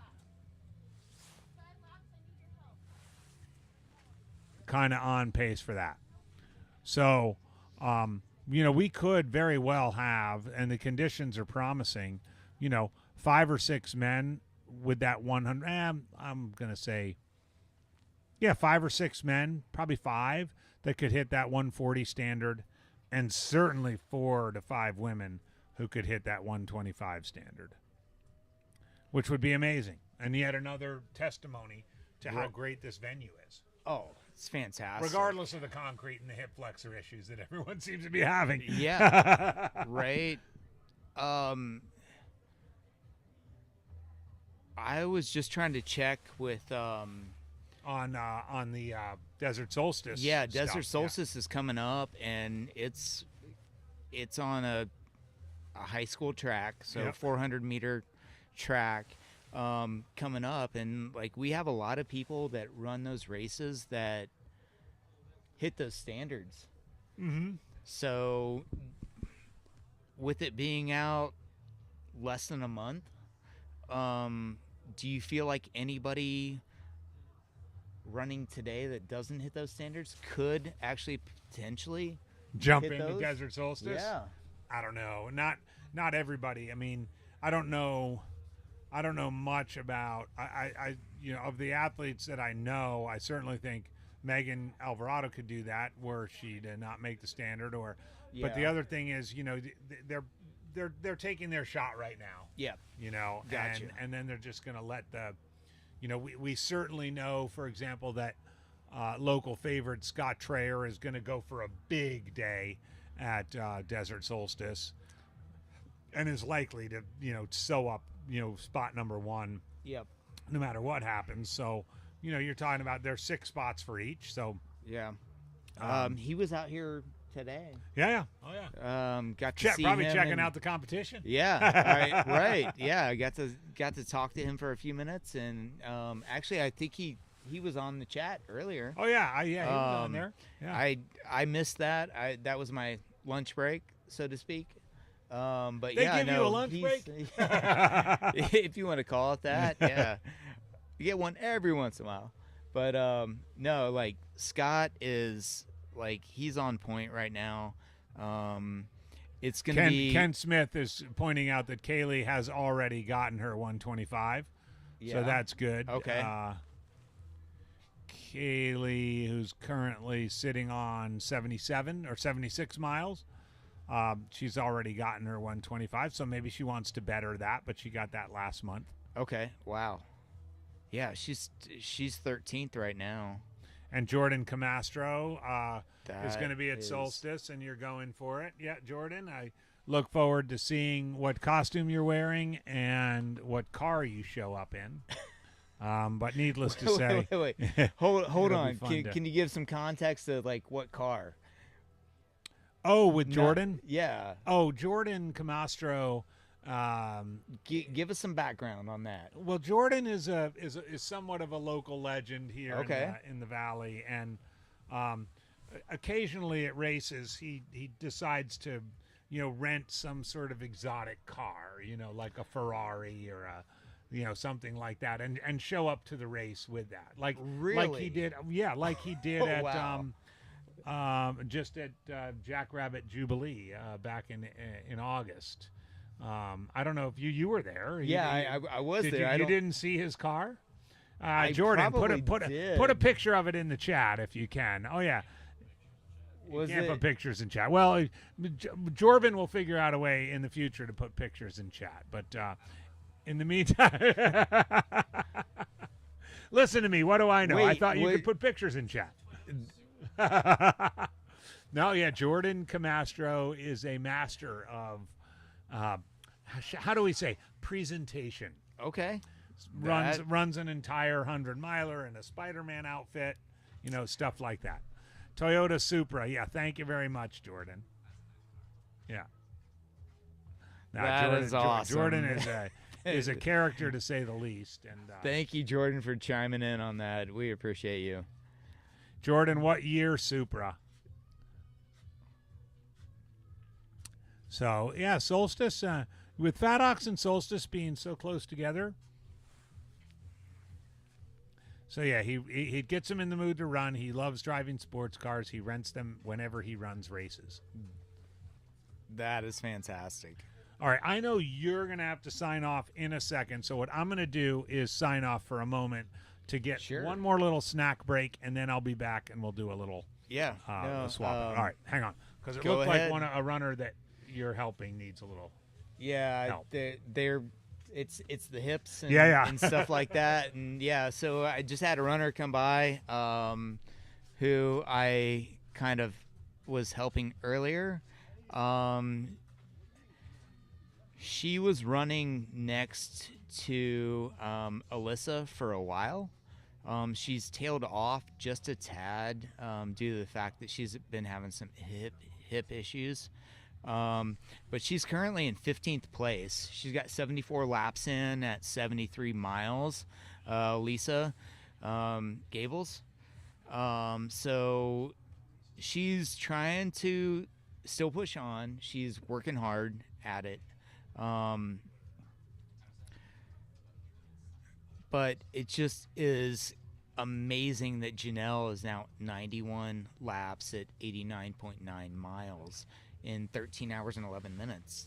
And then Adam Dalton's 3 laps behind at 87 miles. But he's pushing forward. We do see that Sage did register not too long ago. It's hard to see people right now based on where we're sitting, but we can see the course and there's still people moving. It's just hard to see who's who at this point. We do like that Nicholas and Isaiah are right up there. They're 83 and 84 laps. And like AJW and I were just talking about, Lana, Kayla, Philip, Megan, and Alyssa, if they teamed up or got to the point where they could almost pace each other, do their laps, they're just like gonna start really like chiming in. So it would be good to see that, and it would be exciting and fun. But right now, it looks like there's quite a few runners that are just coming by the tent that are in walk mode. They're 13 plus hours in and starting to wear down a little bit. And then some of them, I mean, the cold, yeah, right. We live in Arizona, it's not cold, but at the same point, it gets cold and people aren't used to it. So they're starting to kind of like start to bundle up. See a lot of people like have their pants and puffy jackets. They're starting to like bundle down. We got the beanies coming on. They're taking on like hot food at the aid station, soup, broth, those kind of things. So we're going to kind of see what really happens. And then we got this guy coming through wearing shorts and a singlet, just shooting by. Not sure which runner that is, but he's just moving. Be good to know. It's a different climate and different lifestyle right now of who's who, what they're doing, how they're moving, how their crew is taking them, helping them out. Like we talked earlier with Philip's crew, they know him. They have done it for years, and some people don't even have a crew. That's the other thing too. But with Aravaipa's races, like, you don't have to have a crew. You can come. Aravaipa supplies so much food, so much drinks. You can do it by yourself. So come out, see us. We will set you up. AJW just stepped off. I am waiting for him to get back, because then I'm gonna step off for a bit, and then I'm gonna help crew a little. So yeah, I do this. I work for him, but at the same point, I also help other runners. A couple years ago, short story, I was working Coldwater last year, and young kid came in, 18 years old, running his first 100-miler at Coldwater, and showed up. He got dropped off at the main entrance and not the competitive track where Coldwater starts. So somebody brought him over, and his Uber had dropped him off because he had just come in from the airport. And he showed up there. I had done setup and event crew and stuff like that, and then got to the point where he was there, met him, and he had a sleeping bag and his basically bedroll. And I'm like, that's it? That's all you have? And he was like, yeah. And I'm like, it's going to rain tonight. So I ended up going back to my house. I got a sleeping bag and a cot and a tent and brought it over to him. And I'm like, do you have a crew? And he goes, nope. I'm like, all right, you're running multiple laps. You don't have a crew. He's 18-year-old kid. And it was so awesome, like the community that we have. And I said, hey, I got to work tomorrow, but I can pick you up tonight and run a couple laps with you. And that's what I did. I went over and met him at 10. His feet were wrecked, and worked on his feet, taped him up, got him some, warm liquids and everything, and warmed him up because it was cold and rainy. And then ended up pacing him that night, and we went from 10 a.m. to like 6 in the morning, and just still talk to the kid. He's younger than some of my kids, but it's so cool, like the community that we have, that we can do those kind of things and support each other. And he still texts me. He's like, hey, I want to run another 100-miler. I'm like, all right, cool. What are you doing for training? He's like, nothing. Just as we all do, right? It's like, I'm kind of working on it, but it's it's fun. Who was that you paced? So I paced a kid at Coldwater. Right on. Young kid?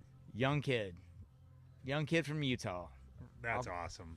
I'll keep his name out of it, but no, I still talk with him on a semi-consistent basis, and he's asking me for training advice, and gave him a tent and a cot, and it rained all night long, and it's like, hey, I got to work in the morning. Like, we got to finish this loop. Come on, man.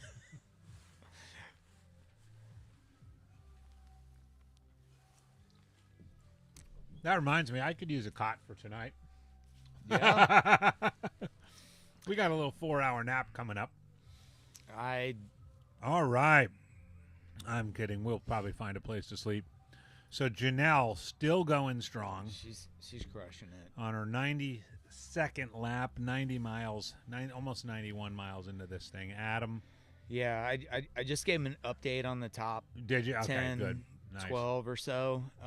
But like I said just a second ago, like, Janelle is just out there. She's like pushing it. Adam's coming up still strong, but Adam, love that name, Adam Dalton. But no, she's just pushing forward, and he's still 3 laps down, but he's coming up. Sage, and that's what I was telling the audience was like, we see runners going by, and we see them at different paces right now, hitting that 13-hour mark. Some of them are running, some of them are walking. They've changed clothes. They're starting to like get into their like warm or cold gear, and it's hard to see who's who.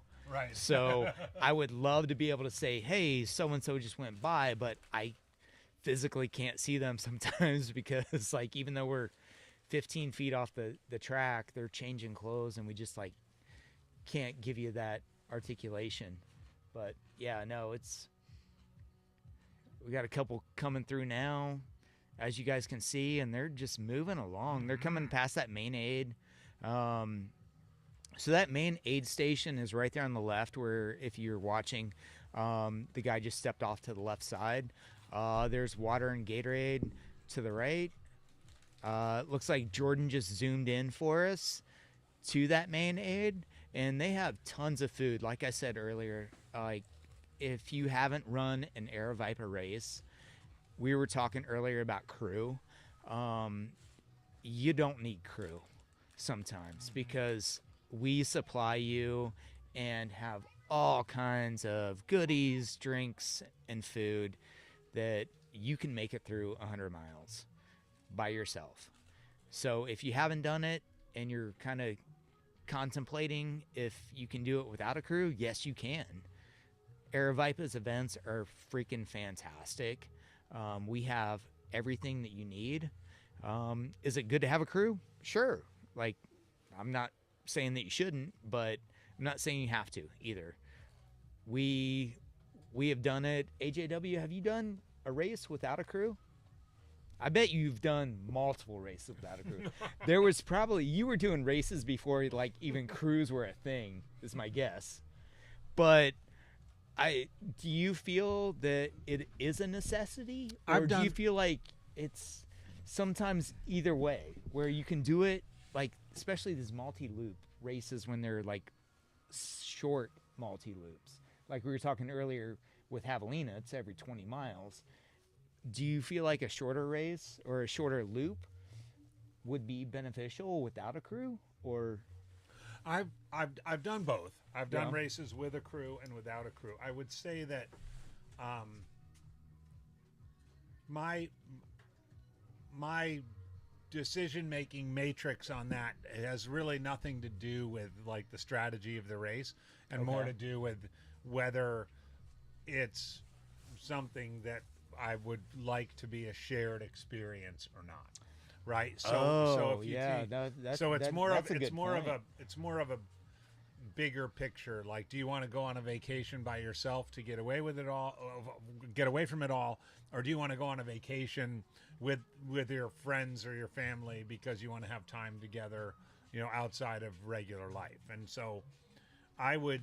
I've gone to races. Share that experience. Exactly. I've gone to like a race like like that. Rocky Raccoon in Texas, which is like very much like Hallucinations, 5 20-mile loops in a state park in Texas. And Yep. my wife and kids would have no interest in going there. And it's like, yeah, I'm going to run that without a crew. And Okay. you get aid stations are great, and you can have drop bags and whatever else.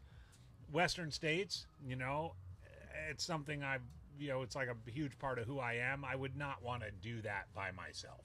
Yeah. You know, I want to share that experience because it's a big part of who I am, and therefore it's a big part of, you know, the people that I love. So I would ask people to think about that. Now, you take a race like this, you know, we just talked to Philip's crew. We just saw them, Philip go by. He actually just passed, I think, or at least is a little bit ahead now of Kayla. Yep. On the women's side, he's now in between. Lana and Kayla. Kayla, yeah. Yeah, If I was he's moving. racing an event, Yeah. and like wanting to compete for a spot on a national team or something, I would 100% want to have a crew. Yeah. It's just gonna make the whole thing better, make it more efficient, make it more. But you know, I think all of that's a personal decision that each runner and their crew have to make. I mean, sometimes a crew can't get away for that long, and they're like, you know, they have to stay at home with the kids, or they have to work while the other person's off gallivanting around doing a race. You know? Right. Yeah. So it's all a balancing act. It is, and I totally agree, and I think that's a really good point where like you could make it through these short distances or any distance in general, but doing it with somebody and with multiple people to be able to like have that experience, you know, it makes it different and better. Yeah, and Snabby Yo-Yo, Thierry's wife, again chiming in about Rocky Raccoon, is not generally great for a family trip. 100%. I don't know if you were at Rocky last year, but it was a nightmare weather-wise. No, it's good. It was a nightmare weather-wise, and if I were a crew at that thing, I would have been like, get me out of here. Yeah.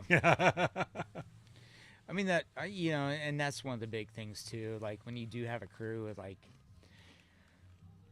I've had family crew and stuff like that, and it's like, you know, in this aspect of what we do, we ask a lot of them. Yeah. Even though like you only see them for like a couple of minutes every 20 miles, every 6 hours, 5 hours, whatever it is, and we ask so much of them to be there for that short duration,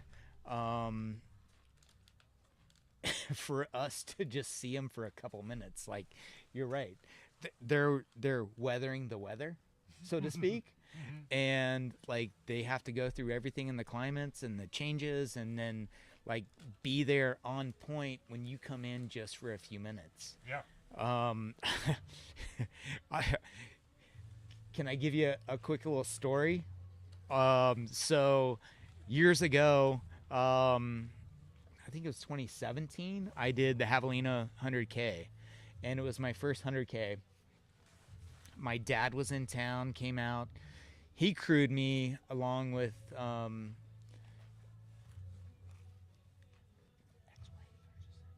my kids and my wife at the time. And I was running really fast compared to like what they thought I was going to do. And so I came through, hit my first loop, nailed it. Actually a little slower than because I held back because it was my first 100K. So my second loop, I crushed it and got back, and my dad was the only one in the tent. And I'm like, where's everybody else at? And he's like, they went into Fountain Hills to go get ice and some other things. And I was like, well, I want to get out of here. And he goes, if you leave now,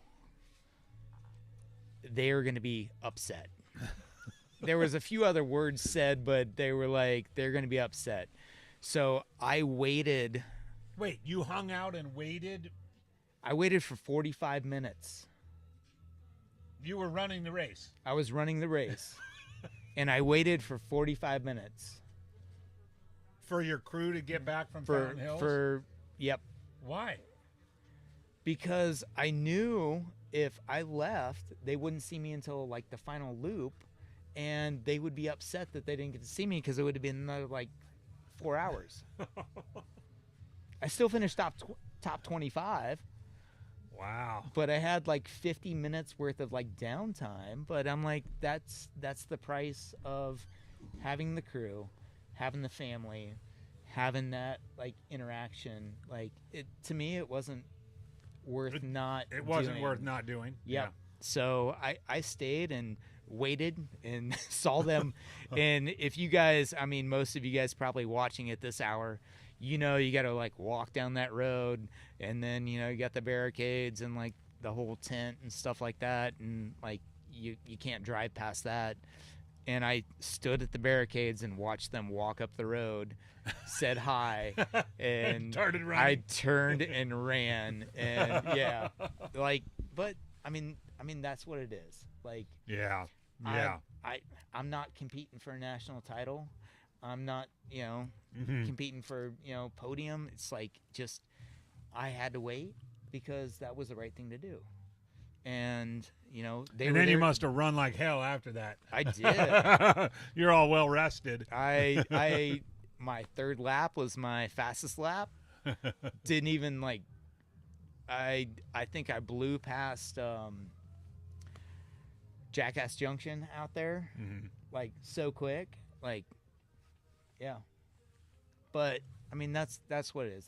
That's what makes the memories, right? Yeah. That's why Yeah, we do yeah. this, not just for ourselves, but, you know, for those that support We us. do. And, We do. and 100%. it's so fun to, you know, be able to have that support. And, you know, I mean, they had put countless hours into me training and watched me and gone out to parks and handed off like water bottles, like what Philip's crew was talking about, where they do like, you know, some training. They're where like it's practice crewing. hey, Yeah. and, you know, maybe it wasn't the mile There that they goes were Phillip doing right and there. everything, but He yeah, looks no, great. like, Yeah. oh, he looks strong. Hey, But Jordan, yeah, so my my- family does the same just thing. turned off. Sorry, that was just me telling my producer that my heater turned off. Because we're at the point of the evening where when heaters turn off Everybody gets cold. and I get grumpy. There we go. We got. Thank you, Jorby. So yeah, we've got this runner. She's been running great for a while now. I don't know her name, but she's got the fluorescent vest on. All right, give me just a second. I think that might be Lana. Is that Lana? Okay. I possibly. It seems like that is her, because she was wearing the USC shirt earlier, or UTC. Correct me if I'm wrong in the chat, please. But I believe that is her, and she's like moving quick. And she's female too right now. Philip is moving up. He's like same time with her with 83 miles. You got Megan and Alyssa just 2 miles behind them. Kayla Straub is like right in there. She was our leader earlier, right in, or maybe not quite, but she was top behind Janelle.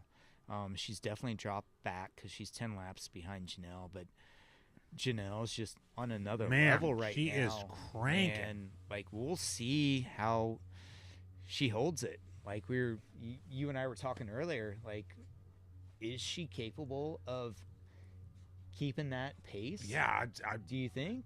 I don't know. I mean, if she is, it's going to be uncharted territory. That but, you know, definitely you will never- be. Yeah, she's definitely moving into a different realm. I really think Adam Dalton's like, he's got it. Yeah, I do too. I mean, I he's do at too. 90 laps, 88.9 miles, and he keeps moving. he has the history, I believe, of being able to put in some distance and some mileage. Yeah. And like you said earlier, Janelle, it hasn't that we've seen yet, but she might be on a breakthrough. So it'll be interesting to see. And then Nicholas, oh my gosh, he's up to 85 miles. And Isaiah's right there behind that. And also Thierry at 83, 84, and 85 respectively. And it just, golly, I mean, it's coming.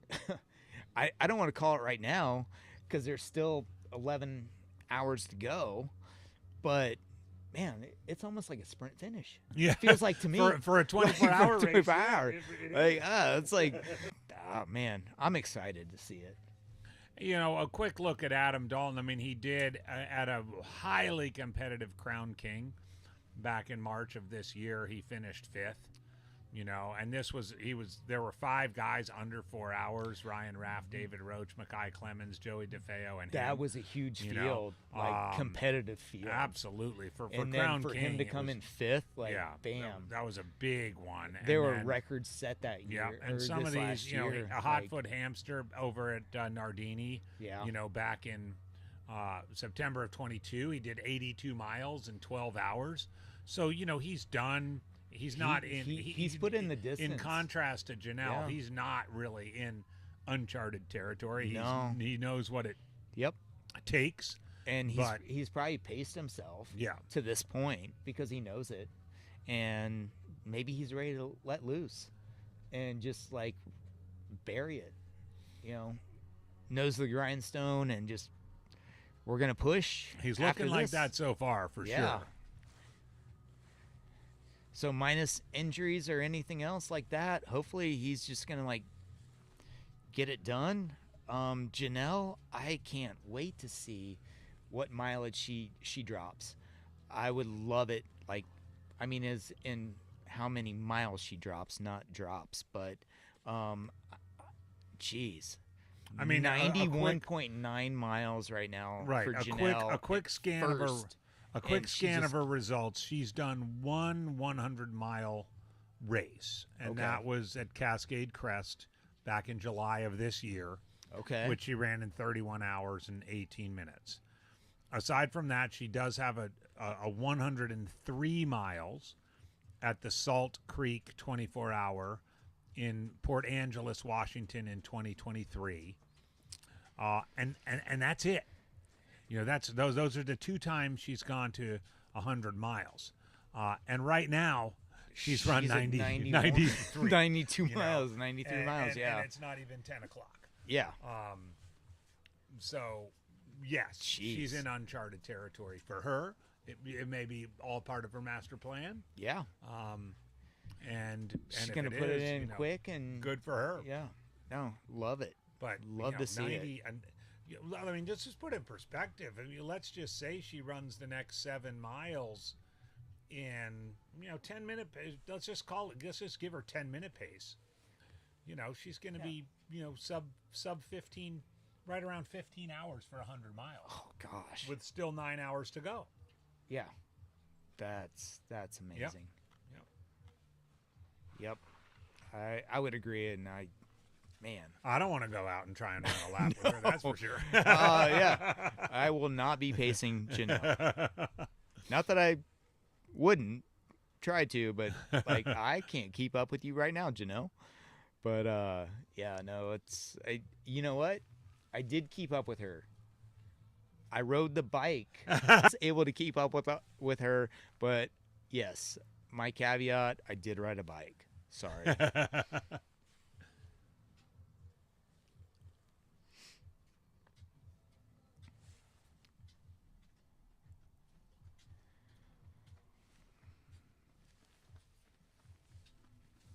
Hey, Jordan. So I've hit the aid station, by the way, because I'm an equal opportunity commentator. I've hit the aid station a couple of times now for my own sustenance, and I can attest that the chili is quite good. The meat chili with rice and a whole bunch of toppings. and corn.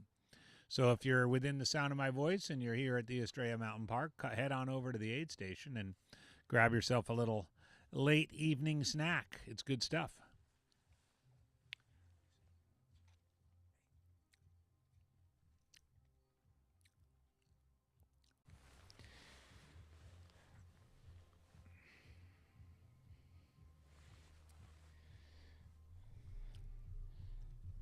All right, Andy.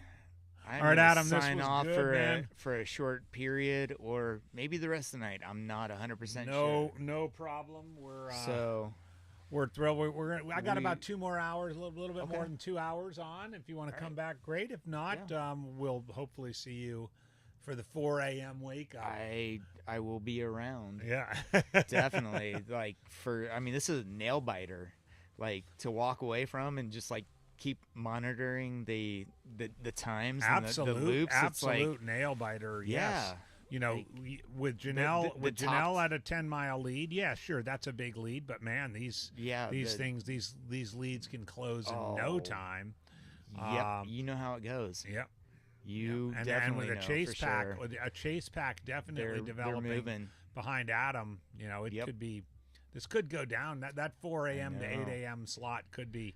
We could be calling a horse race here. Yeah, I would agree, and it's so fun to watch this kind of stuff unfold because like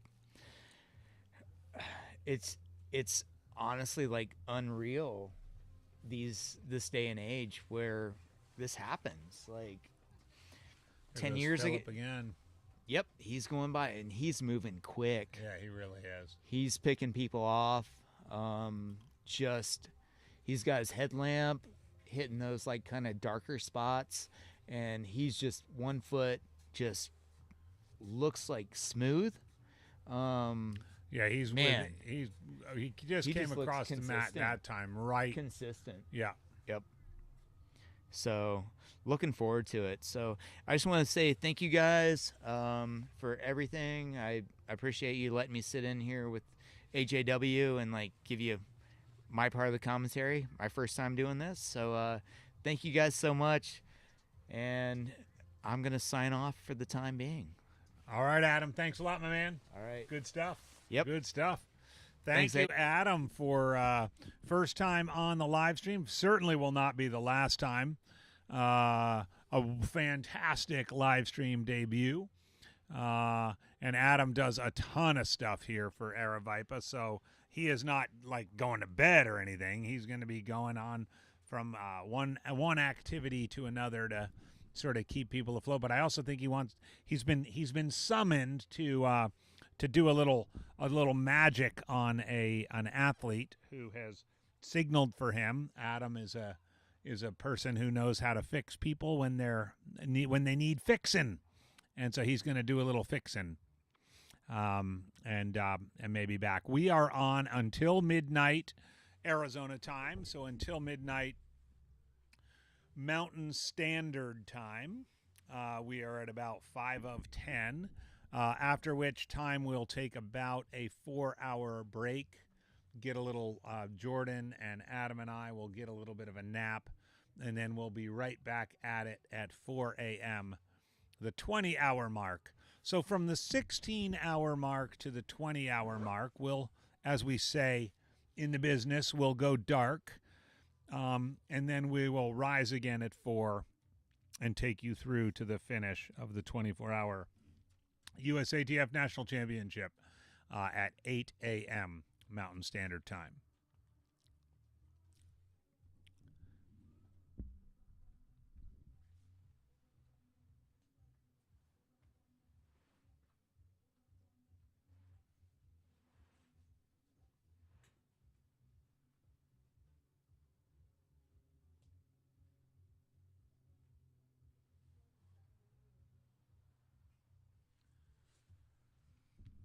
When I left for my trip to the aid station, for some inexplicable reason, my heater went out, and when I returned, it was somewhat frigid here for my very thin Arizona blood. Fortunately, Jordan our man on the ground flipped a couple switches, and the heater is up and running again. So all is right with the world. Thank you, Jordan, for that.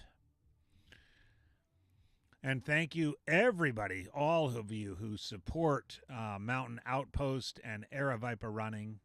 This is the 2024 FADOX 24-hour USATF National Championship coming to you live from Estrella Mountain Park outside beautiful Goodyear, Arizona. Goodyear is one of our sponsors, the town of Goodyear, a wonderful little spot on the southwest end of the Valley of the Sun. Thank you, Goodyear, for your sponsorship, as well as Squirrel's Nut Butter. Thank you. Gnarly Nutrition.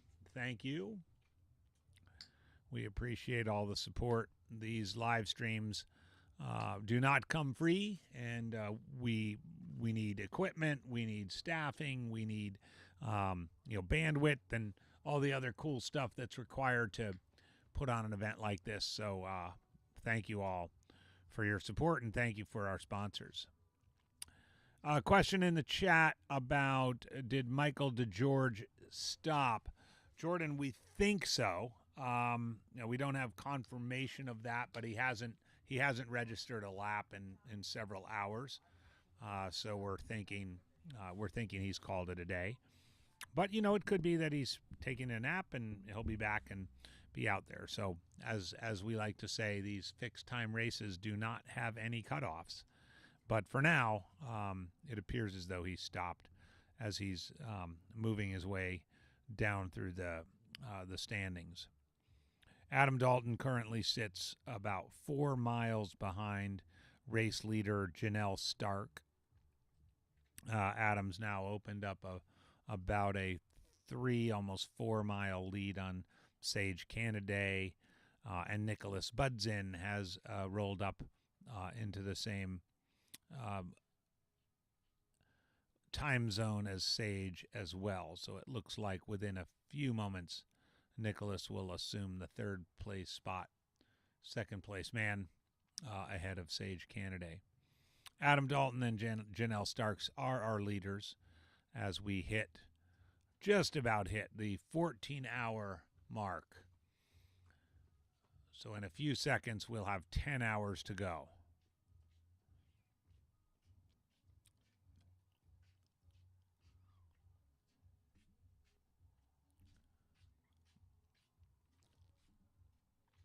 They'll change directions one more time at the 18-hour mark. We will be taking our rest at that point, but they'll change directions at 2 a.m., and that'll take them the rest of the way to the 8 a.m. finish.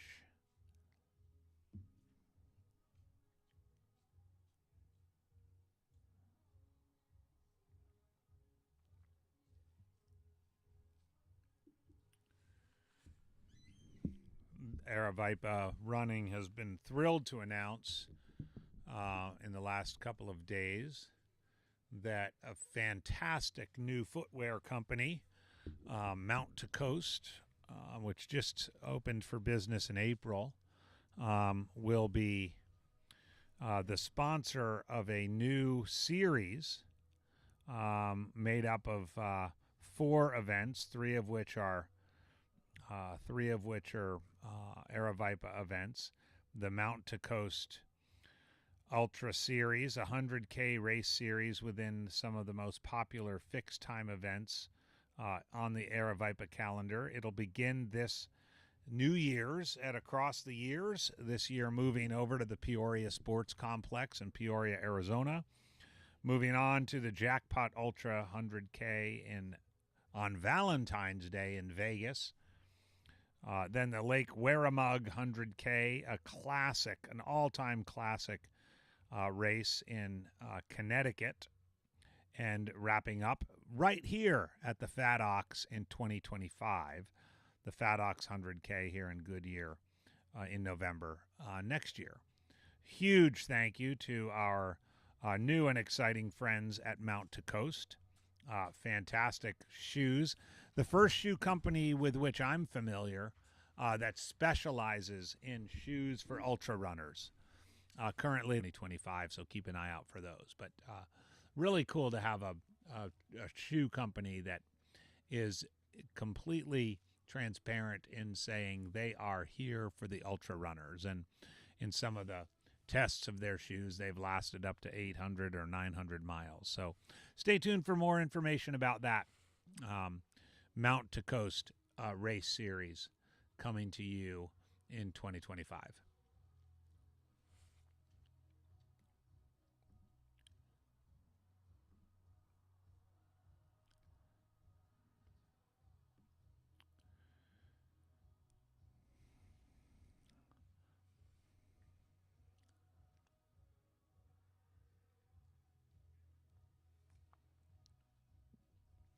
All right, we have rolled past the 14-hour mark. 10 hours to go in the 24-hour race.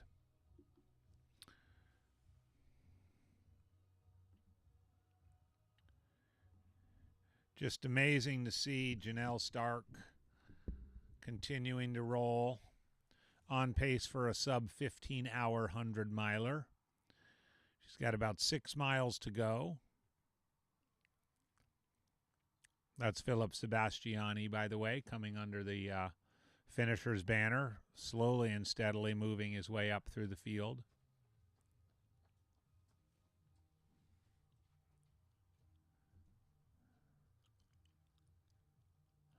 Tam Jan asked about the popular footwear choice of the day. You know, Tam, I will say I'm not seeing, in contrast to a lot of the ultras that I've been to in 2024, I'm not seeing a lot of carbon-plated shoes here today.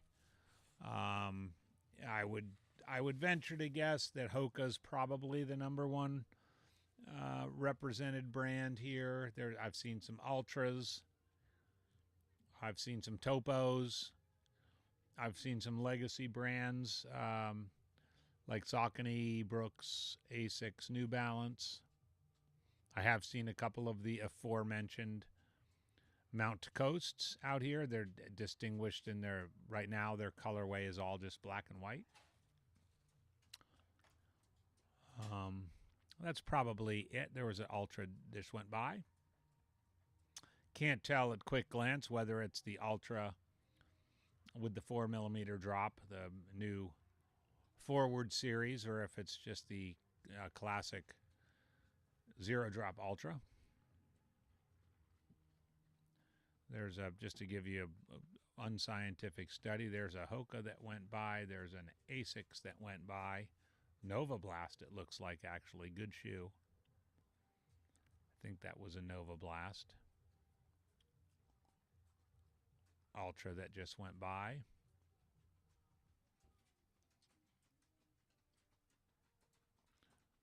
Mount to Coast. Asics. Couldn't catch that one. They were going too fast. Hoka. So that'll give you a little ballpark idea. That was just a dozen or so runners who came by the broadcast tent just now.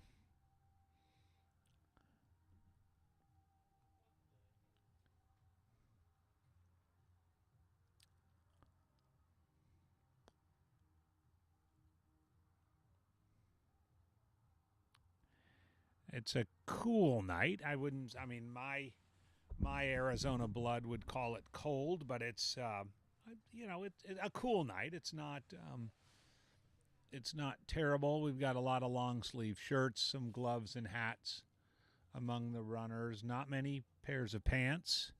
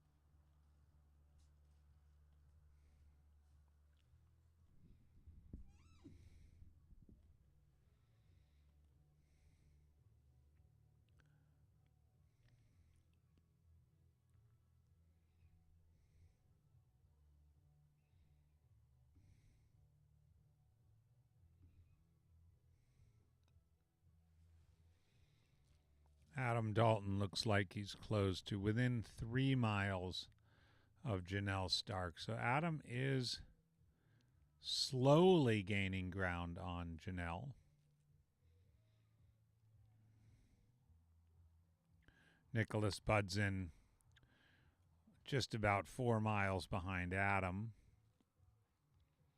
He's now assumed a third place spot, second place overall, over Sage Canaday, who's sitting in fourth place.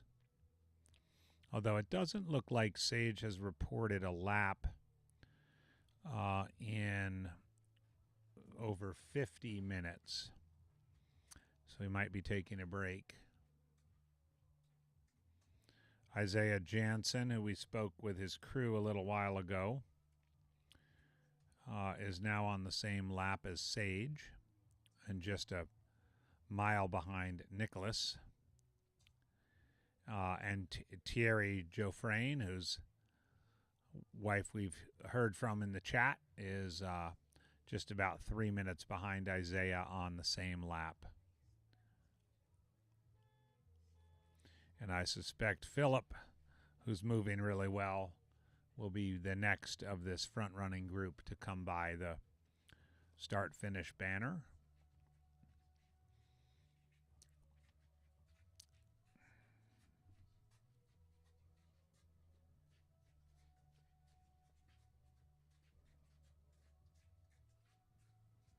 Thank you all for joining us. I know for many of you in Europe or perhaps back out on the East Coast of the United States, it's the middle of the night.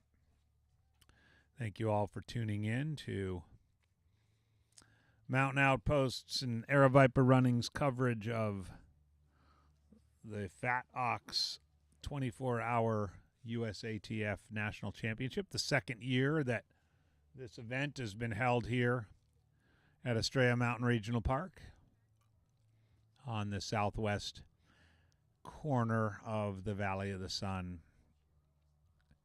outside Phoenix, Arizona.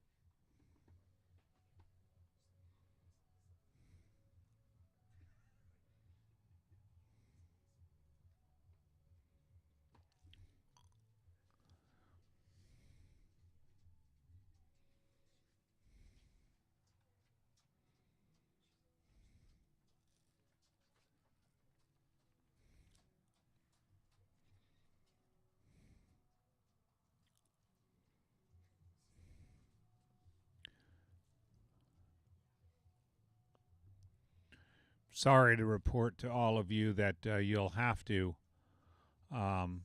make yourself, find yourself something to do next weekend, as it will be the first weekend in quite some time that we have not had a Mountain Outpost live stream. Of course, we had two this weekend here at Fat Ox, and then also out at a scintillating JFK 50 out in Maryland. But we'll be taking Thanksgiving weekend off from live streaming and then jumping right back in to McDowell Mountain Frenzy on December 7th, the third race in the Sonoran Desert Cup series of sub-ultra distances.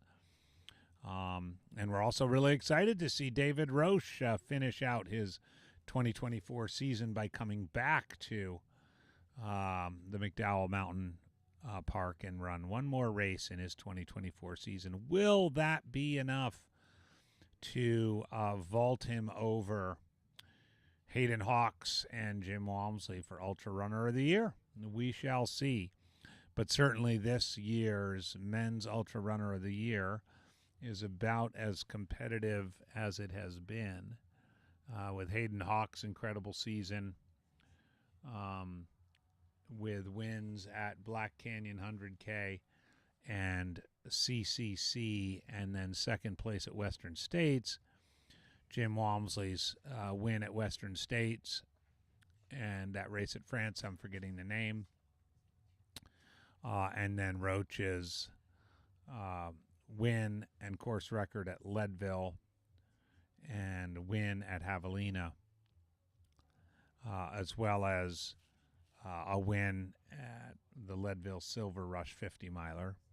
Will a win and dominant win, let's say, at McDowell Mountain Frenzy be enough to give the edge to Roche? I don't know. I'm a voter. I'm going to have to think about that. I've been kind of saying since Hayden won, ever since he won CCC, that he was my front runner for Ultra Runner of the Year, but I don't know. We shall see.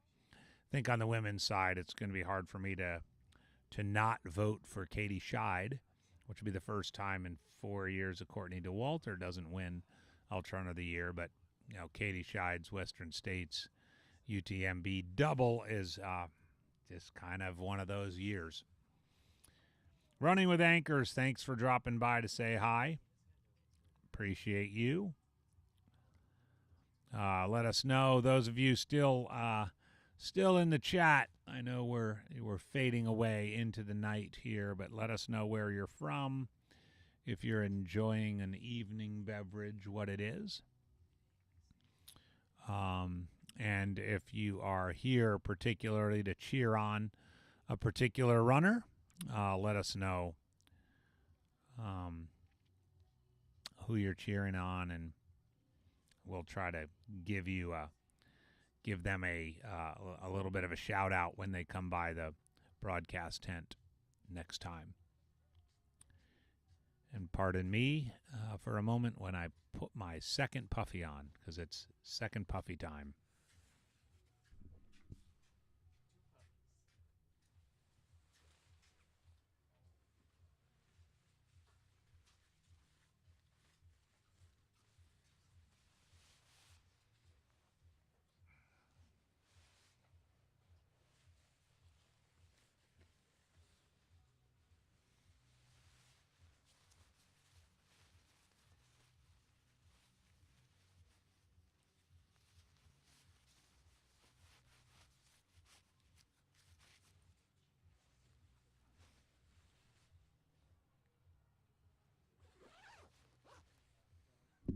If for those of you who don't believe me, maybe Jordan will get the camera on the studio just for a second to give you an idea of how cold it actually is.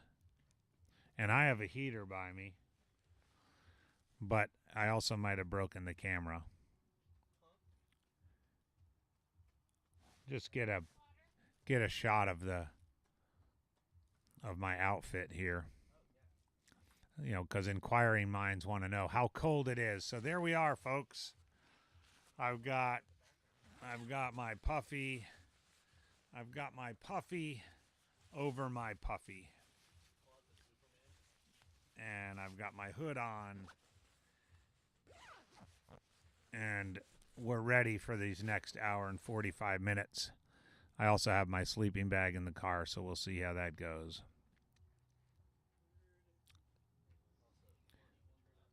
Running with Anchors asking about a Javelina recap. Yeah, I'm gonna do. I'll do an AJW unplugged on Crack a Brew with AJW at the end of this season before my final awards episode, and then as part of that, I'll be talking about Javelina 100. That was a great race. I was really happy about how it went. So thanks for running with Anchors.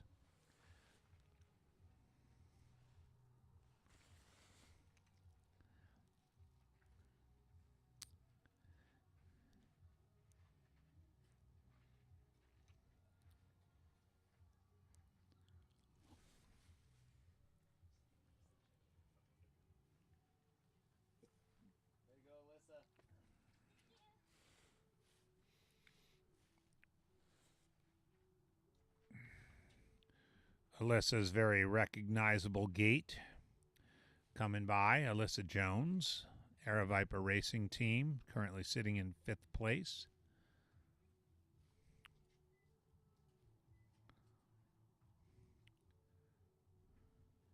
Just behind Megan Alvarado, who's moved steadily through the crowd, as expected.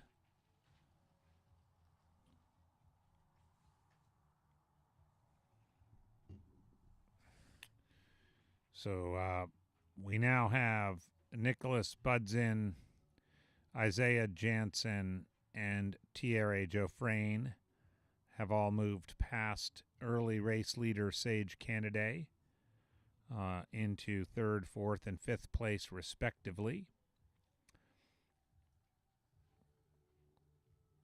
I would expect Philip Sebastiani next to come through, probably in about 4 to 5 minutes.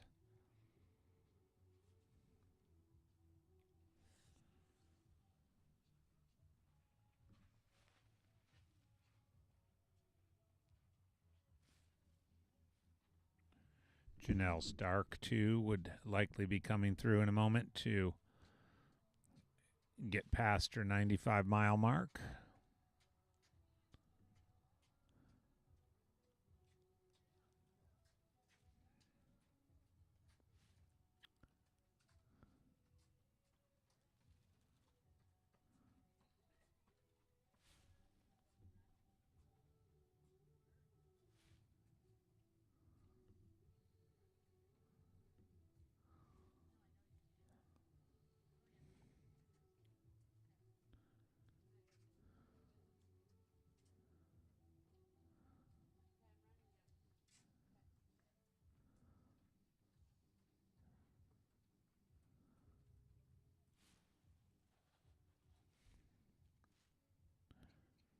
Yeah, running with anchors, the temperature swings, especially this time of year, are pretty dramatic. You know, we can have a delta.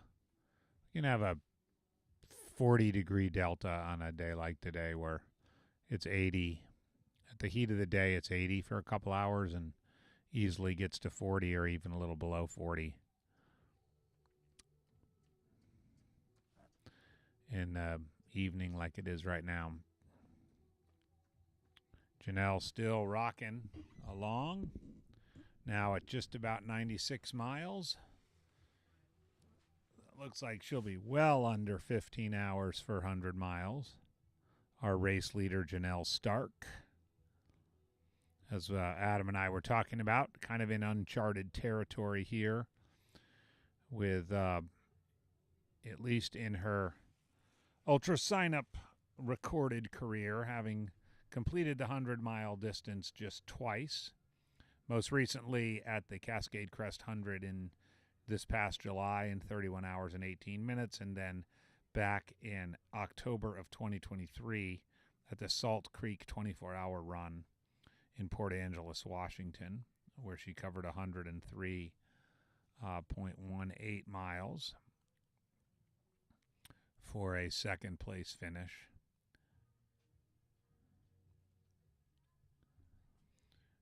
And it's likely that she'll hit that mark of 103 miles somewhere before we go off the air.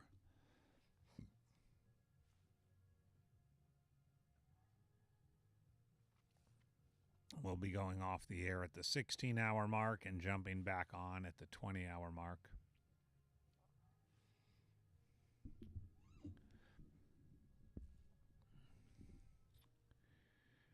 Janelle Stark leading the way for the women.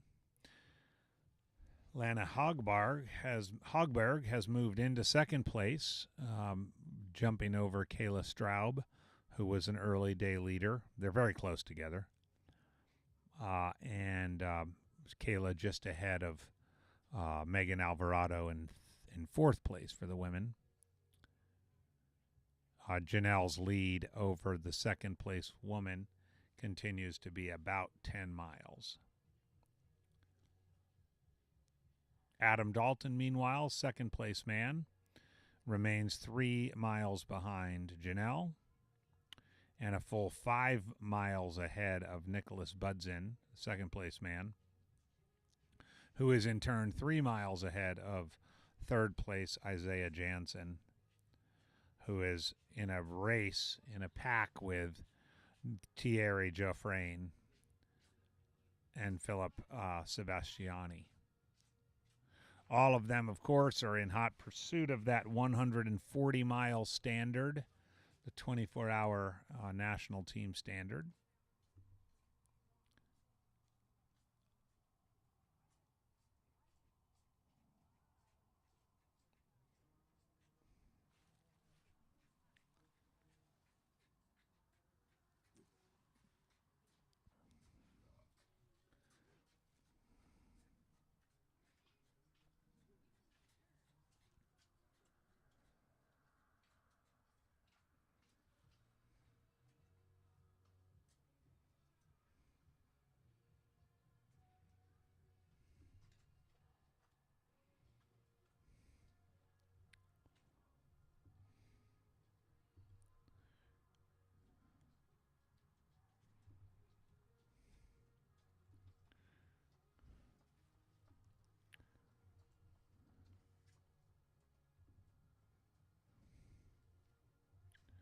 (2023) was the first time that Fat Ox was the USATF 24-hour national team qualifier, and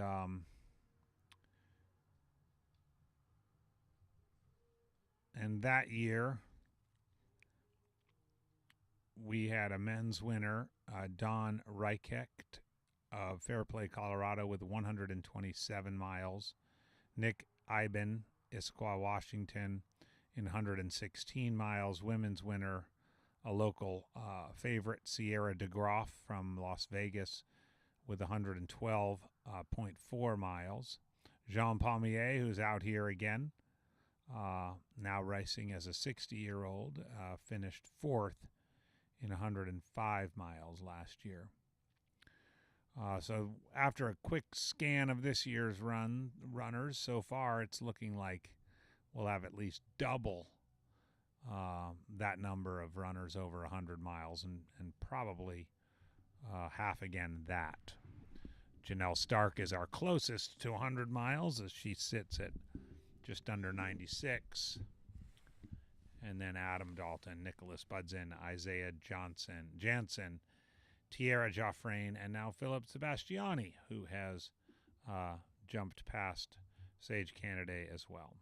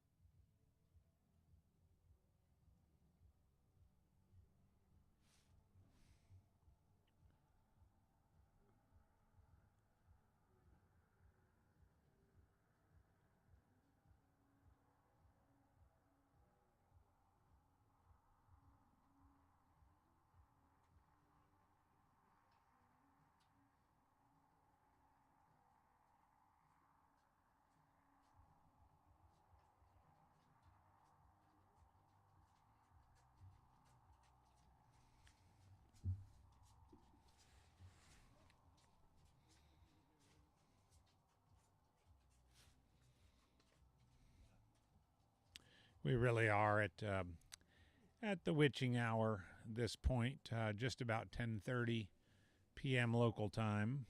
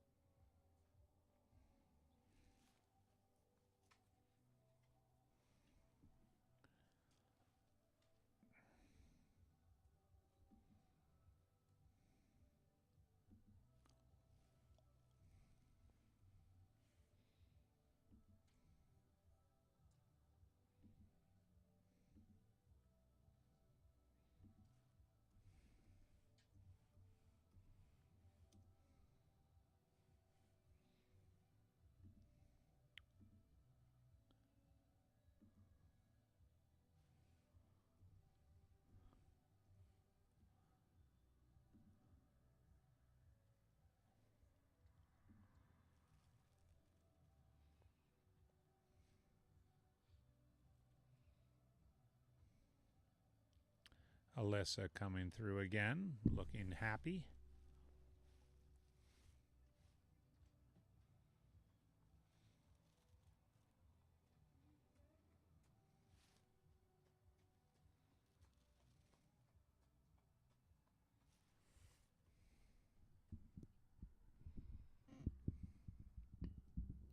Yes, comments in the chat about it being a long night, especially on November 23rd. As I think everybody knows, November and December, we're talking about 14, 13, even here in Arizona, 13 and a half hours of darkness. Makes for a long night.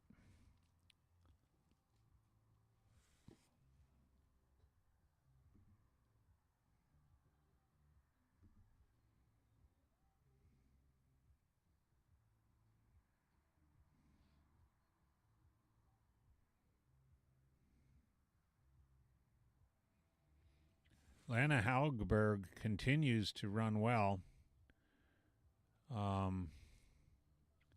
In second place and slowly chipping away at Janelle Stark's lead. Maybe too far to overcome, but there's a lot of time left on the clock, and she's now at 87 miles.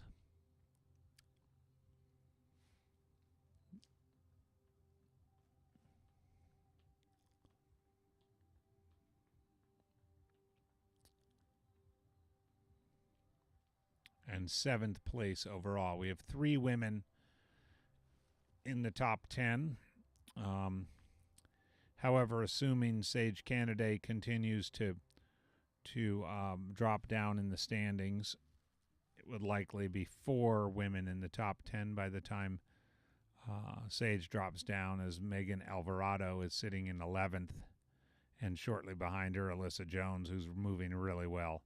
In 12th, Kaylee Frederick in 13th, Anna Haley in 14th, Lisa Cabiles in 15th, and Jenna Maffey, whose name we haven't mentioned much yet, in 16th, with Sonia Decker 2 spots back in 18th. So at current standings, out of the top 18 participants in the FADOX USATF 24-hour championships, 10 are women. That's right. Of the 18 participants, top 18 participants, 10 are women.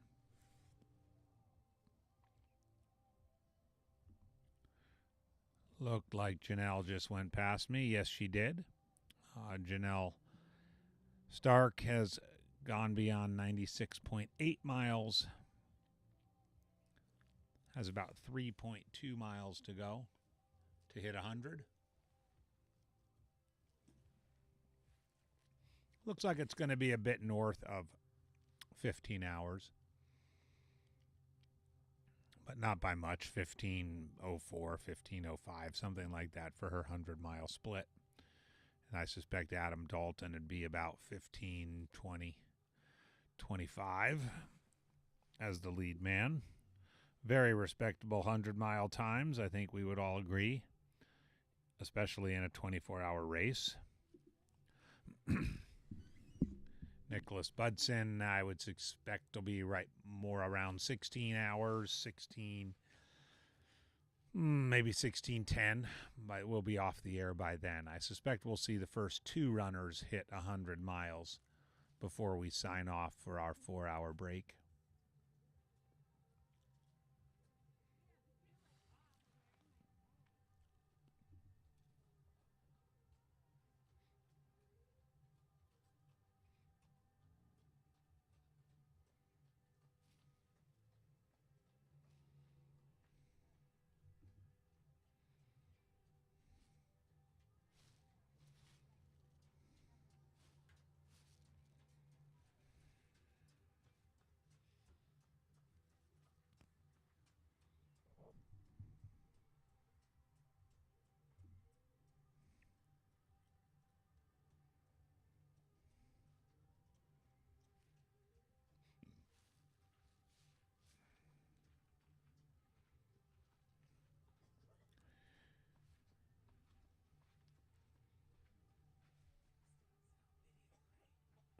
huge thank you to all of our sponsors. Goodyear, the city of Goodyear, Arizona. Gnarly Nutrition, bringing this to all of us, all of you. Aravaipa Running. There goes Philip by us again. Squirrel's Nut Butter, a huge and helpful friend of Aravaipa Running and Mountain Outpost. Chris Thornley and his team at Squirrel's Nut Butter. If you haven't used Squirrel's Nut Butter, well, you're missing out. Best lube in the business. Go get you some.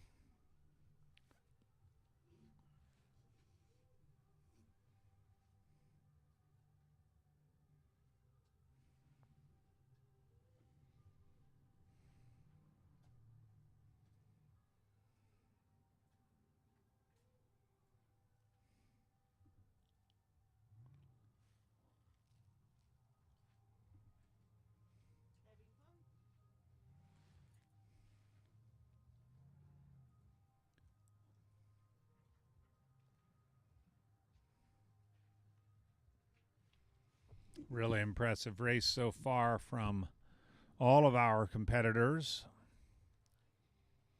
Going a little bit down the results, Jean Pommier, 60 years old, from the Bay Area, has hit 63.5 miles in about.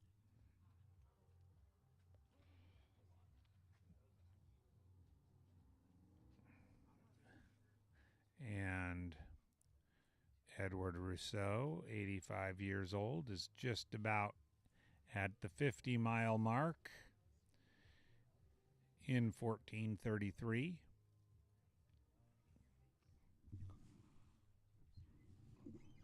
Certainly a likely age group record for 85-year-olds. In the offing for Edward.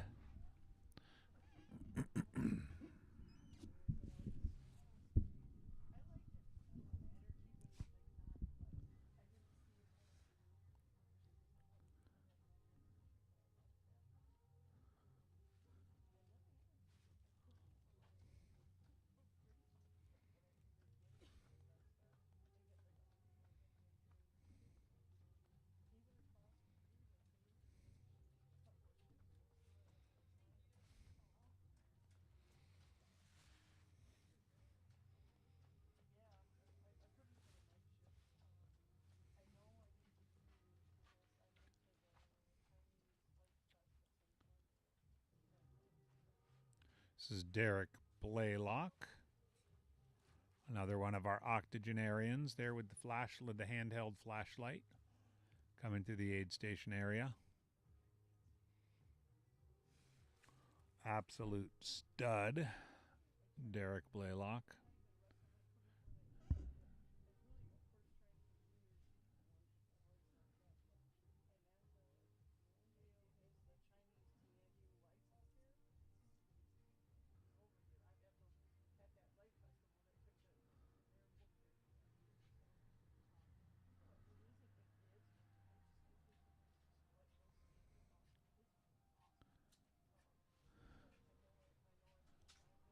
Megan Alvarado coming by our broadcast area.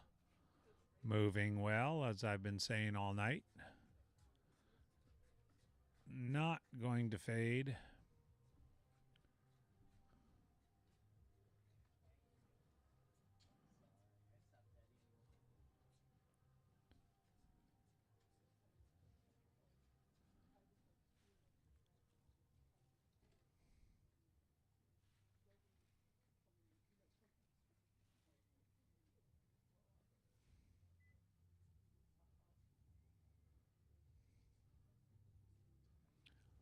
Lisa Cabiles just came by our broadcast area looking good. Kind of a steady walking.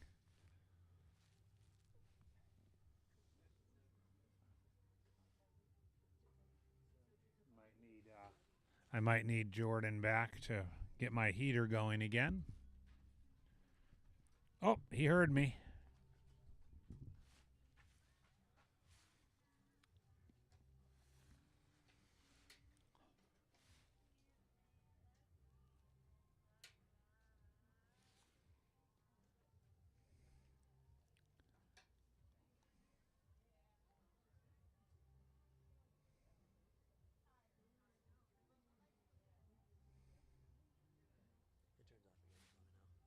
Okay. Travis Lawn Car asking if I ever thought I'd see 508 at JFK. Absolutely not, Travis. Honestly, when I was there for Jim's 526, I thought, as did Mike Spindler, that it would be on the books for a long, long time. And then along came Peterman, and then along came Hayden, and now along has come Sinclair. I know Sinclair's a stud, but no, I didn't think I'd see 508. I mean, I guess this means at some point we're going to see sub 5 there. Just like at some point, I guess we're going to see sub 14 at Western States.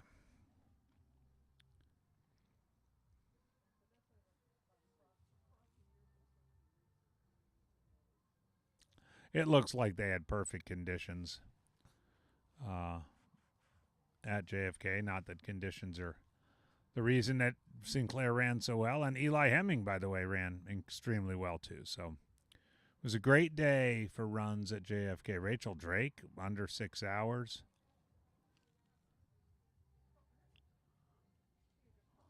Yeah. Hoof.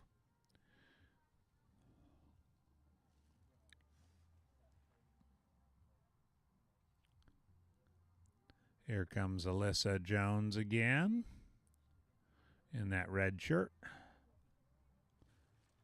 24-hour USATF National Championship.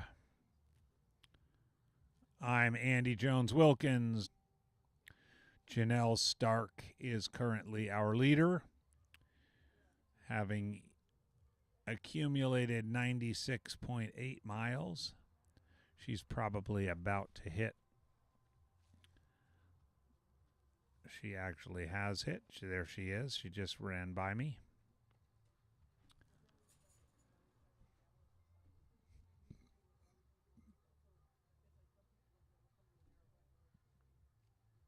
$97.8. Not going to quite hit sub 15 for 100, but I suspect she's got bigger fish to fry. She's thinking more.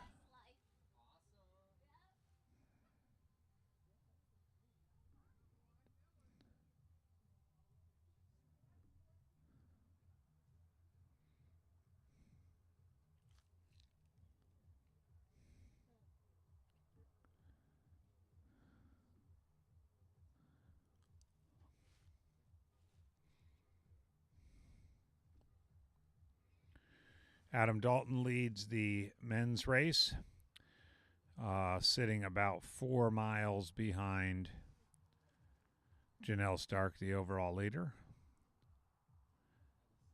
And then Isaiah Jansen, about 4 miles, almost 5 actually, now behind Adam and Thierry Joffrain. There's Bobby Kehoe, the legendary Bobby Kehoe in the fluorescent green jacket, coming through the start-finish corral.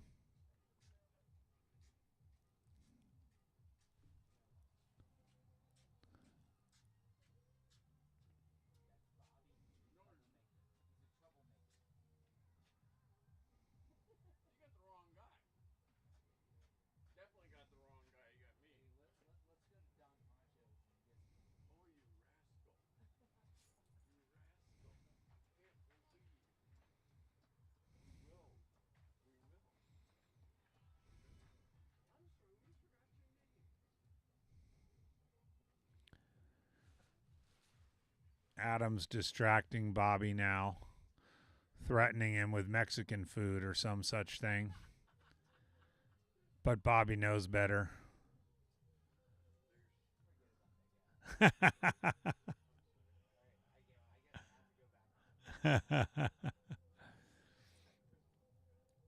Thierry Joffrain in third, Nicholas Budzin in fourth, and Philip Sebastiani in fifth. We had a wonderful conversation with Philip's crew earlier today. We'll hopefully meet up with her again in the early morning hours.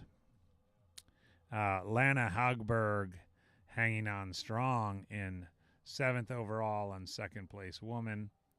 And Kayla Straub about 9/10 of a mile behind her in eighth place overall and third place woman.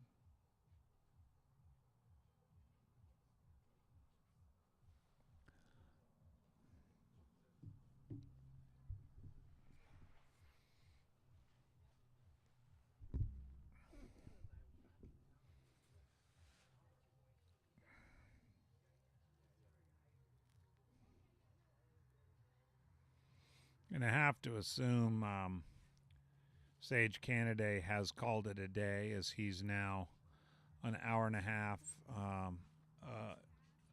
in arrears of the last time he finished a lap.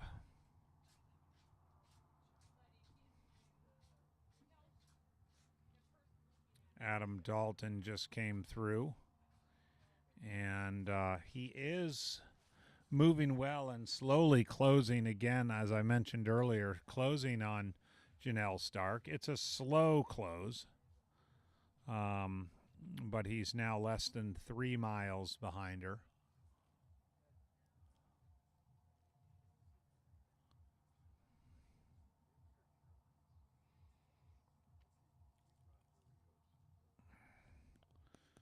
And Isaiah Jansen.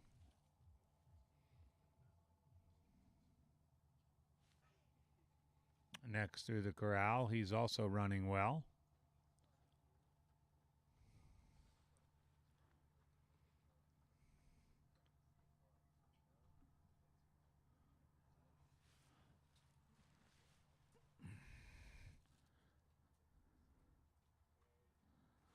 Isaiah let out a bit of a sigh when he came by our broadcast area, but I suspect it was a good sigh. He's still sitting about 6 miles behind Adam.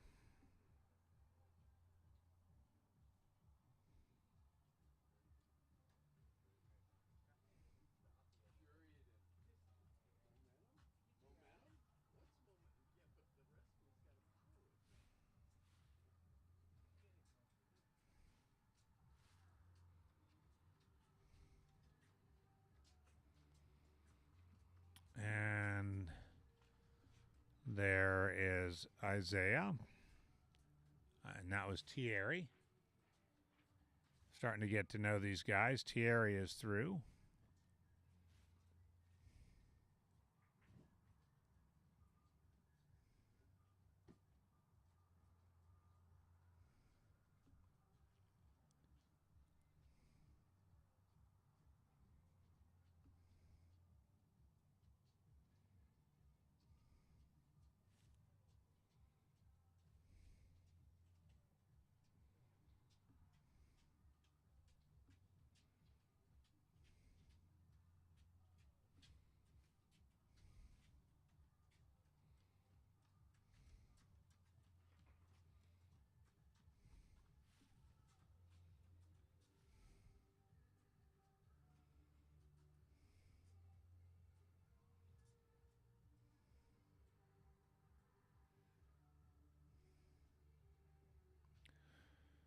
So it looks like Thierry and Philip have leapfrogged over Nicholas, as Nicholas might be taking a bit of a break. He's not completed a lap in 30 minutes, so I'm suspecting he's maybe taking a little bit of downtime. Someone who's not taking downtime is Megan Alvarado, as she just rolled by our area again. She's running basically sub 10-minute miles. There it is. It's refreshed, and she's at fourth place woman. Show Gray is next on her sights.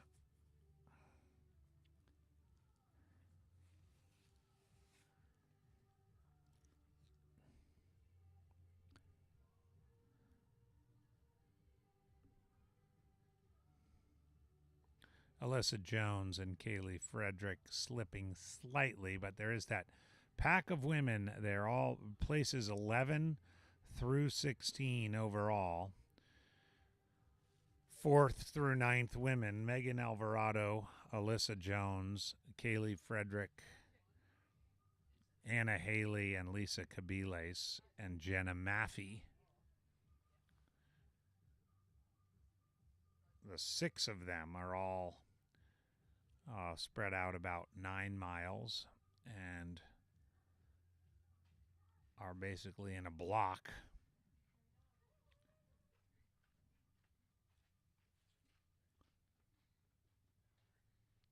And as I mentioned earlier, 11 of the top 19 participants, 11 of the 19 participants are women.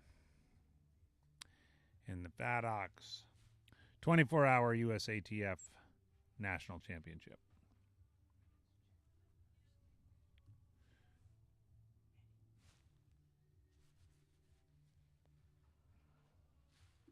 Adam's coming back in.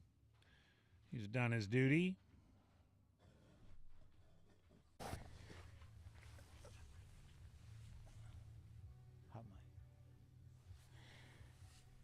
Hey, Andy. Adam, good to see you back. How are you? I'm doing fantastic. I heard that people are missing me. Is that true? Oh, yeah. Like, put it up in the feed if you miss me or not. I heard a couple people liked my story. Oh, yeah. Possibly. Everyone, they were like, I don't want to sit here just listening to AJW this whole time. Yeah. I can listen to you all day long. I like it. Fortunately, you don't have to.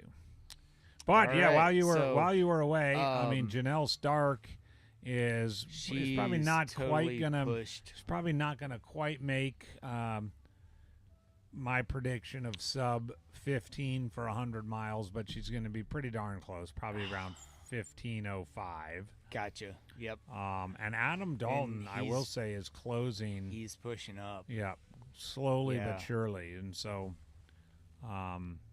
And when I see each of them come by here, I mean, they're both moving well, but you can just kind of see Adam's just moving a little bit better. Yeah.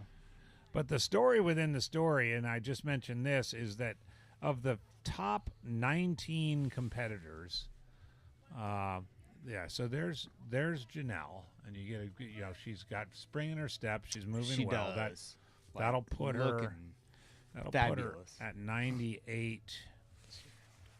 Should be her 98, and then we should momentarily see Adam because he's been.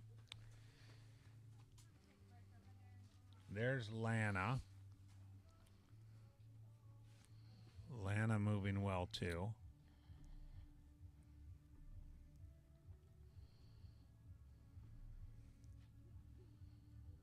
But for those of you listening, we're kind of talking about those we see in front of us. They come by in front of us about 30 seconds after they cross the timing map, but the timing map doesn't always refresh immediately, as we're seeing with Janelle's right now.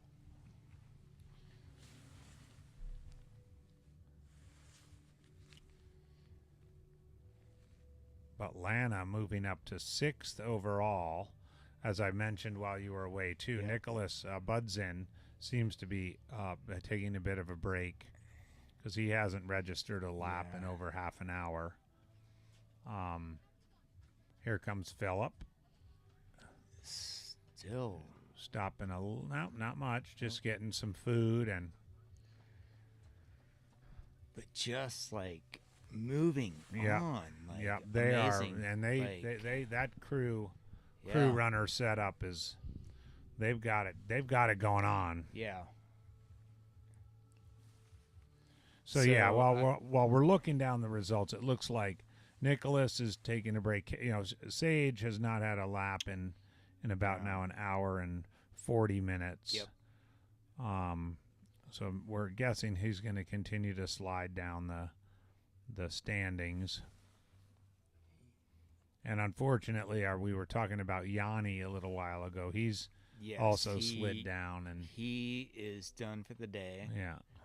His crew, they are gone. Are they really? Yeah. So he's done. Sage was talking with John, the race director. He's done for the day. Okay. So he's out. So we'll see those like other folks that are like top 15. They're gonna start moving up. Yeah. So the story there is. I got a little story with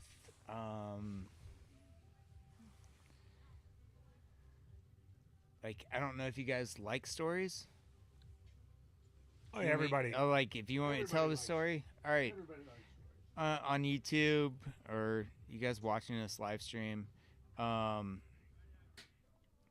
So I got a quick little story with my girlfriend came by today and brought her puppy who's like 12 weeks, and it's Isaiah's crew is right across from us, and they had their little boys here earlier, and it was so cute. The puppy just loved the boys. Nice. And like went right after him, like wanting to play, and he had a good time. And unfortunately, I think the boys are gone now. But yeah, apparently they went home with Grandma. Yep. But like Isaiah's crew is still there, and he's like moving up. He's into third now, and it's awesome to see. And he's like you said, like he's just like moving, grooving, and like touching base with them each time. But he just like is on the prowl. It seems like, right? Oh yeah, 100%. All right, there goes Adam.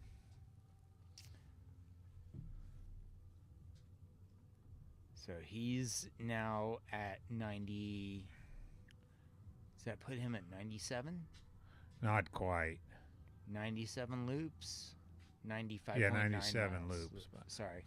Yep, that's right. So, yeah, because Janelle's hit 98.8. Yep. You were like close on your mark earlier talking about that, of her hitting 100 miles at 15.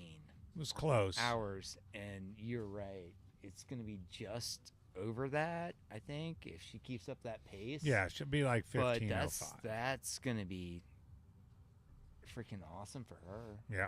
Oh, I mean, that's a good 100. That's a new step. It's a good 100-mile time. Yep.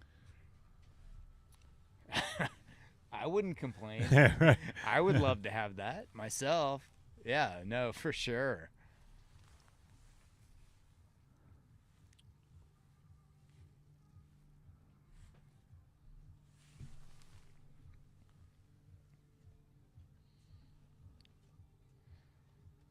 So we have the static cam going right now through the finish line.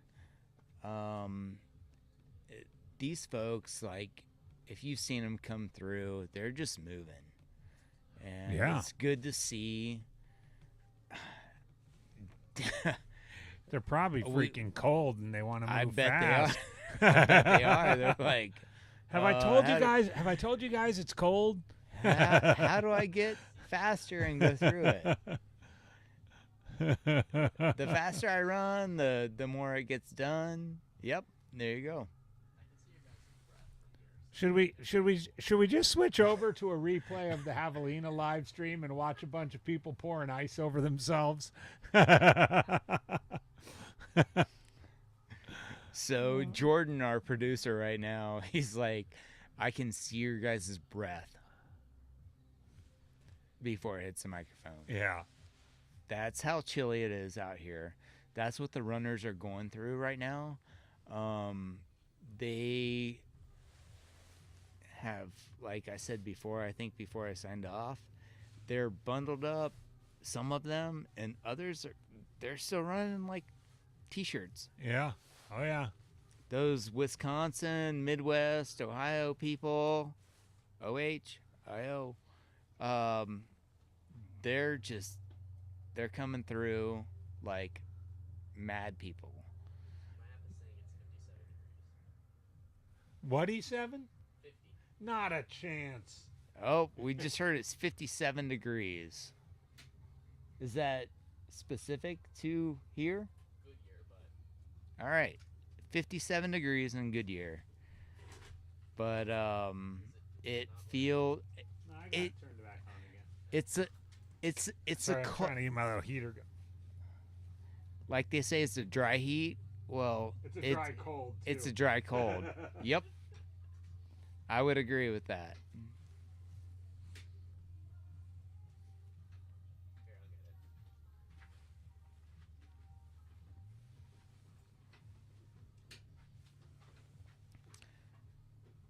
And speaking of cold, we're trying to get the heater Trying to get Jordan to get the heater cranked up. Yep.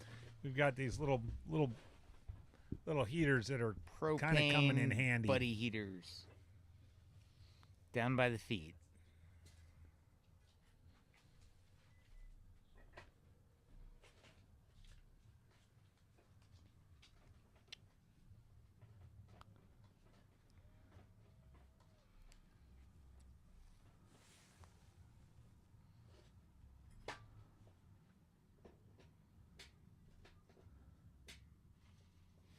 All right, so you did get the intel that both Sage and Yanni were calling it a day. That is correct. We don't know about Nicholas Budzin yet, but we know that he's now been 42 minutes since he completed a lap. Went through. Yeah. Correct. Yes. So he could be taking a break. Oh, you got a new thing of fuel. We're going to be good. We have hit the 15-hour mark. 15 hours into USATF 24-hour national championship, coming to you from Estrella Mountain Regional Park on the southwest corner of the Valley of the Sun. We could use some sun right now. It would be fantastic to get that warmth. Unfortunately, where we're sitting, like even like the direction, like it wouldn't hit us. It wouldn't for a hit while. us. It wouldn't hit Nope. us. It'd be too far over. And since Jordan's making us come back on the air so Yep. early at 4, it's still going to be dark when he wakes us up. Yeah. Because he is going to wake us up. Oh. So if there's some of you out there listening, we do come back on the air at 4 a.m. And in order for this broadcast to be at all coherent, we're going to need some coffee. I'm just putting it out there. Double strength. Multiple. Exactly. Like, we're going to need. espressos We're going is to what need some need, coffee. right? Just look for the red tent. Yep. Just look for the red tent that says Mountain Outpost. Look for Jordan. Oh no, Jordan will still be asleep. Yep. Probably. Maybe he'll be asleep right under Zach that will be table, up. though. But Zach will be up. Zach will be here. He will be running the mainstream at that point. And Andy and I, hopefully at that point, will be... will we be sleeping or not? Hopefully. Well, we have to come on the air at 4. All right. Well, never mind. We won't be sleeping at all. Because that's hour 20 to hour 24. All right, Yep. there goes Janelle again. Yep. Still Janelle moving. just Almost a she's just like- metronome out there. Janelle Stark. Yep. She Just almost ran has by like us a again. gait of Alyssa Mhm. Jones. Yeah. They almost have the same gait. So that's 99 point air. The clicker hit 99.8 miles Yep. in 15:03. So right about that Ramada out there, she's going to hit 100, and I'm guessing it's going to be about 15:05. Of course, we won't have an exact split on that, but that's a pretty impressive 100 miles. And we should see Adam next. The way they've been apart by a couple of minutes on each lap. Like 3 laps, and then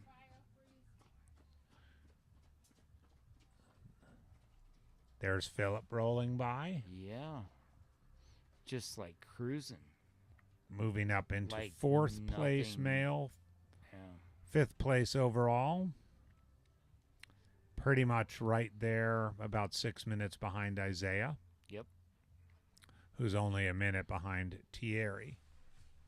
There's our board. Thank you, Jorby.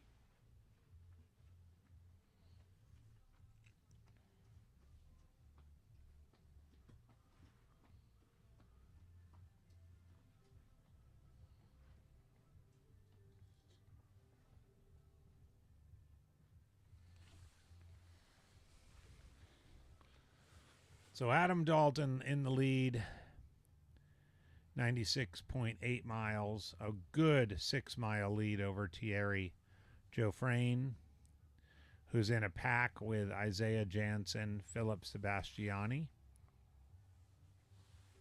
This, as you see the screen here, this is Adam. White hat backwards. He'll come up on us in a second. Yep. Looks like he was taking a little refreshment.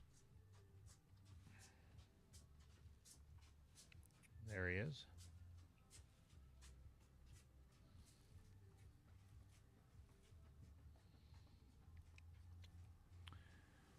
Nicholas Budson, who we've noted has been kind of sliding down the field. Should be Show Gray next. Sage Canaday, who's also been sliding down the field. Stan Barry, who we haven't talked about yet, 65 years old, if I'm reading that correctly. At 70.1 miles. Might be incorrect there on the board. Nope, not incorrect.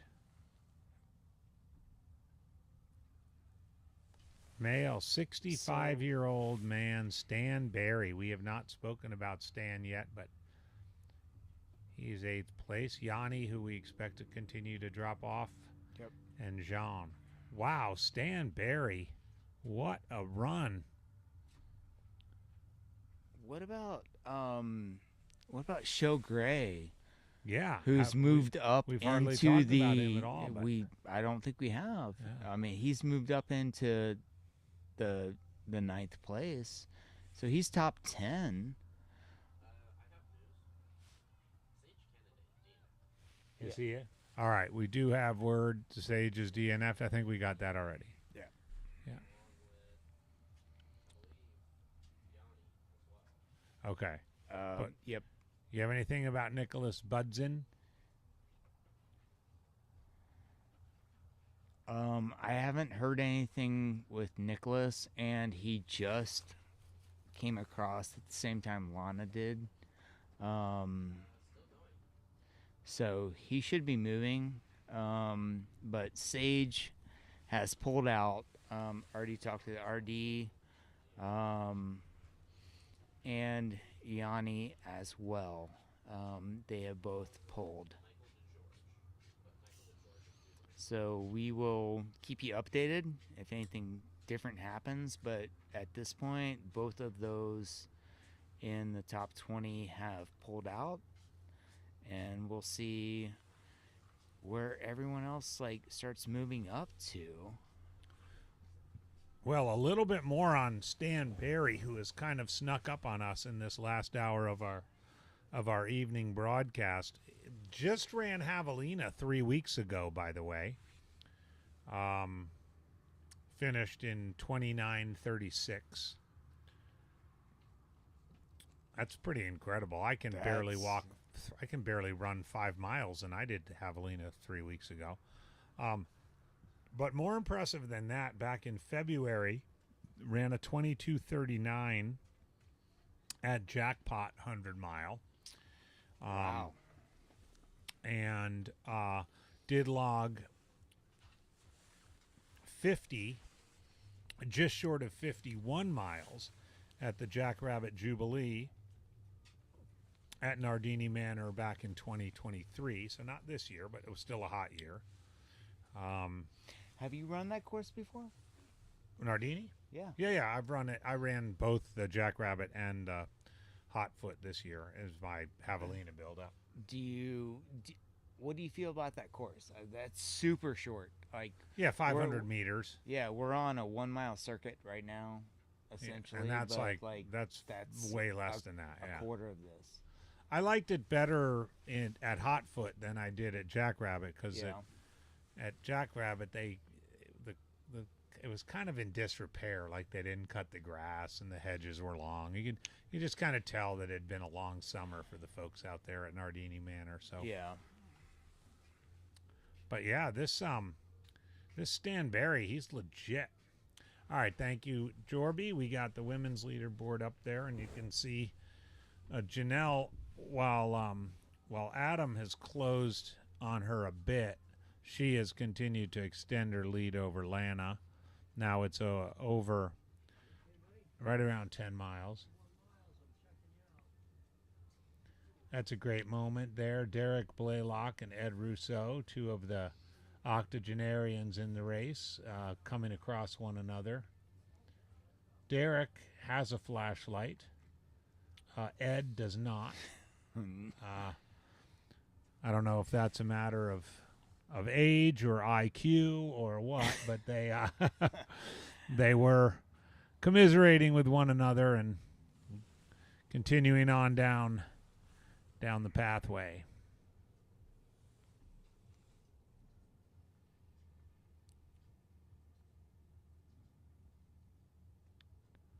So I'm going to guess that we have now had Janelle hit 100 miles. I think in the black it looks like Alyssa she had a red shirt on for a long time, but that definitely looks like Alyssa there, all in black.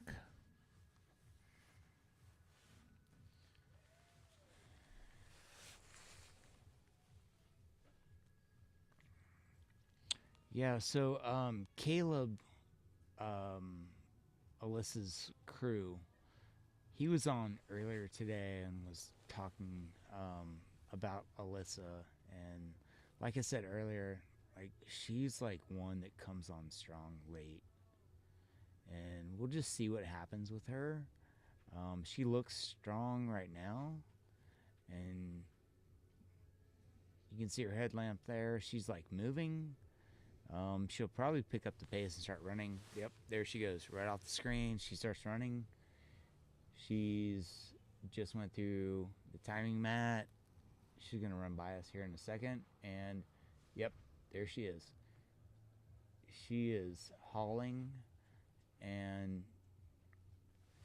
just typical gait for her, and just moving. So, do you think that's a good way to go? Like Yeah, start yeah. off slow and then like Oh, like definitely. really start to move into it. For sure, Yeah. yeah.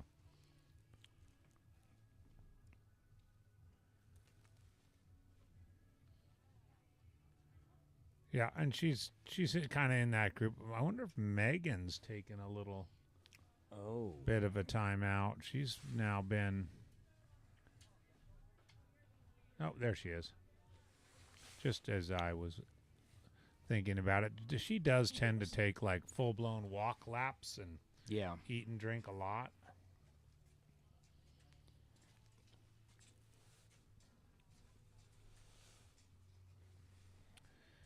I do think the story, and it's been the story now in ultra running for a while, is the women's race here and women ultra runners in general.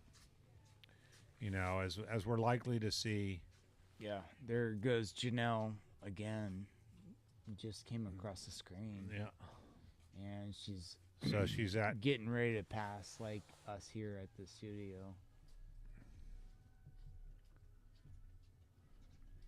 And yep, there she goes. Wow. looking great. So there she's. She looks full and strong, and she's now, what, over 100 miles? Yeah, she's over 100.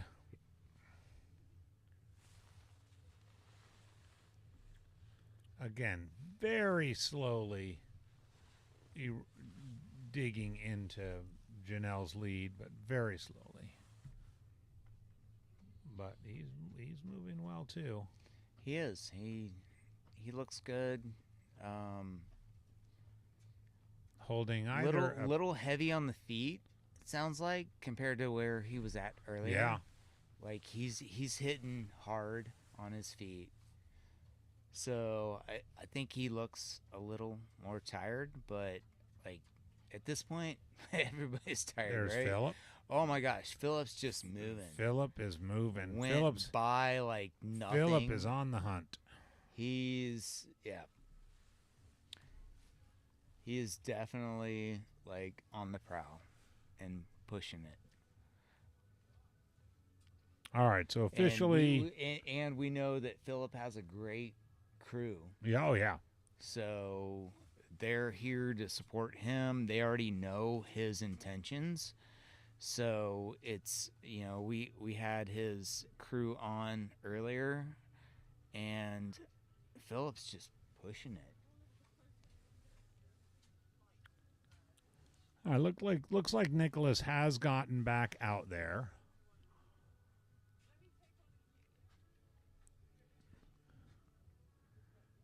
Still holding on seventh, fifth man, but also officially Janelle is at a 100.8.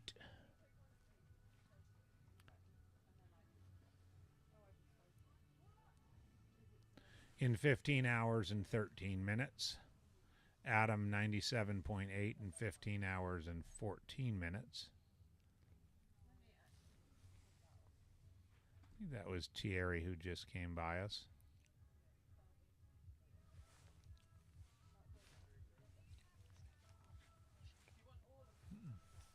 Oh, that's cool. Oh, yeah.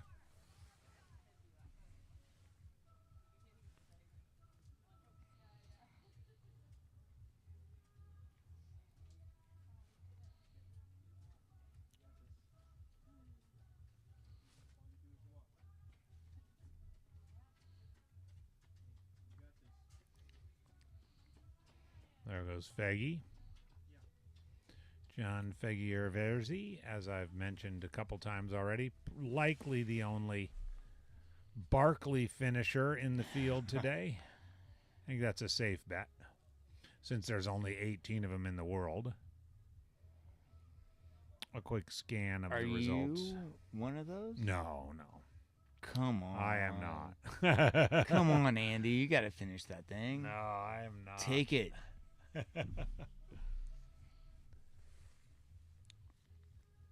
You would be the epitome of like ultras. You've done everything else. Yeah. I know Barkley holds a different It's a different standard. deal. Yeah, it's Yep. a different deal. for sure. And most of you guys who have seen it or know of it, like Jamil himself has attempted, and it's Yeah, Jamil's got a fun run there. I Yeah. mean, that's no joke. yeah, All right, is that Stanberry? fantastic. Is it? Let's Stan just just see go if it- through the Let's start. see if it pops up there. Okay. There he is.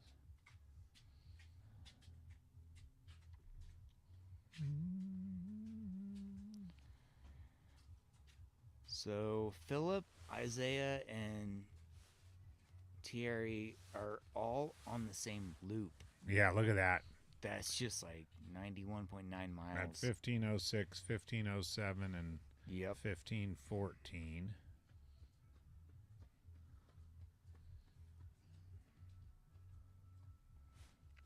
I hear And- someone puking. Oh. Do we have that? It had that. Oh. It had a distinctive sound. It sounded like it. Yeah. I would agree. That's what we do.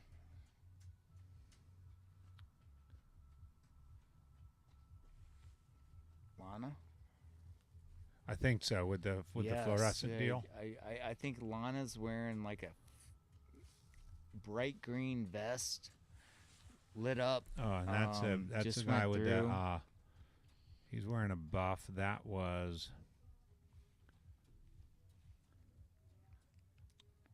Was that Nicholas? Behind Lana? Nope. Nicholas is not registered. I think that was Isaiah. Okay. Yeah, Nicholas is. He might just be walking. Show has come. You were right to point out Show. Show has moved. Show Gray. Yep. He's moved up to 9th. Yeah. 6th male overall. Put in 90 laps and like he's in the top like 3 to move up. Yeah. If Nicholas and Kayla don't continue or they still continue, like he's moved into that spot. Mm-hmm.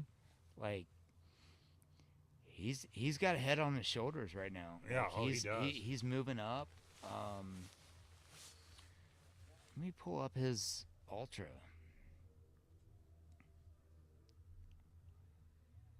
That might be Nicholas right there. He's rocking a hoodie and a puffy. Looks like a guy who's going to walk a couple laps and see how that goes. Just knocking it out. One foot in front of the other.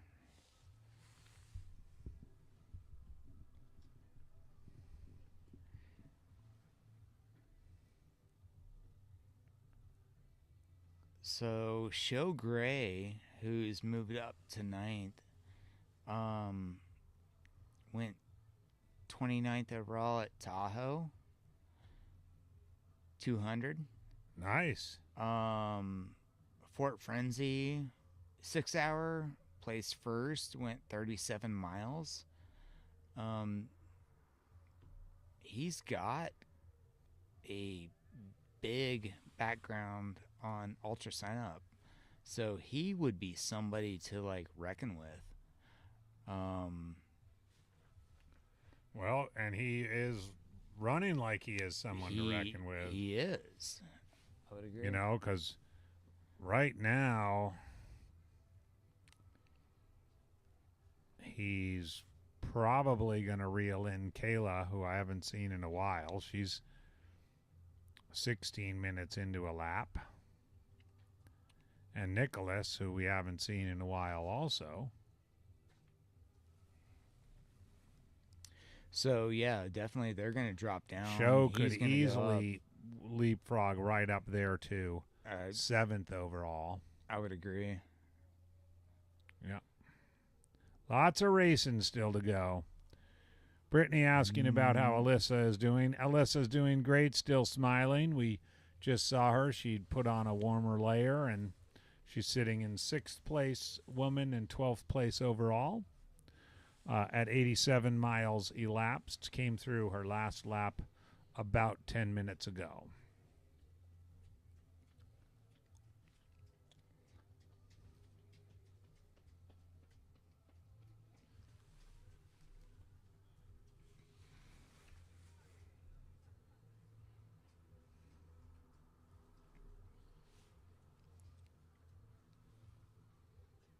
Did she put that in the chat? Did Brittany put that in the chat? Mm-hmm.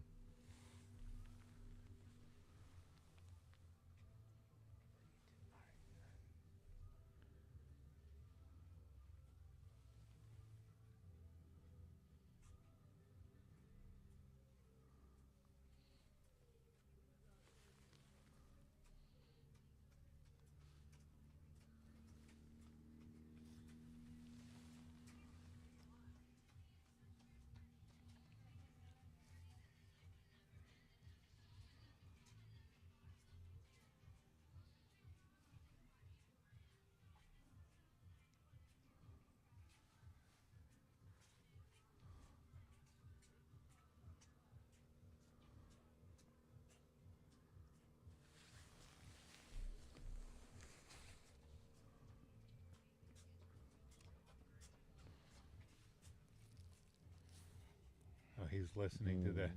Wow. I think Phil- Isaiah just went by, like, flew by. I think Philip is listening to us. Crazy. Yeah. I guess that's one way to keep track of the competition. But Philip Yeah. Sebastiani, of the runners who've come through in the last lap, is moving by far the fastest. And that includes Janelle and Adam. Just blew through here. Had to be a sub. Jeez. What was that last lap? That was crazy. How quick, like, no aid, just like went through, Yeah. picked his stuff up, and gone. In a heartbeat.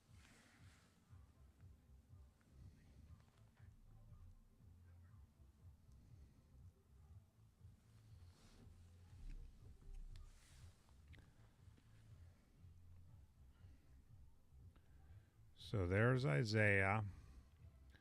There's Thierry.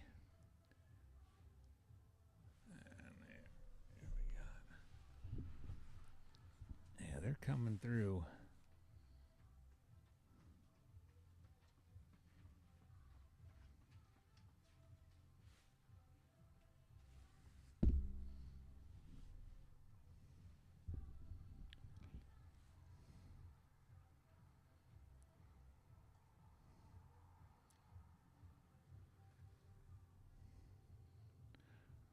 There's a nice shot of the Ramada area, about halfway around the loop.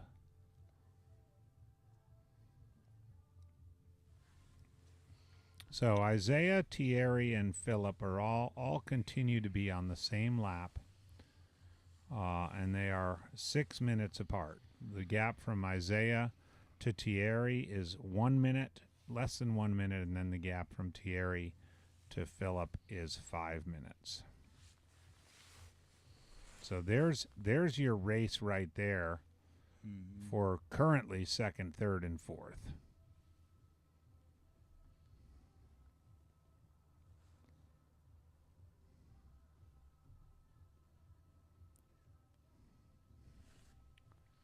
So do you think at this point the darkness like weighs in on people? Yeah, Like I mean, like we're looking. And Yeah, I mean, so, when like, you look going at- across, well, I Jordan think just they're flipped it over. they're so immune to it at this point. You know, they've just been They're just on track, running in the dark. literally on Yeah. track. Mm-hmm. Yeah. Okay. Like the Ramadas and the lights and stuff like that don't have much effect because I they're don't just think like so. in the zone. I do wonder if Janelle has decided and is only 2 miles behind, and we haven't seen Janelle in 14 minutes. And that's not unusual for a runner, 24-hour competitor to hit that 100-mile mark and take a little bit of a chill time. Especially when we talked about earlier, like she hasn't really hit that mark, but Yeah, a she couple hasn't. of times, Right. And it wasn't at that speed. It wasn't at that speed at all, No, yeah. none. So yeah, that's definitely a cause for concern with her if she's gonna like try to uphold this. Yeah. And just like keep going. Well, and Or she could also is, be like, okay, whoa, let's I just hit 100 miles and faster than I've Drop ever it. done it Yep. before, So let's take a deep breath, maybe eat some food, Yeah. change clothes, kind of do a little reset. If she's gonna decide to be out here for 8.5 more hours, Right. Yeah, there's still a bunch of time to go. yeah. Second. Don't tell Isaiah, but screw Isaiah. There's Janelle. Yep. So it was a short break.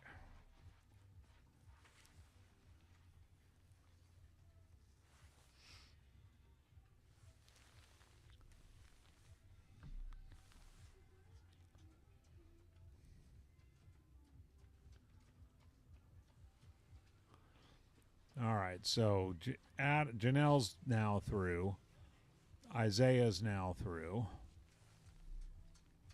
No, sorry, Tierra. Thierry was the one who was shouting at us to. He's back into second.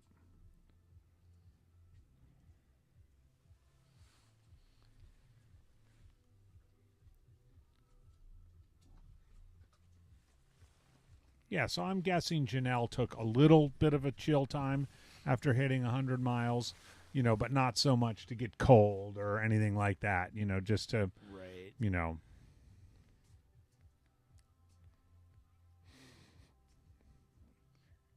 If she, it would be interesting to know what her mental status would be based on like hitting that 100 miles in that time frame that she hasn't done before. And then like you just said a minute ago, like, well, is she taking a break because she knows she already hit it, and is she getting more sustenance and things like that? Like, I wonder. I want to go run with him and walk with him, and like talk. I mean, I think it'd be like super cool, like to figure out like what's their mentality, what are they thinking, and it'd be a good aspect to know. you need to run 130 miles. If you win, you're a woman, you need to win and run a minimum distance of 130 miles. Right? Okay. So she needs to. You said that earlier. She needs to run 28 more miles. Yeah. She has 8.5 hours to run 28 miles. Yep. We know she could crawl that. Right? So you put that in perspective, and then it's like, okay, well, then what else is there to run for? Yeah, what's the other aspect? Right. Like and how far? Right. How far? Do you go for some Right. do you go for some sort of number? It's not going to be a world record or an American record or she's not in that range, but do you go for some number? Well, let me see if I can get, that might put her in good stead. White hat, and he just went by us pretty quick. Was it him that went through?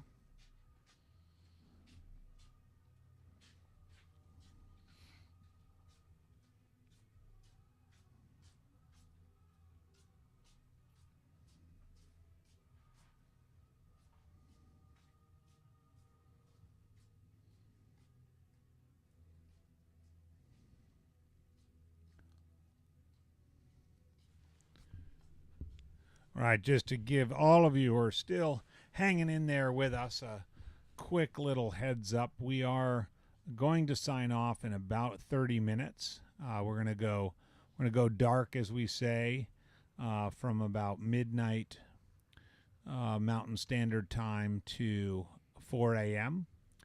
And then we'll come back on at 4 a.m. and take you all through to the finish at 8 a.m. The 20 to 24 hour period is just always a fantastic time in a 24-hour race, and so we want to get a little bit of rest before we make that final call. It's likely that some things will shake up in those 4 hours. I'm thinking it's a pretty safe bet that they will.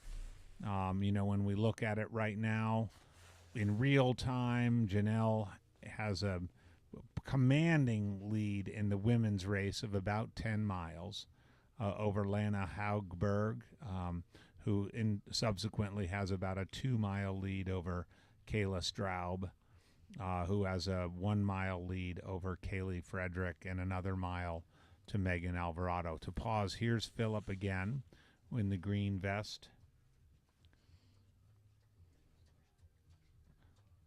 Grabs the little. Was that a gel? Looked like a gel. Yeah, I think so. But he didn't skip a beat. Yeah, that was really cool to see. They are a machine over there. So that was a sub 10-minute loop for him. Wait to load it, but one of the things like with Kayla earlier, she was in second place. And I don't know if you guys were watching earlier. She was in second.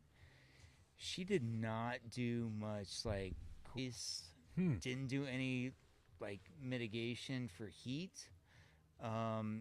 Looked really strong earlier. I rode the bike around and like filmed her a bit. And she was doing really well, and I'm surprised to see that she has dropped. So I don't know if any of the mitigation of the heat like got to her, or or the fact that she didn't. she You mean, didn't. yeah. Yeah. So interesting to see now that she dropped down that far. This is a cool race. Sorry to interrupt that, but with Yeah, no. Thierry, Isaiah, and Philip, second, third, and fourth men, they continue to all be on the same lap. They're now at 93.9 miles, separated by a minute, and then another 4.5 now between Isaiah and Philip. We'll see them come through. Here comes Ed Rousseau, by the way. 85-year-old Ed Rousseau.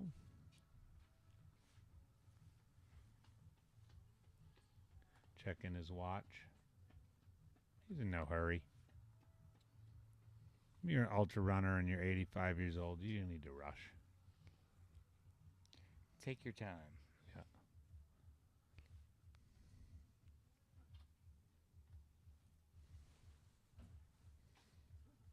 There he is, pulling his hat down. Got a nice pair of race-ready shorts. Oh, this is Adam walking.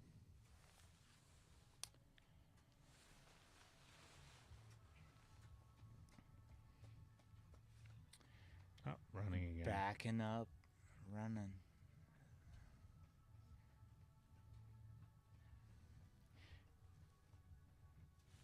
Kind of a nice short stride. Yeah. With, like confident and solid.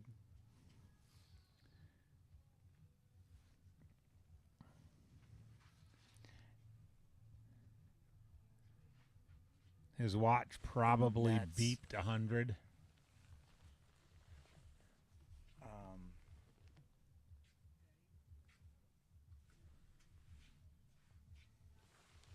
That should be Kayla right there as she takes off from her. Is that Kayla? Oh, that Yeah. is okay. Yep, that's Kayla, who just went by us a minute ago.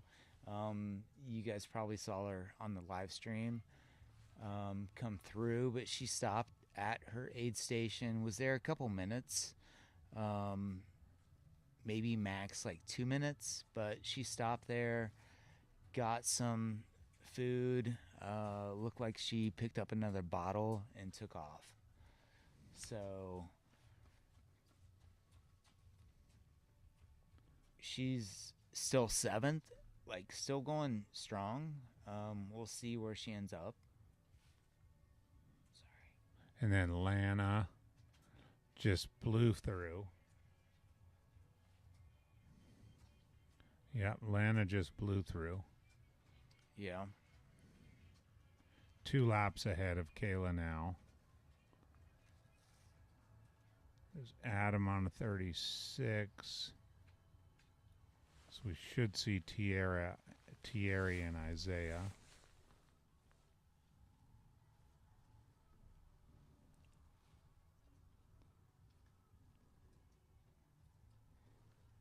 Here comes Janelle. Golly, she's just Yeah, moving. she's moving great. Janelle Stark. Head rolling up, through 100. light on. She's blowing through. Like I don't even know what to say about her Right, right I now. know. Like That was a sub Holy 10. That was a smokes. sub 10-minute lap for her. yeah. She is just pushing it.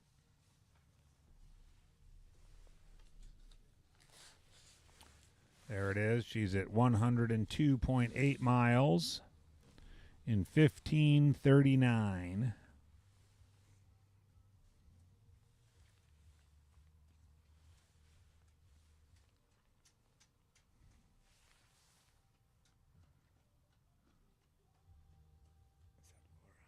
Lana. Yeah, I think that's Lana. Yep.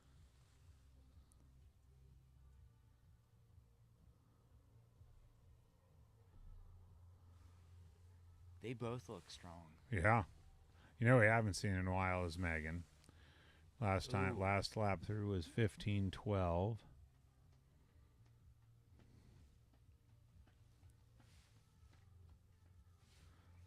All right, I'm going to take a short break here, Adam, and I will be right back. All right, sounds good. I'll let you I take us. don't have much to say or much to do. Aaron's computer there. Good deal, because my computer died. So I'm just going off of what you have. That'll work.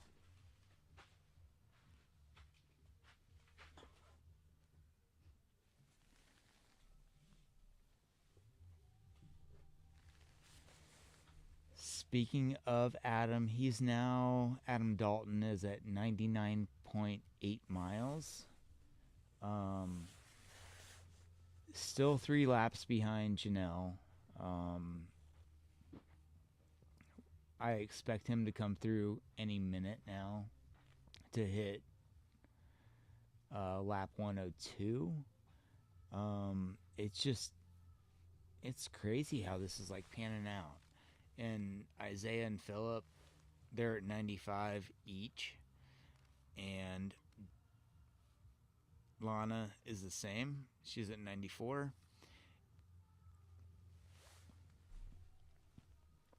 Would really be interesting to see if they hooked up and pushed through the next, 3 hours. So we're 11 hours and 42 minutes. Would love to see just this push through. And then Show Gray has bumped up to 92 laps. He's just over 90 miles, and I think that's going to be the dark horse of it. I see him climbing, and oh my gosh, just moving right into it. Kayla is still holding on just above him, and we got people coming by the tent, giving us peace signs, loving it. They're laughing, smiling. I think that was Lisa that just went by with that. She's currently in 16th place, 9th overall female.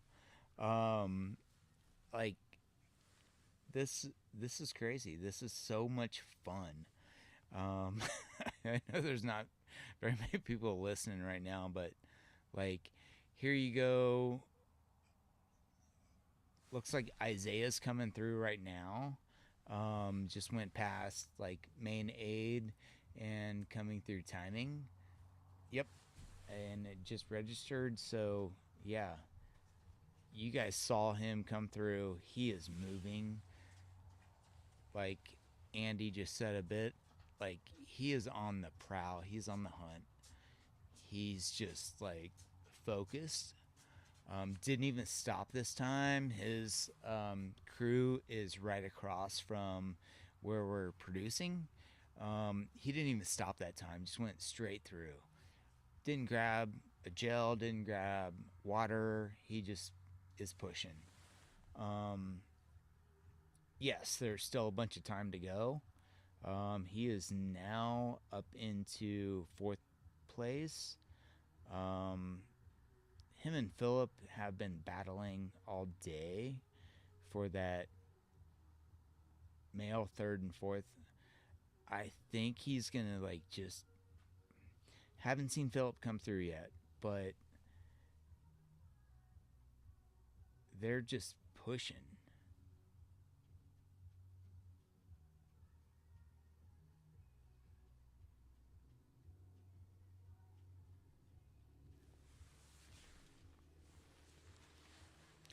Love these like late night static cam shots.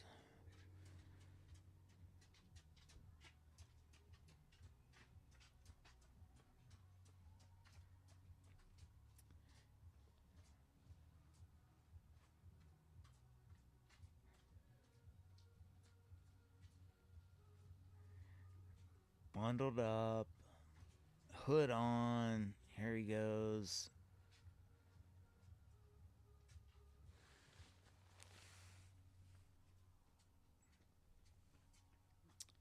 It's an Arizona cold, right? Like an Arizona heat. It's a dry heat, it's dry cold. And Isaiah just went through.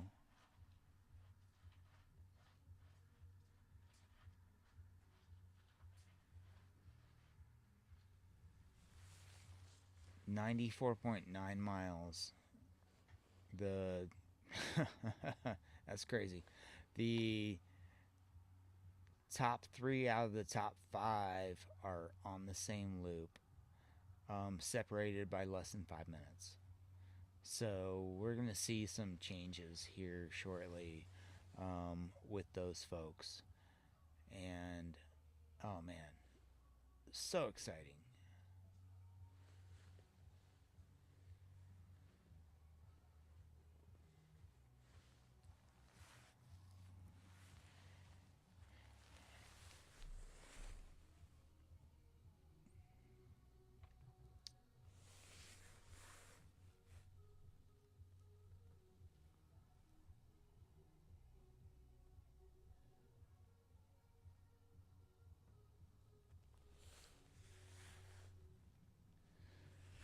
Glad you said that. There are a few of you still on here, and appreciate it.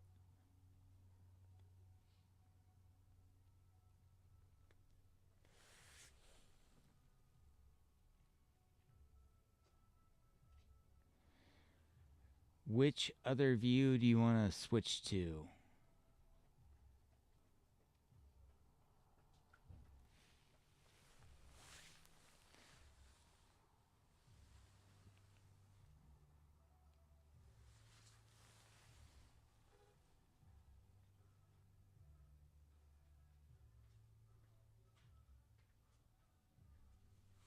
Awesome. All right.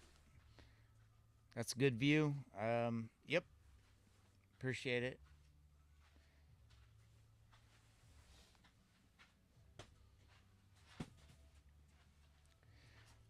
So the view that's on the screen right now, as you can see, so to the left is the main aid station. So the runners are all going by there, and we have somebody, oh, just walk through the screen, but yes.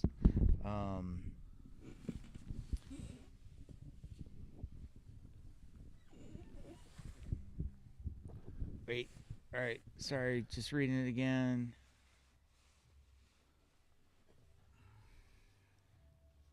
It was on the view of the path, looking over the tables.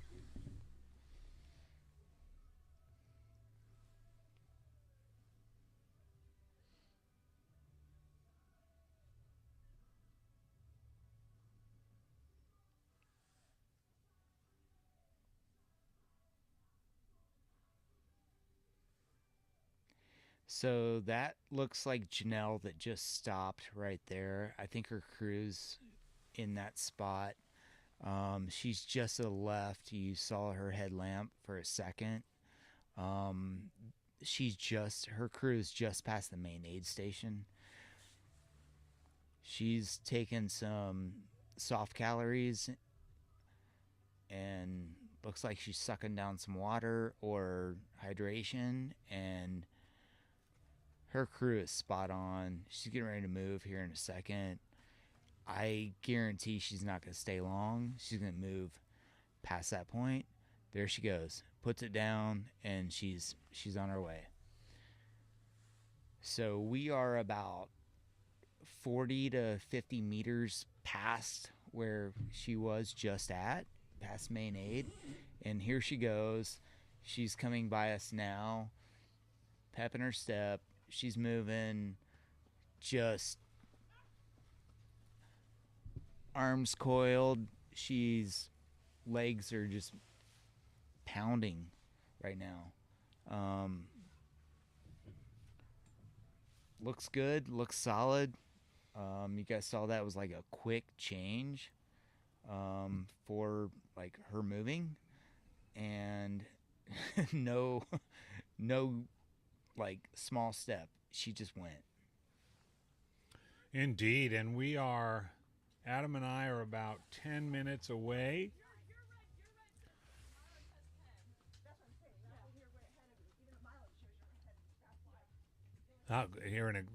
Interrupted myself there to hear a couple of the women competitors talking to kind of compare notes on where they are in the field.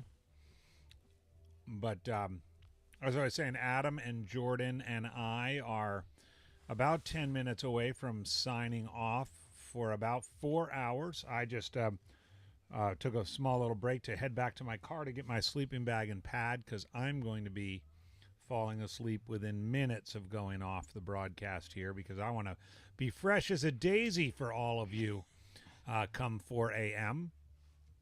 When the coffee will be brewing, and those of you on the East Coast will be waking up ready to start your Thanksgiving week in earnest with a watching of the finale of the Fat Ox 24-hour USATF Road Championships tomorrow. We've had a fantastic time broadcasting from beautiful Estrella Mountain Regional Park for the last 16 hours, and look forward to bringing you the final 4 after a short break. But Adam, thanks for coming on board. How's your first foray into live stream commentating been? I have totally enjoyed it being next to you.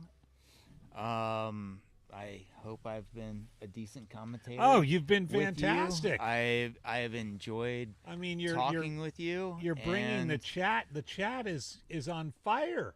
I don't know It's about on that. fire. Like, don't. No. I don't think that's the case. But no. AJW is like, just.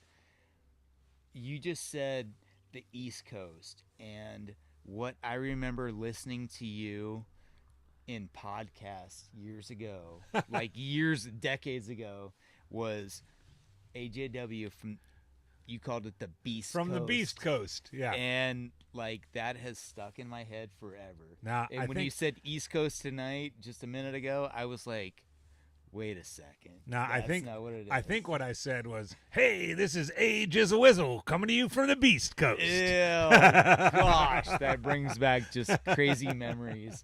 And it might have been something like that. Yeah. Oh, wow.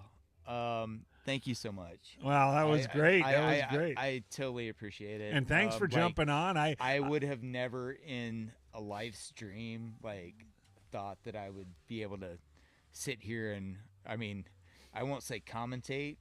I would just say sit here next to you and talk.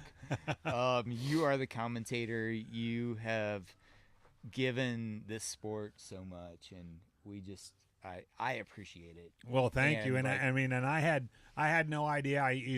We had 2 streams going with JFK and this, Yes. and Jamil was trying to pull it together. We know that Chris, who I often sit side by side, has this long planned trip to Europe, and so who knew how this 6 hours was going to go? But man, it's been fun, and I think, I mean, when we get up in 4 hours, I gotta say we're gonna have a race on our hands. I mean, we already do, for a 24-hour event, anything can happen. But as we've sort of analyzed it, and as we just have a few minutes before signing off, I mean, we do see, Yes. obviously Janelle and Adam have kind of position themselves sort of at the cream of the crop right now, but they've both hit that 100-mile mark, and are going to proceed to, I would assume.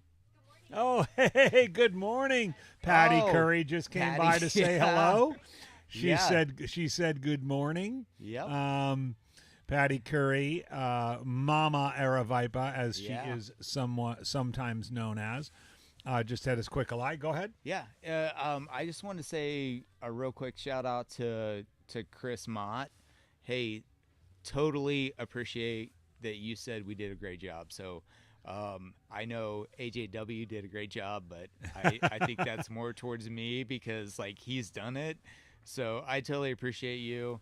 Thanks, saying Chris. That. Yeah, Chris. Any accolades? I appreciate it, and you're probably just blowing smoke, but hey, I'll take it. But what I wanted to point out before we go off the air, and something that'll be intriguing over these next 4 hours when we're off the air, is Thierry and Isaiah and Philip are now separated, the three of them, by 5 minutes.